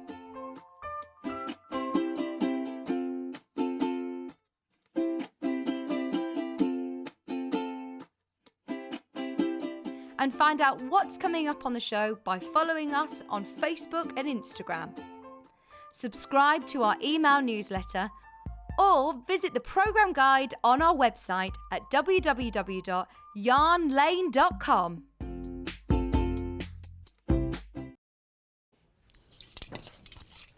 So I just said to Joe, I'm just going to go and get my hairspray. Nothing to do with vanity. I can just make the ends of the overlocker thread a bit stiffer to thread. It would make it a bit easier. Justin, I read your message on Facebook a bit too quickly. I thought, oh, you make bread angels. That sounds interesting. Bead angels. And have you ever tried making beaded Christmas trees? That sounds interesting. Anyway, beaded, not bearded. We have for you the air thread overlocker back in stock. In fact, it's funny this show. I have the Janome version of this at home, and I have the Janome version of the sewing machine that we have as well, and that is completely coincidence. Didn't get them from here. Way before, years before I actually started working for Sewing Quarter even. And the reason being, I buy sewing machines and I buy overlockers, and I'm not an ambassador for anybody, and I don't get given things because I like to choose what I'm working with. And then I know that hopefully that if I really, really recommend something, that I mean it. I'm not being paid to do that. And there's no commission going on here or anything like that. So the reason I bought this overlocker it wasn't just the air threading, to be honest. I had a little overlocker beforehand, and it was a 4-thread overlocker, and it was the normal way of threading, which is okay when you get used to it. It can be a little bit time consuming, but it's not as difficult as you think. But I couldn't get in here. So I thought, I'm going to try one of these air threaders because they're supposed to be amazing. And I like to be able to get it this side so I can clean it properly. So it's nothing to do with the threading, unlike with my overlocker that I had previously, where you had to try and get inside that area of the overlocker to thread some of the thread through. This is purely so that I can keep it clean, because your overlocker is going to build up an awful lot of lint and an awful lot of fluff, because that's just the way that it works. And I've been really pleased with it. And in fact, my daughter, who's so much more into dressmaking than I am, uses the overlocker for most of the projects, and she's been sewing for a couple of years. And this is the only one that she's ever used. And so what I'm saying is, if you're a beginner to using overlockers, it's going to be an easy overlocker to actually use. So if you're not familiar with an overlocker, what on earth is it and what does it do? If you're wearing anything shop bought at the moment, just have a look at the seams on the inside, not the hems, but on the seams. And you'll see, for the most part, particularly if you're wearing something stretched, so a t-shirt or something like that, or a sweatshirt, still covered in glue, that the thread, your seam is quite a dense row of stitches, and the thread goes right round the edge of the fabric. That's an overlock. So the stitches go over the edge of the fabric and they're locked on the edge of the fabric. Now that means that your fabric's not going to fray, which is why your shop bought garments are overlocked. And secondly, it's really quick. So you're looking at something like 1,300 stitches a minute for an overlocker. With your sewing machine, average domestic sewing machine is probably 650, 700 stitches a minute. So you're looking at twice the speed. So you can make a garment just using an overlocker. The ideal thing is to have the happy marriage of a really good sewing machine and a really good overlocker, because they've both got their individual roles to play. But not only do you have the threads locking around the edge of your fabric, you've also got a blade just beside the needle which chops off the edge of the fabric. So any loose ends or anything like that you can trim away, or if you're making a seam you can actually cut through your fabric. I took in a denim skirt a few months ago, and over where the pockets are, at the base of the pockets, over like with the bottom of a pair of jeans where you've got a double fold of hem, but then you've got a really thick seam down the side as well. That blade just chopped straight the way through. It was easier to use my overlocker to do that than it was to use a sewing machine and a pair of scissors. So they're really powerful little machines. And on saying that, don't use pins with them, or be very careful when you do, because the only time I've ever broken a blade, and they come with a spare one, was when it hit a pin. And you would have thought that a blade that was strong enough to cut through so many layers of denim would just chop a pin in half. It didn't. It broke the blade in half. It just split. So just to warn you. But again, you do get spares. You get spare needles, and of course you've got your manual with this one as well. So you've got 4 threads. You don't need to use 4 threads, you can use 3 threads. My machine has got 1 needle in here because the last time I used it here, that's what I was using. Just the 1 needle. Sorry, all of your comments have just disappeared. Oh, there you're back again. Beaded Christmas stars in Germany. Oh, anyway, I don't know. Forgot what I was talking about now. What was I talking about there? Oh yeah, so I've got 1 needle in here at the moment, because last time I was using it, I was doing a rolled hem, which I can show you again if you like. So by using 1 needle, you're making the stitch a little bit narrower, but you only need to use 3 threads. You do need to use the other 2, so you can't get away with 2 threads. So 2 of the threads go under, and they're called the loopers, and then 2 threads on the right hand side or the left hand side here are your needles. If you're going to just use 1 needle like I have, you've got a choice of which one you take out, and do take it out. otherwise just left with extra holes in your work. If you use the right hand needle, you're going to have a narrower hem. If you use the left hand needle, it'll be about 1/4 of an inch in thickness. But this is the concern for a lot of people. It's what happens when you look inside here. And to be honest, regular overlockers can look really daunting. This is very simple in comparison. Everything's colour coded. I've actually got these threaded up in different coloured threads, which I kind of like. You don't very often see the overlocking stitch because it's normally on the inside of garments or cushion covers or curtains or whatever it is you're making. But if you do see it, particularly on patterned fabric, it actually looks quite nice with the 4 different colours. So what we're going to do is let me just get a pair of scissors, so excuse me a second. There's some fabric as well, you know. All well prepped here. And I'm going to chop this off. When the door's open, it won't work. So we'll need to just close that back up again. And can I turn this around? Can you see from the back what I'm doing? Just a second. I'm going to put my foot on here and just pull all the thread out. Like that. Now with a sewing machine, sewing machines do not like to sew fresh air. In general, I was saying earlier on, my sewing machine it's almost like throwing its toys out of the pram. It throws its thread out of the take-up lever. It will not have sewing fresh air. With your overlocker, you sew fresh air. So you will have at the start and the end of whatever you're sewing, a chain of thread. That's the way that it's supposed to be. What you'll also find is you don't necessarily need to lift the foot up. You can raise the foot just like in a sewing machine, but I tend to just tip mine backwards and put the fabric under, and it just grabs it there as well, and that's nicely sprung too. Okay, so let's thread it up. This is where I wanted my hairspray, so do bear with me. I'm just going to, I've sprayed my fingers, don't spray near your sewing machine, and I'm just running my fingers on the end of the thread because it just makes it a little bit stiffer to get it through. Right, oh, that smells nice. So, shut up. So again, if I put my foot on the foot pedal now, not going to work. And that's because the door's open and that's a safety mechanism, because we don't want it working when you've got your fingers inside here. These 4 dials on the front here are tensions. Leave them as they are. They'll be set probably on number 3 when you get them home. And for the most part, certainly with this machine I found, you don't really need to change them. But don't be afraid of these. I'll talk you through those and what they do shortly. With this machine, you will always start threading from the left-hand side. So I'm going to go the yellow, the red, and then the blue. My white needle isn't in there, so we start threading in this direction. If for any reason while you're sewing one of these 2 blue and red threads snap, you need to undo them all and start threading again from the left hand side and go all the way through. Rarely does that happen, and I don't know why, but with these machines, in fact with most overlockers to be honest, you have to start the threading and work through it. That's just the way that they've been made.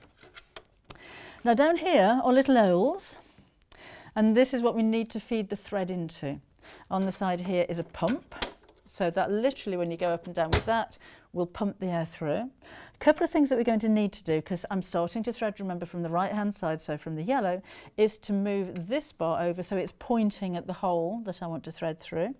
And down here is another little knob that I just need to swing across, because that's telling the machine that I'm now going to thread it. So your machine will be down periscope when you get it home, so make sure you're up periscope before you start threading. Go through the top, there's one little hook at the side here, and then you're going to go through the tensions, which are like 2 saucers back to back inside here. You can probably see them when you get this home, and you can feel it. So just pull the thread from top to bottom and you can feel that that tension is engaged. And then we're going to come down the front around one little hook, poke the end of your thread, this is where the hairspray was useful, into the little hole. It needs to go in by about 1 inch or a couple of centimetres, and then you can, I'll tell you what I forgot to do, hand wheel towards you. Turn the handle towards you and it engages these little bars down here. So I'm going to just pull that thread out a little bit and pump it. don't need to do that. I'm doing it purely to show you that the thread's going through. So don't bother pulling it out when you get it home, that's just to show you. And now it's shot out over here. So I've got a bit of thread sticking through here. So then we'll do the same with the red one. I won't be able to do the needle backwards, but I should be able to do this so you can see. So under there, into the tensions, backwards and forwards so you can feel it. Down to that little hook there. Now this time I need to point at the hole that I'm going into, so we'll move that across. And this goes into the hole. In you go. And again, just so that you can see where it's going, then it is pumping through. I'll pull that out a little bit. And has that come through yet? Maybe a bit more. There it is, so it's popped out here. So that's the bottom bit done. Now do remember that you will need to put all of your dials back in the position where they were. And then, oh, I'll thread the needle while we're here as well. So needle goes just the same, so through the loop, down the tensions, follow the arrows, make sure, it's the same with your sewing machine, you've got all these little hooks and things, all the channels that your thread needs to go through. There's even one right at the top of your needle, it's the same here. All of those affect the tension of your machine, so you need to make sure you've hooked through every single one of those. You have a needle threader on the machine for both needles. So it moves across from one side to the other. Now if you're, have you gone through? Probably easier to do it without from this angle. When you put the needles in, they won't be at equal heights. The left one will be a little bit higher than the right one. And that's fine. Don't think that you've done something wrong. They're supposed to be like that. Right, you need to go around the back there. Off you go. While you're there, actually, let me show you the blade. This is it here. It's very easy to change if you need to. So if you take a look, there it is, look. It's very sharp, you're not going to stick your fingers underneath it, but that kind of munches away at the edge of your fabric. You can disable the blade, and with a lot of overlockers you'll disable the blade if you're going to do a rolled hem. With this machine you don't. And oh, just while you're there as well, have a close look at this, because we'll have a look at this in a minute. This is a standard setting.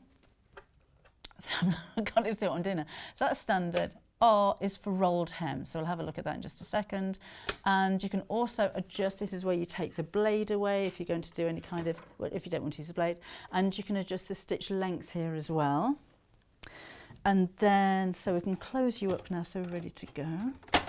And just at the side here, you've got the hand wheel, just like on a sewing machine. And then there's also a stitch length adjuster and a differential. So your differential, not all my last sewing machine didn't have a differential button, overlocker, sorry. And your differential can help to flatten out the fabric. That's what it's meant to do, but you can also create some effects with it as well. So if you imagine you've got, you know, like the feed dogs on your sewing machine. So they're underneath there and they're feeding the fabric back again. This has got two sets of feed dogs and they run both at the same time to bring the fabric through. If your fabric is buckling a little bit or it's going a little bit wavy, you can adjust the speed at which those two sets of feed dogs work. So you can actually make the rear feed dogs feed through a little bit quicker than the front ones, and that will flatten out your fabric. Or you can have the front one working a little bit faster than the rear one, and that'll push the fabric closer together. But it also means if you go to extremes, if you whack it up to the highest, you can pull your fabric and have like a lettuce effect finish. That looks lovely on stretch fabrics. Or you can gather by shoving the fabric up together. So imagine you've got the front differential feeding through really, really quickly and the back one feeding through slowly. It's going to start to gather the fabric up. That's a really easy way of gathering, actually, if you've got lots of tiers that you're making and things like that. So let's have a bit of fabric from here. Now remember, I've just got the one needle in here. I want to be on standard. I'll show you that in a minute. Lost my foot pedal. So off we go. So as it's sewing, cutting off at the same time. Oh, something's not working there. Something's come undone. Let's have a look.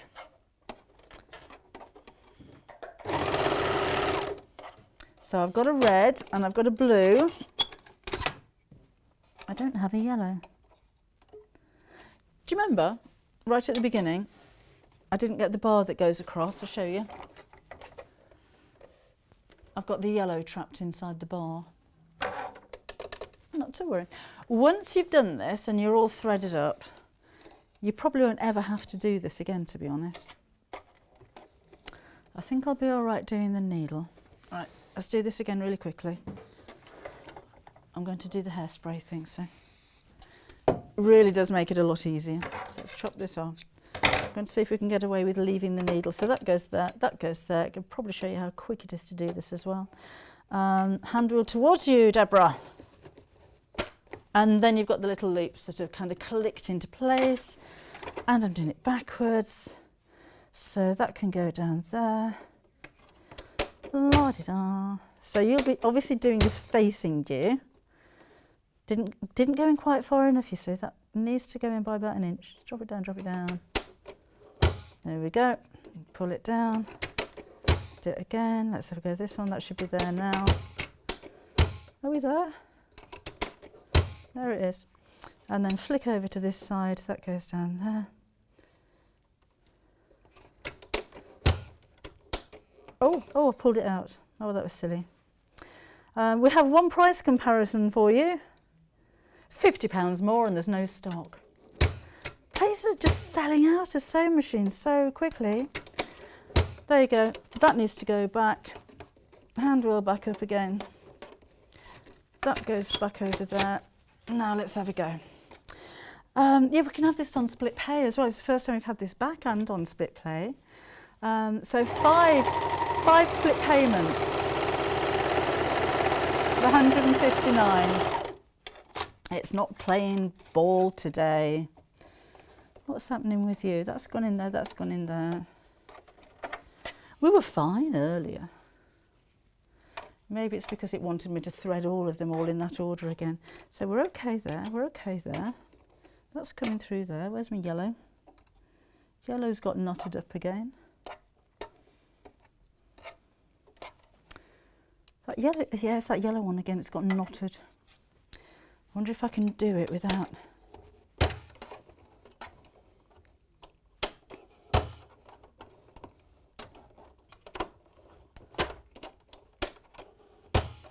Oh no, it's got knotted again. Oh, I am sorry. This could be a challenge, Debbie. How many times can you thread an overlocker in the course of an hour? Right.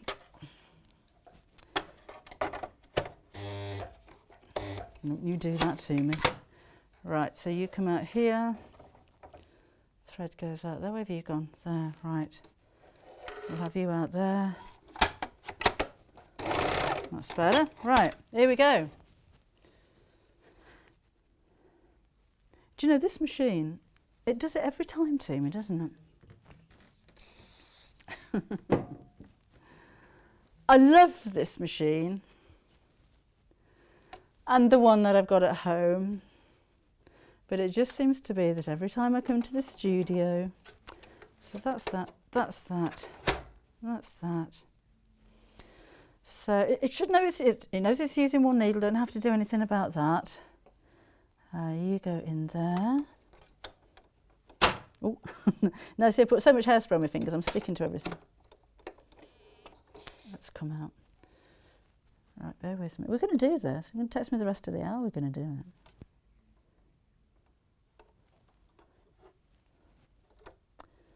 it. In you go. You can do flat lock seams with this as well. The only thing that overlockers aren't very good at is hemming, because again that they will trim away. Although rolled hems are so pretty. Right, yellow, get in there and don't get knotted. Okay, so there we go, that's out there. Then we'll have the red. If it doesn't work for this one, I'm going to go and present something on Jewellery Maker instead. Honestly, Max, you don't have to be that patient, it's quite quick. I think you lot have got the patience of a saint watching me do it, for goodness sake. Right, that's this one. Then we do the needle. Jeff, it doesn't work this time. I shall scream until I'm thick. Do you remember that one? Old TVs, that was just William. Has Mary had one of these days as well? The thing is, I have one of these days and it's on the telly for everybody to see. Right, it does come with tweezers actually, which are very handy for things like this. They're very handy for putting bags in frames as well. Now really you should put all of your threads to the back, so maybe that's why it didn't like me very much earlier. Okay, we're ready for this one. So that's gone back, that's on that, that's on standard, that's on that. This time.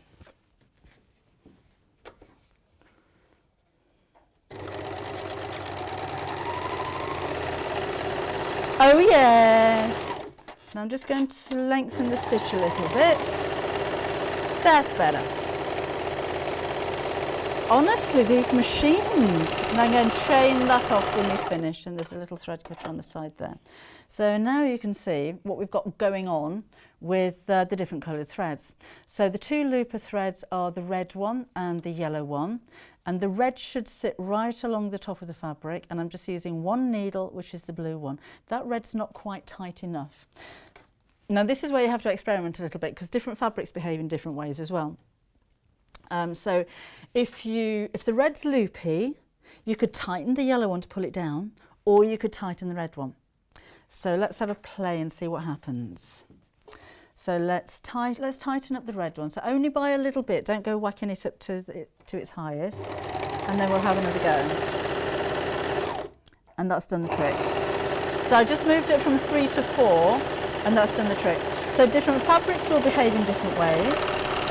Different threads will behave in different ways, but it's only a case of tweaking, and that's now sitting perfectly across the top. So while we're here as well, let's take a look at that rolled hem. Can I? No, shall I? Oh. Would anybody miss a tiny bit of jersey? Oh, bear with me while I'm leaning over here. So you won't notice that one. Make sure this one's not sent out.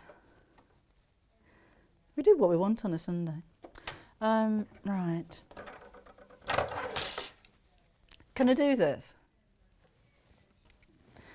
Right, so I'll just cut a little bit. So if you've only got a little square missing, it might not make much difference.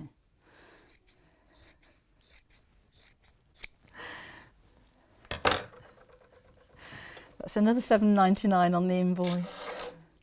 Now this time I'm going to do the rolled hem, and we're going to stretch it.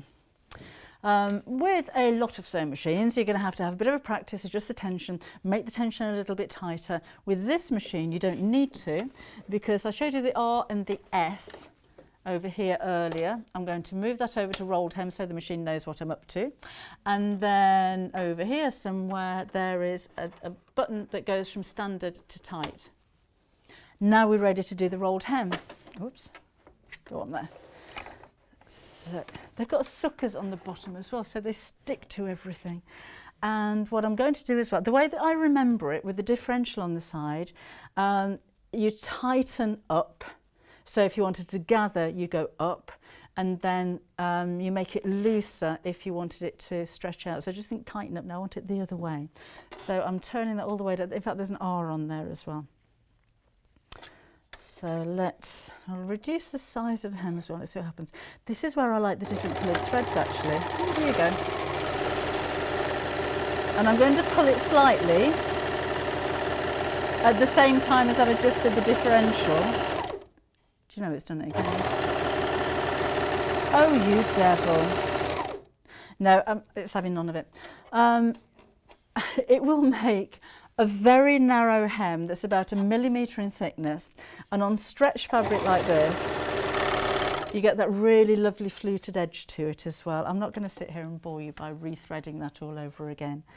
Oh, Leslie's messaged. Hi Leslie, It's just fabulous that you know machines so well. Oh, thank you. They give you problems, but you know you can sort them. I go to bed and hope that the machine fairy fixes them while I'm asleep. Oh, it's always the way. It is always the way. I wouldn't have bought this machine if I didn't have confidence in it, and I certainly wouldn't be sitting here demonstrating a machine that I wasn't confident in as well. Why that keeps happening, I don't know. But you persevere with it, you rethread it and you carry on. But it's a serious, lovely sewing machine. Elna Genome, British-based company in Stockport in Cheshire. Very nice people. They give you a 2-year warranty. If you get frustrated about things like that happening, give them a ring. Though, yeah, I'm going to.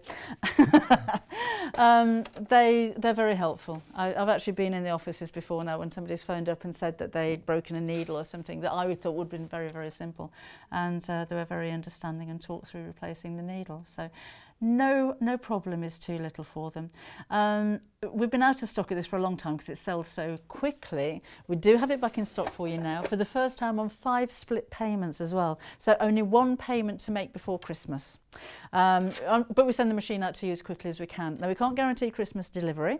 This will come directly from Genome to you, and they're experiencing a few delays as well. So don't set your hopes upon buying yourself an early Christmas present. It might be an early New Year present. But I don't want you to be disappointed, just being honest with you there.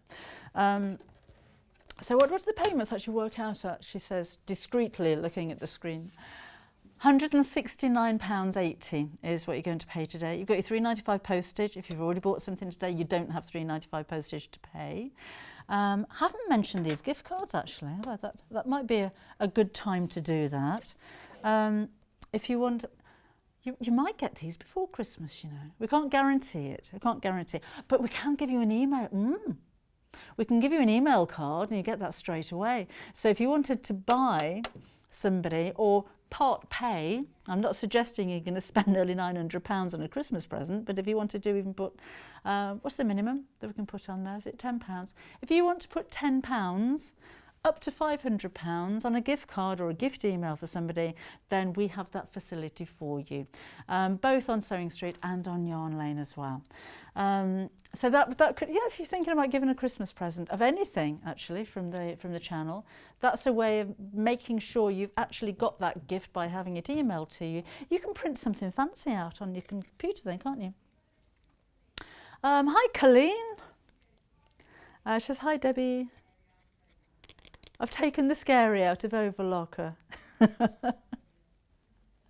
I wouldn't be without my Overlocker. I wouldn't use it without a sewing machine. But if you're working, stretch fabric is really, really popular at the moment. It's easy to work with and it doesn't fray, and there's so many amazing patterns out there for stretch fabric, and it's comfortable and it's great for a beginner because you don't need to worry about darts and fastenings and closures and zips and buttons and buttonholes and all of that kind of thing. The Overlocker will automatically give you a stretch stitch. So when you think about it on a sewing machine, you'll have a stretch stitch, and it's normally a lightning stitch or a triple straight stitch. They're quite time consuming. It takes a long time to sew with them. Your Overlocker sews twice as fast as a sewing machine, and it automatically stretches as well. So if you're working with fleeces and jerseys or any fabric with elastane and that kind of thing, and lycra fabrics, then an Overlocker is a must-have. If you're doing a lot of dressmaking, an Overlocker is going to be really quick to finish off your seams, even if you don't use it as a seam. Working with the two together, if I'm putting a neckline into a t-shirt, I would sew it or tack it on my sewing machine. So use a long stitch and tack it in place and then finish it off. These are difficult stitches to unpick because there's so many of them, they're so close together. So I'd tack with my sewing machine and then sew the seam with my Overlocker. If you're making anything to sell, you get such a more professional finish when you finish off your seams with an Overlocker. And if you're making things like baby clothes or things that are going to go into the wash a lot, then an Overlocker will help to stop the seams from fraying more efficiently than a zigzag stitch or an overcasting stitch on your sewing machine. If you've got any questions about that split pay, by the way, then do ask at the call centre, give them a ring. It's a free phone number. It's 0800 001 4433, nearly forgot. And there'll be somebody there that can help you. But I don't know why I'm folding that up. While we're here, yes, you can sew through your PU with an overlocker. And we've got a rather nice little bunch of PU for you. This is polar fleece for coats and jackets. Absolutely, Mary. Wouldn't be without an overlocker for anything like that. Look at this for gold. Did we get what diamond painting was, by the way? Have I missed that one? Oh. So it's like using little sparkly things to make a picture with. Ah, so nobody's sitting there painting diamonds. This is 140 centimetres wide, so it's quite a wide fabric. You have a knitted back on it, which means it's got a bit of give, which means it's going to be fine for dressmaking. So I don't know if I'd want a dress made out of this, but maybe a pocket on a white shirt would look lovely, wouldn't it? It's great for bag making. This is the same kind of fabric that I used for the base of my Madison bag from earlier. It's washable. They say cool wash. I've actually washed this on 40 degrees and it hasn't bothered, but don't take my word for it. And you can iron it. And I think that's the beauty of this fabric. It's soft. It's comfortable to wear if you're making a jacket, or it's very popular, isn't it, to have like fabric front and back and then faux leather sleeves. But when you get it home, it'll be really creased up. You can blast it with a hot iron from the back. Don't get the hot iron on the front, you'll melt it. But the creases just melt away. Test that on any other PUs or faux leathers that you're going for, because they're not all the same. But this one you certainly can. So this is the only metallic that we've got for you at the moment. I've never seen a James Bond film, but I can vaguely remember seeing a picture of a woman painted in this kind of colour. I'm not wrong there, am I? James Bond films just never interested me at all. By the half metre, so if you wanted to order a couple of metres, then they do all, so soft, they do all come in one piece. It's easy to sew through, and you don't need any special needles, so don't go out buying yourself leather needles or anything like that. A walking foot may help, or a Teflon foot if you've got one of those instead. We have red. You know what I like about the red? It's nice. As in, it's got quite a matte finish. I mean, it looks like a leather. A lot of shiny faux leathers I think can look cheap. Do you know what I mean? When they're really, really shiny, particularly in red. Oh, Mary. Mary can't get us to ship to the States. What are we like? The grey is really classy, and they're mixed together really well as well. I would invest while you're there in some fabric clips, because you will leave holes in this if you pin it. However, if you give it a blast of steam from the back, the holes can most of the time close back over again. But clips are preferable, particularly if you're making bag handles, because you're probably going to be sewing together 4 layers of the fabric and you'll never get a pin through that. That'll be too thick. I would also invest in one of our fabric glue pens if you've got any of those in stock, because that can help to keep the seams flat, because you're not going to iron the seams open on this, but you can glue them open. That's a lovely colour, isn't it? And with black, the taupe and black together, that's a bit posh, methinks. All by the half metre these. We have the black. The black you can actually see like a grain on it. You might not be able to on your screens, but it's you just have a leathery kind of grain to it. And then the navy, classic navy, we're calling this indigo, sorry, which goes really well with the grey and with the red. Red and navy is always a classic, isn't it? And then finally, we have chocolate brown. If it were, it would be Belgian, wouldn't it? It's rich and it's dark. We've called it dark brown. Should have called it Bourneville. It's that kind of look, isn't it? Okay, they're each at $6.99 each. Use a longer stitch on them. than normal when you're sewing seams, because we don't want to perforate it so that it tears. However, I'm saying that I have embroidered on the PU on an embroidery machine, and it does work really well. So yeah, have a try. So if you've bought the overlocker today, well done to you. You're going to need some thread. Now I find, so I do like the different coloured threads if I'm going to see it. For the most part you won't. So you put together a bundle of threads for you in the colours that you're going to use most of all. So, oh, the stickers are coming off, look. Oh, I don't know where. Oh, I don't know what I've to, oh, look, I'm gonna have to, you're going to invoice me for these as well, aren't you? That's right, I don't mind with these. How did I do that? We've put together an off-white, a white, we've got a cream, so cream, off-white, white, a pale grey, shall I show you that way, and a darker grey, and a black. So your main neutral colours that you're going to use most of all. There are 4 of each of those in the box. For the most part, I use 3 threads on my overlocker. If I'm sewing something very heavy, if it's a coat or something like that, or when I tuck my denim skirt in, I would use 4 to make the seam stronger. But for the most part, I only use 3. So this is going to last you even longer if you're going to do the same kind of thing. So cream, off-white, white, light grey, dark grey, and black, all in a box for your £74.99. Right. Now, for the first time ever on Split Pay, we have the 720 favourite sewing machine. This is split over 5 payments again for the very first time ever. So if you wanted to order, it's not going to be very much. You know what I mean? Jim, we've been out of stock of, everybody is out of stock of sewing machines at the moment. We're not the only ones. £339.80 is all you're going to pay, and that's over 5 months. So again, only 1 payment before Christmas on this one. That can come out of the back, and it can sit the other way up, so you can see where what your stitches are. And I like to have the stitches all in front of me like this, rather than having to leaf through a manual. And it's a really simple machine to use. It's got a memory on it.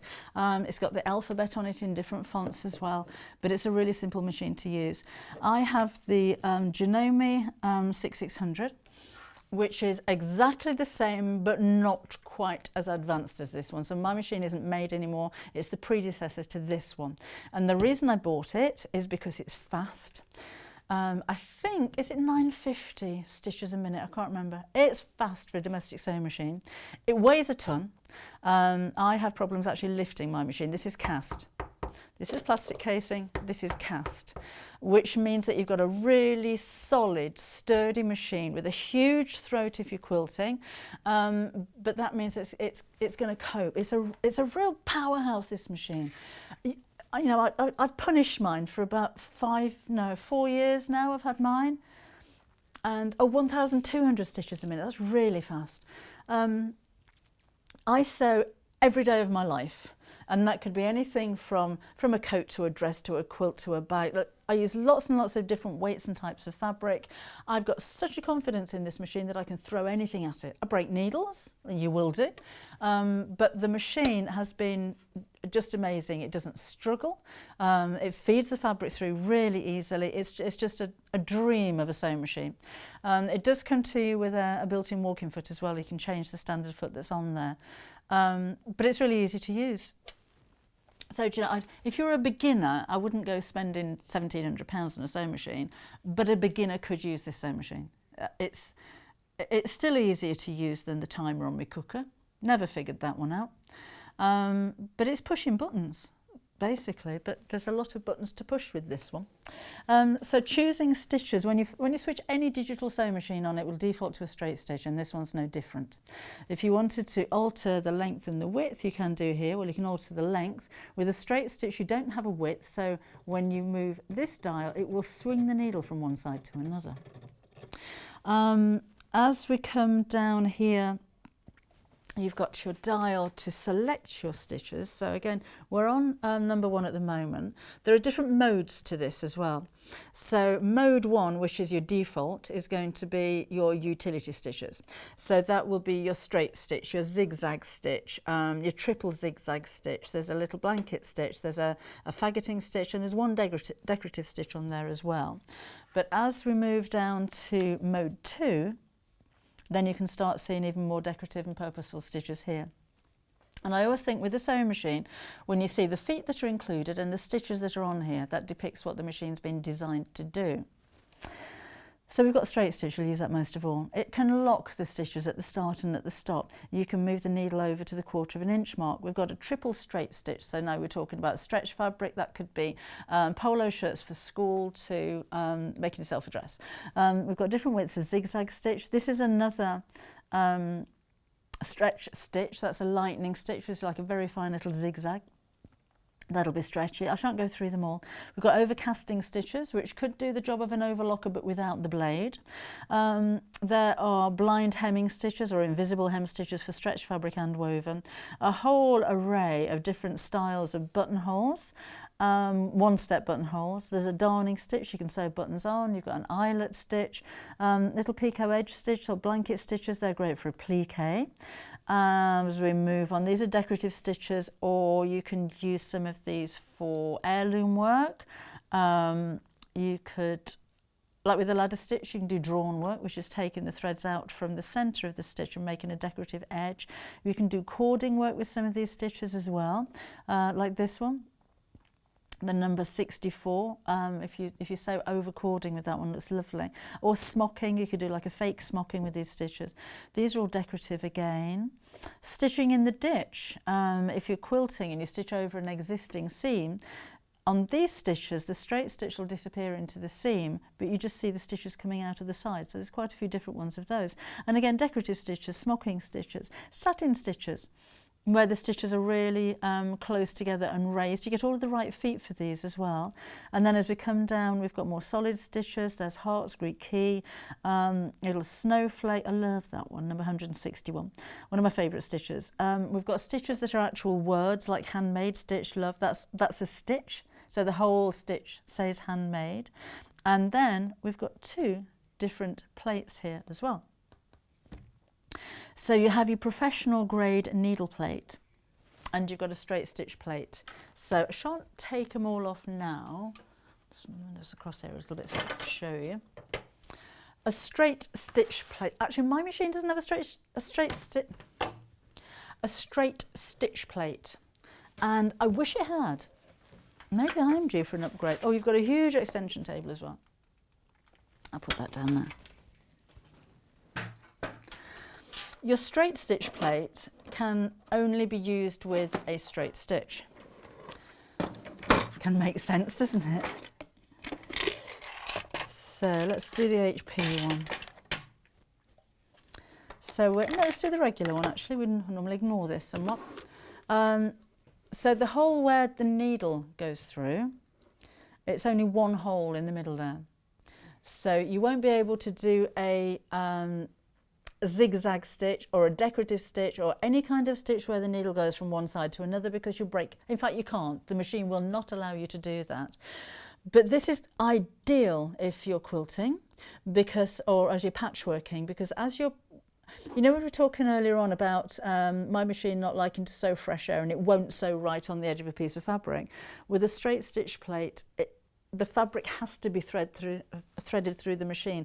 With a lot of sewing machines, mine included, so it's quite normal, where the feed dogs feed the fabric through, if it's right on the edge of the fabric and you can't quite catch the threads to physically pull that through, the fabric disappears into the feed dogs. And it's because the feed dogs aren't connecting with the edge of the fabric perfectly. They miss a little bit, in it goes, and then you've got a knot, or a bird's nest, sometimes called. With a straight stitch plate, it helps to keep the fabric flat so the feed dogs can do their job of feeding that fabric through. So if you're patchworking, you've got lots of small pieces, you don't have to worry about making sure you've got the tails of the thread and holding onto those, and because straight stitch plate will just do that for you.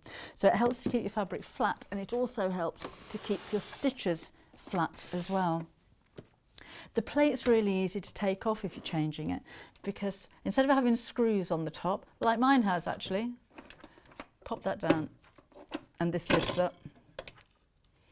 And then you can simply put on your new plate. So that goes in there like that, and that clips back down again. Now it's asking me on the screen to make sure that the proper presser foot is applied as well, because you have a straight stitch foot to go with your straight stitch plate.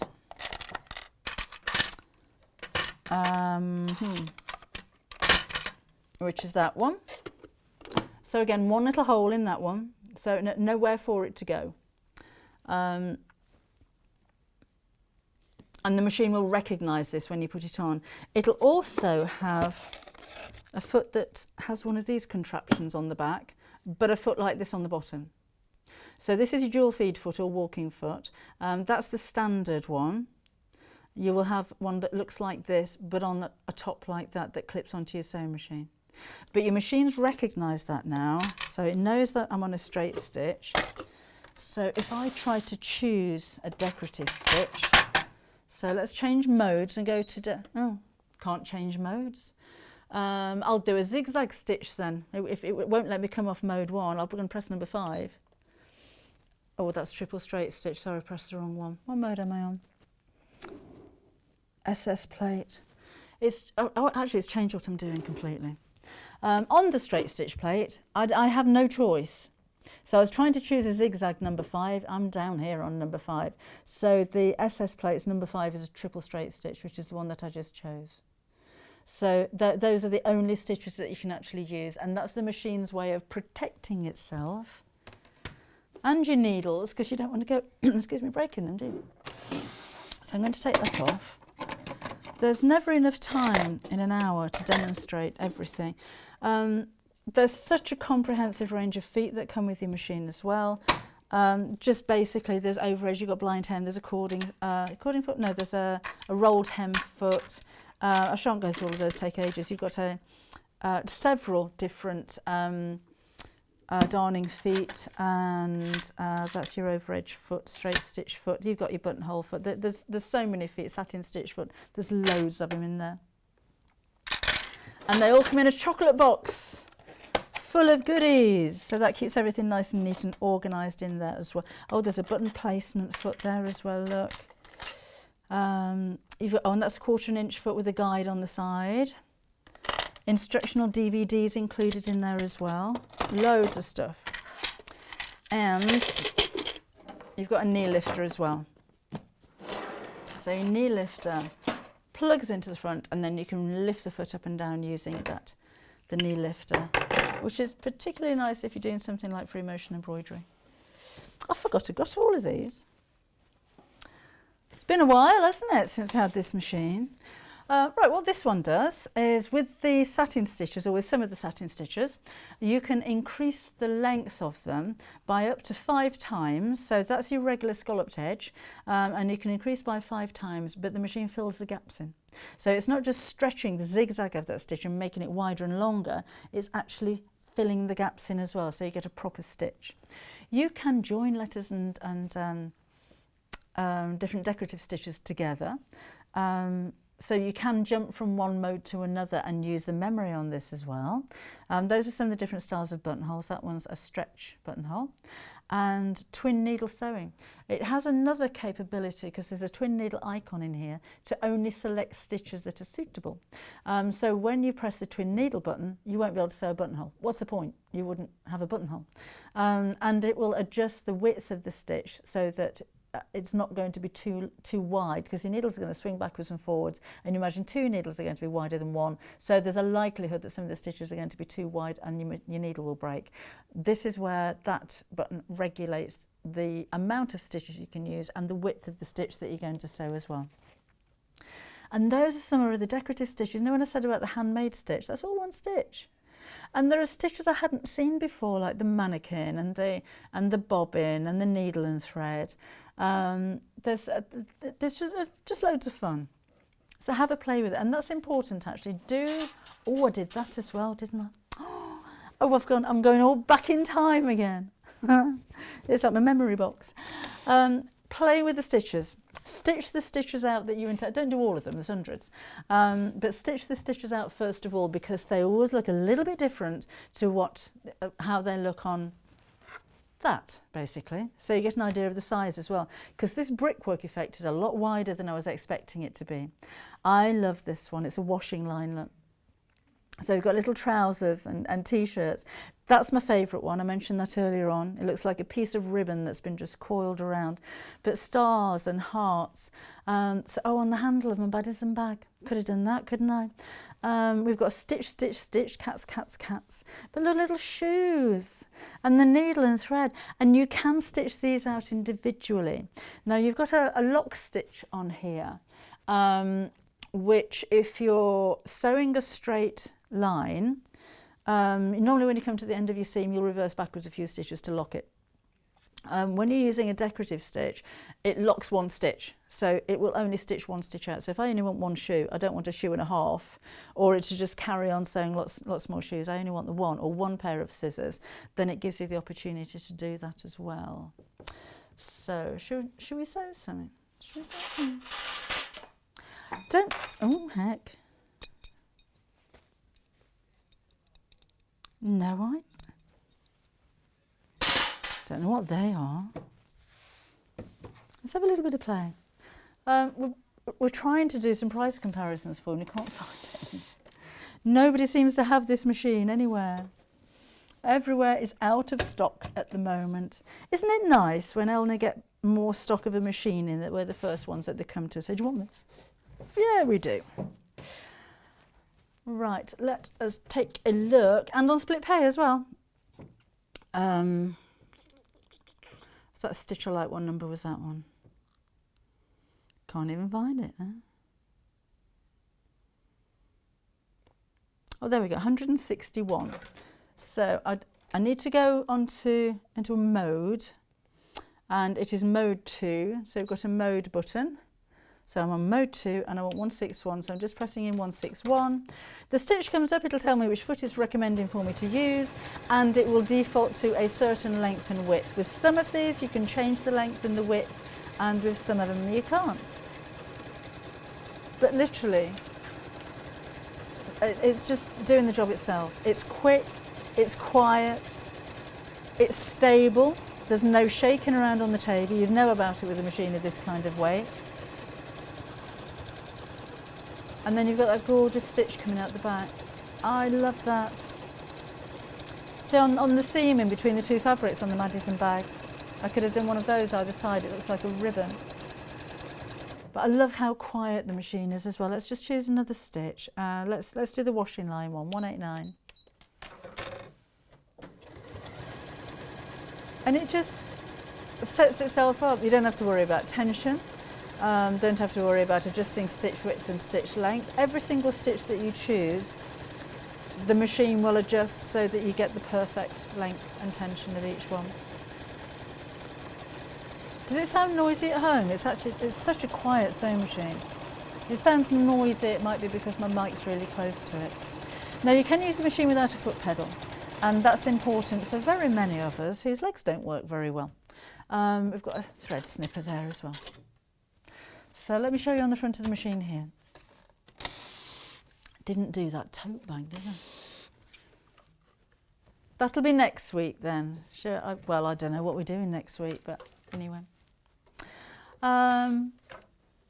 Right. So these are the numbers where you're going to choose the stitch, and so they're all detailed on that plaque. We have a lock button, so this will stop if I put my foot on the foot pedal now. Nothing's going to sew, and that's really useful for me actually, because I tend to leave the foot pedal down all the time and just lift it up, slip the fabric, and it's always down. I never leave it left up. So when the dog comes and sits at my feet, she invariably sits on the foot pedal. And if I don't put the lock on, then I just get the machine running away with itself. So that's really handy. There's different settings on here as well. You can turn the sound off and adjust the screen and stuff like that. I'll just go through really quickly. You have an independent bobbin winder. And that's something that would have come from industry, because in the time that it took to stop sewing to wind a bobbin up is time that you're not sewing, so you're not being productive, so that costs money. So this was a feature that was on industrial machines for many, many years, going back to wartime, so that you could keep on sewing while you're winding the bobbin up. And this is the same. You've got two spool holders at the back, just like with normal. You flick that over, but instead of putting your foot down, you press this. You can see that's winding away at nothing already, but I could now carry on sewing while that's still winding, and when the bobbin's full, it'll automatically stop. The threading system, same as on most sewing machines, so nothing new to see there, apart from the tension, which is right on the front.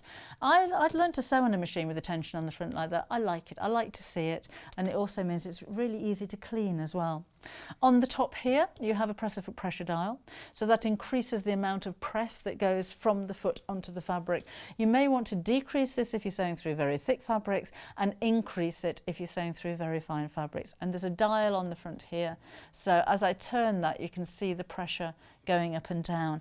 I don't use it very often, to be honest, unless I'm sewing through lots and lots of layers of fabric, and then I do find it makes a difference when you lift that up a little bit. So we don't have a free arm on the machine. I've managed without mine so far. Oh, I didn't tell you this bit. We have a start-stop button. So if you take the foot pedal out, you can use start-stop. So if your legs don't work, if you're in a wheelchair, if you like to sew standing up and your foot pedal won't quite reach the floor, then you can start-stop. And then you have a speed control, so you don't just start and go. Oh, it has a slow start as well, so it doesn't go straight to fast. It builds up a little bit, but you can still use this with the foot pedal. So if you're new to sewing, or you're using this machine to teach somebody how to sew and you're worried about it getting carried away with them, then you can just slow this down and stop the speed going too high with the foot pedal. There's your thread snippers. Needle up, needle down. Really important, whether you're dressmaking or patchworking. I wouldn't buy a machine without a needle up down function, and there's a couple of reasons for that. It's handy to have the needle down when you're pivoting, so when you're stopping sewing, you're going around a corner, leave the needle down so that you can carry on sewing in the straight line. When you're sewing a zip in and you stop to move the slider out of the way, leave the needle in the down position and you'll carry on sewing from the same stitch line. But it also means that when the needle is in the up position, it's in the correct position to use the needle threader. Needle threaders invariably, the needle has to be in the uppermost position, and they're very, very fine. This one's no different. It's like the finest of fuse wire in a little hook shape like this, that when you bring the needle threader down, the hook goes through the eye of the needle, and you imagine that's tiny, grabs hold of the thread and then pulls the thread back through again. The majority of the time, if you have a needle threaded that doesn't work, it's because it's hit the needle. So if the needle's not in the correct position, if it's slightly up or slightly too far down, you can actually bend that little fuse wire. It can be bent back again, but it's just a little bit frustrating. So I've heard from a lot of people who said the threaders don't work, and that's majority of the time what it is. But by having needle up, oh, and also if you've ever used a mechanical sewing machine or an electronic sewing machine that doesn't have a needle up down function, when you stop sewing, the needle will stop wherever you stop sewing. So it could be halfway up, halfway down, up, down, could be anywhere. If the needle isn't in the up position, as far as it'll go, the tensions will still be engaged, and then you'll have a problem pulling your fabric out and you'll wonder what on earth you've done wrong, and it's purely needle position. So that little button is really important. That is the lock stitch, so either to lock a straight or a decorative stitch instead of going backwards. So instead of doing a reverse stitch, this will do 3 or 4 stitches on top of each other so you don't spoil the design of a decorative stitch. But if you're using the decorative stitches like with the shoe I showed you earlier on, you press that button before you start sewing and it will only stitch one out. So at the moment I've still got that little, I'll show you, I've still got the washing line there. If I start sewing again, after I press that button, I think I've got it right. I'm sewing completely backwards now. It should just stitch out one and then stop. There you go. My foot's still down on the foot pedal. That's just stitched out one stitch. And that one stitch is actually two little outfits, as you see there. So that's what that one's for. And then underneath there, you've got your reverse stitch as well. Now all of your instructions are included. It's quite a thick book, but it's really easy to understand. And remember, you've got that helpline, and you've got your, is it 2-year warranty? 2-year warranty on this one as well. Just show you quickly. Around this side, this is how you drop your feed dogs. So a lot of sewing machines, you've got to take the accessory compartment off, and around the back somewhere will be a lever which can be quite stiff that you need to move across. This is feet down, that's feet up. Now with any sewing machine where you drop, well, most sewing machines where you drop the feed dogs, they don't come back up again straight away. So don't try that and then think it's not working, the teeth, I'll send it back. When you turn the hand wheel towards you or you start sewing, the feed dogs will lift back up again. And this little button here is I'm just going to turn that a little bit so I can see the dial. Sometimes you see a screw hole on a machine to do this.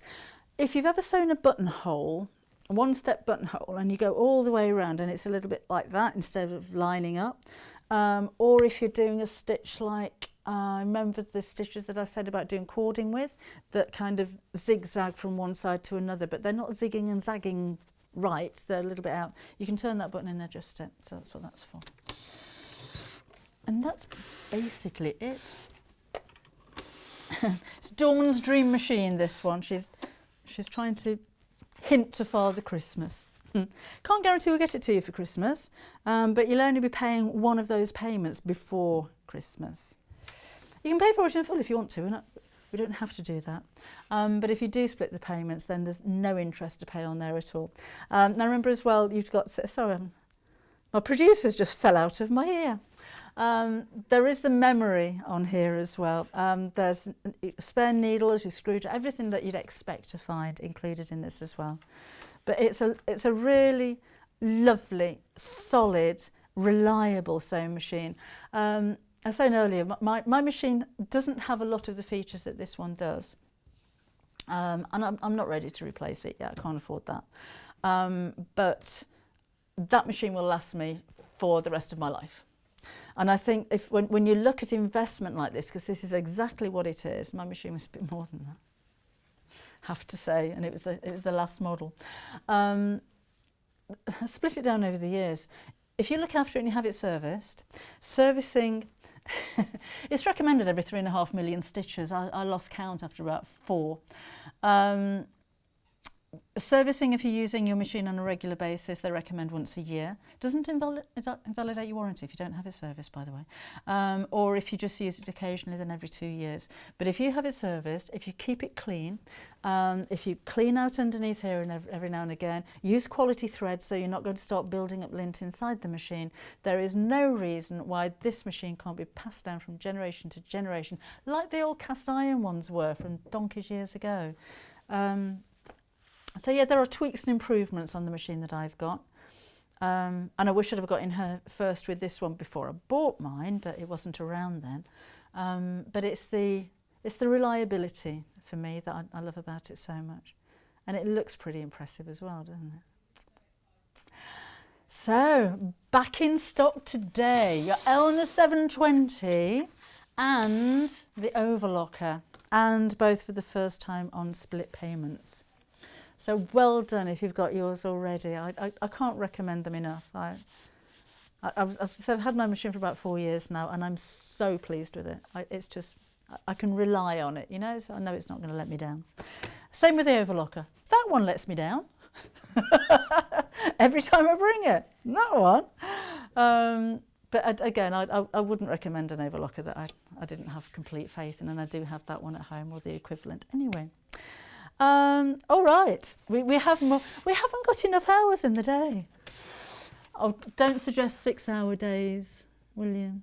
Okay. We have done whole hours of, I was going to say whole hours, whole hours of this. If you have a look on YouTube, if you go to our YouTube channel, so go to Sewing Street, and then on the Sewing Street search bar, type in 720, and you'll have a demonstration for a whole hour there. So it might have been me. Do you want something to sew on? We've got calico. Calico's always kind of been seen as the cheap fabric. It is price-wise, but quality-wise, I love working with calico. It's rustic and natural, it's unbleached, it's got little seed pods popping out there every now and again. It's perfect at this kind of price if you wanted to make a toile, or if you're experimenting, maybe you're designing a bag. That's the kind of thing that I use. Instead of cutting out on paper, I cut out on calico. But if you want to back wall hangings, if you want to line a bag, if you want to line a jacket, if you want to practice some kind of fabric manipulation or smocking or something like that, it actually makes a really nice practice piece that then you can save as well. Now it's only £2.49 for half a metre, which is incredibly low. And remember, we don't have any extra postage to pay if you've already made something already. So that's calico, £2.49. Right, we are just about out of time, aren't we? And we had a nice day today. Have you had a nice day today? I've had a nice day today. This is what you're going to have a nice day doing tomorrow. So at 8 o'clock in the morning, gifts their love. The Night Sky Quilt with Sally Ann Harrison is at 9 o'clock in the morning. Pre-cuts and bundles at 10 o'clock. Happy Hexix Zigzag Table Topper with Sally Ann at 11 o'clock. And tomorrow we head over to Yarn Lane. We're going to take a trip down Yarn Lane, do a bit of knitting with Kids Animal Knits with Catherine Wright. I'm going to be on next Sunday with Claire from Naked Lighting. Naked.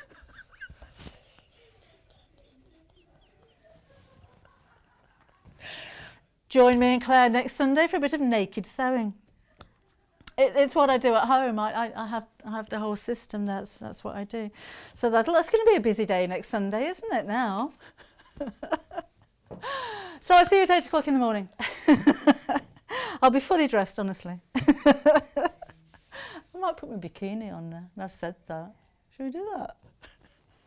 Oh no. Oh, missus. Enjoy the rest of your Sunday. Enjoy the rest of your week. You stay safe and stay sewing, and I'll see you again next Sunday. Bye-bye.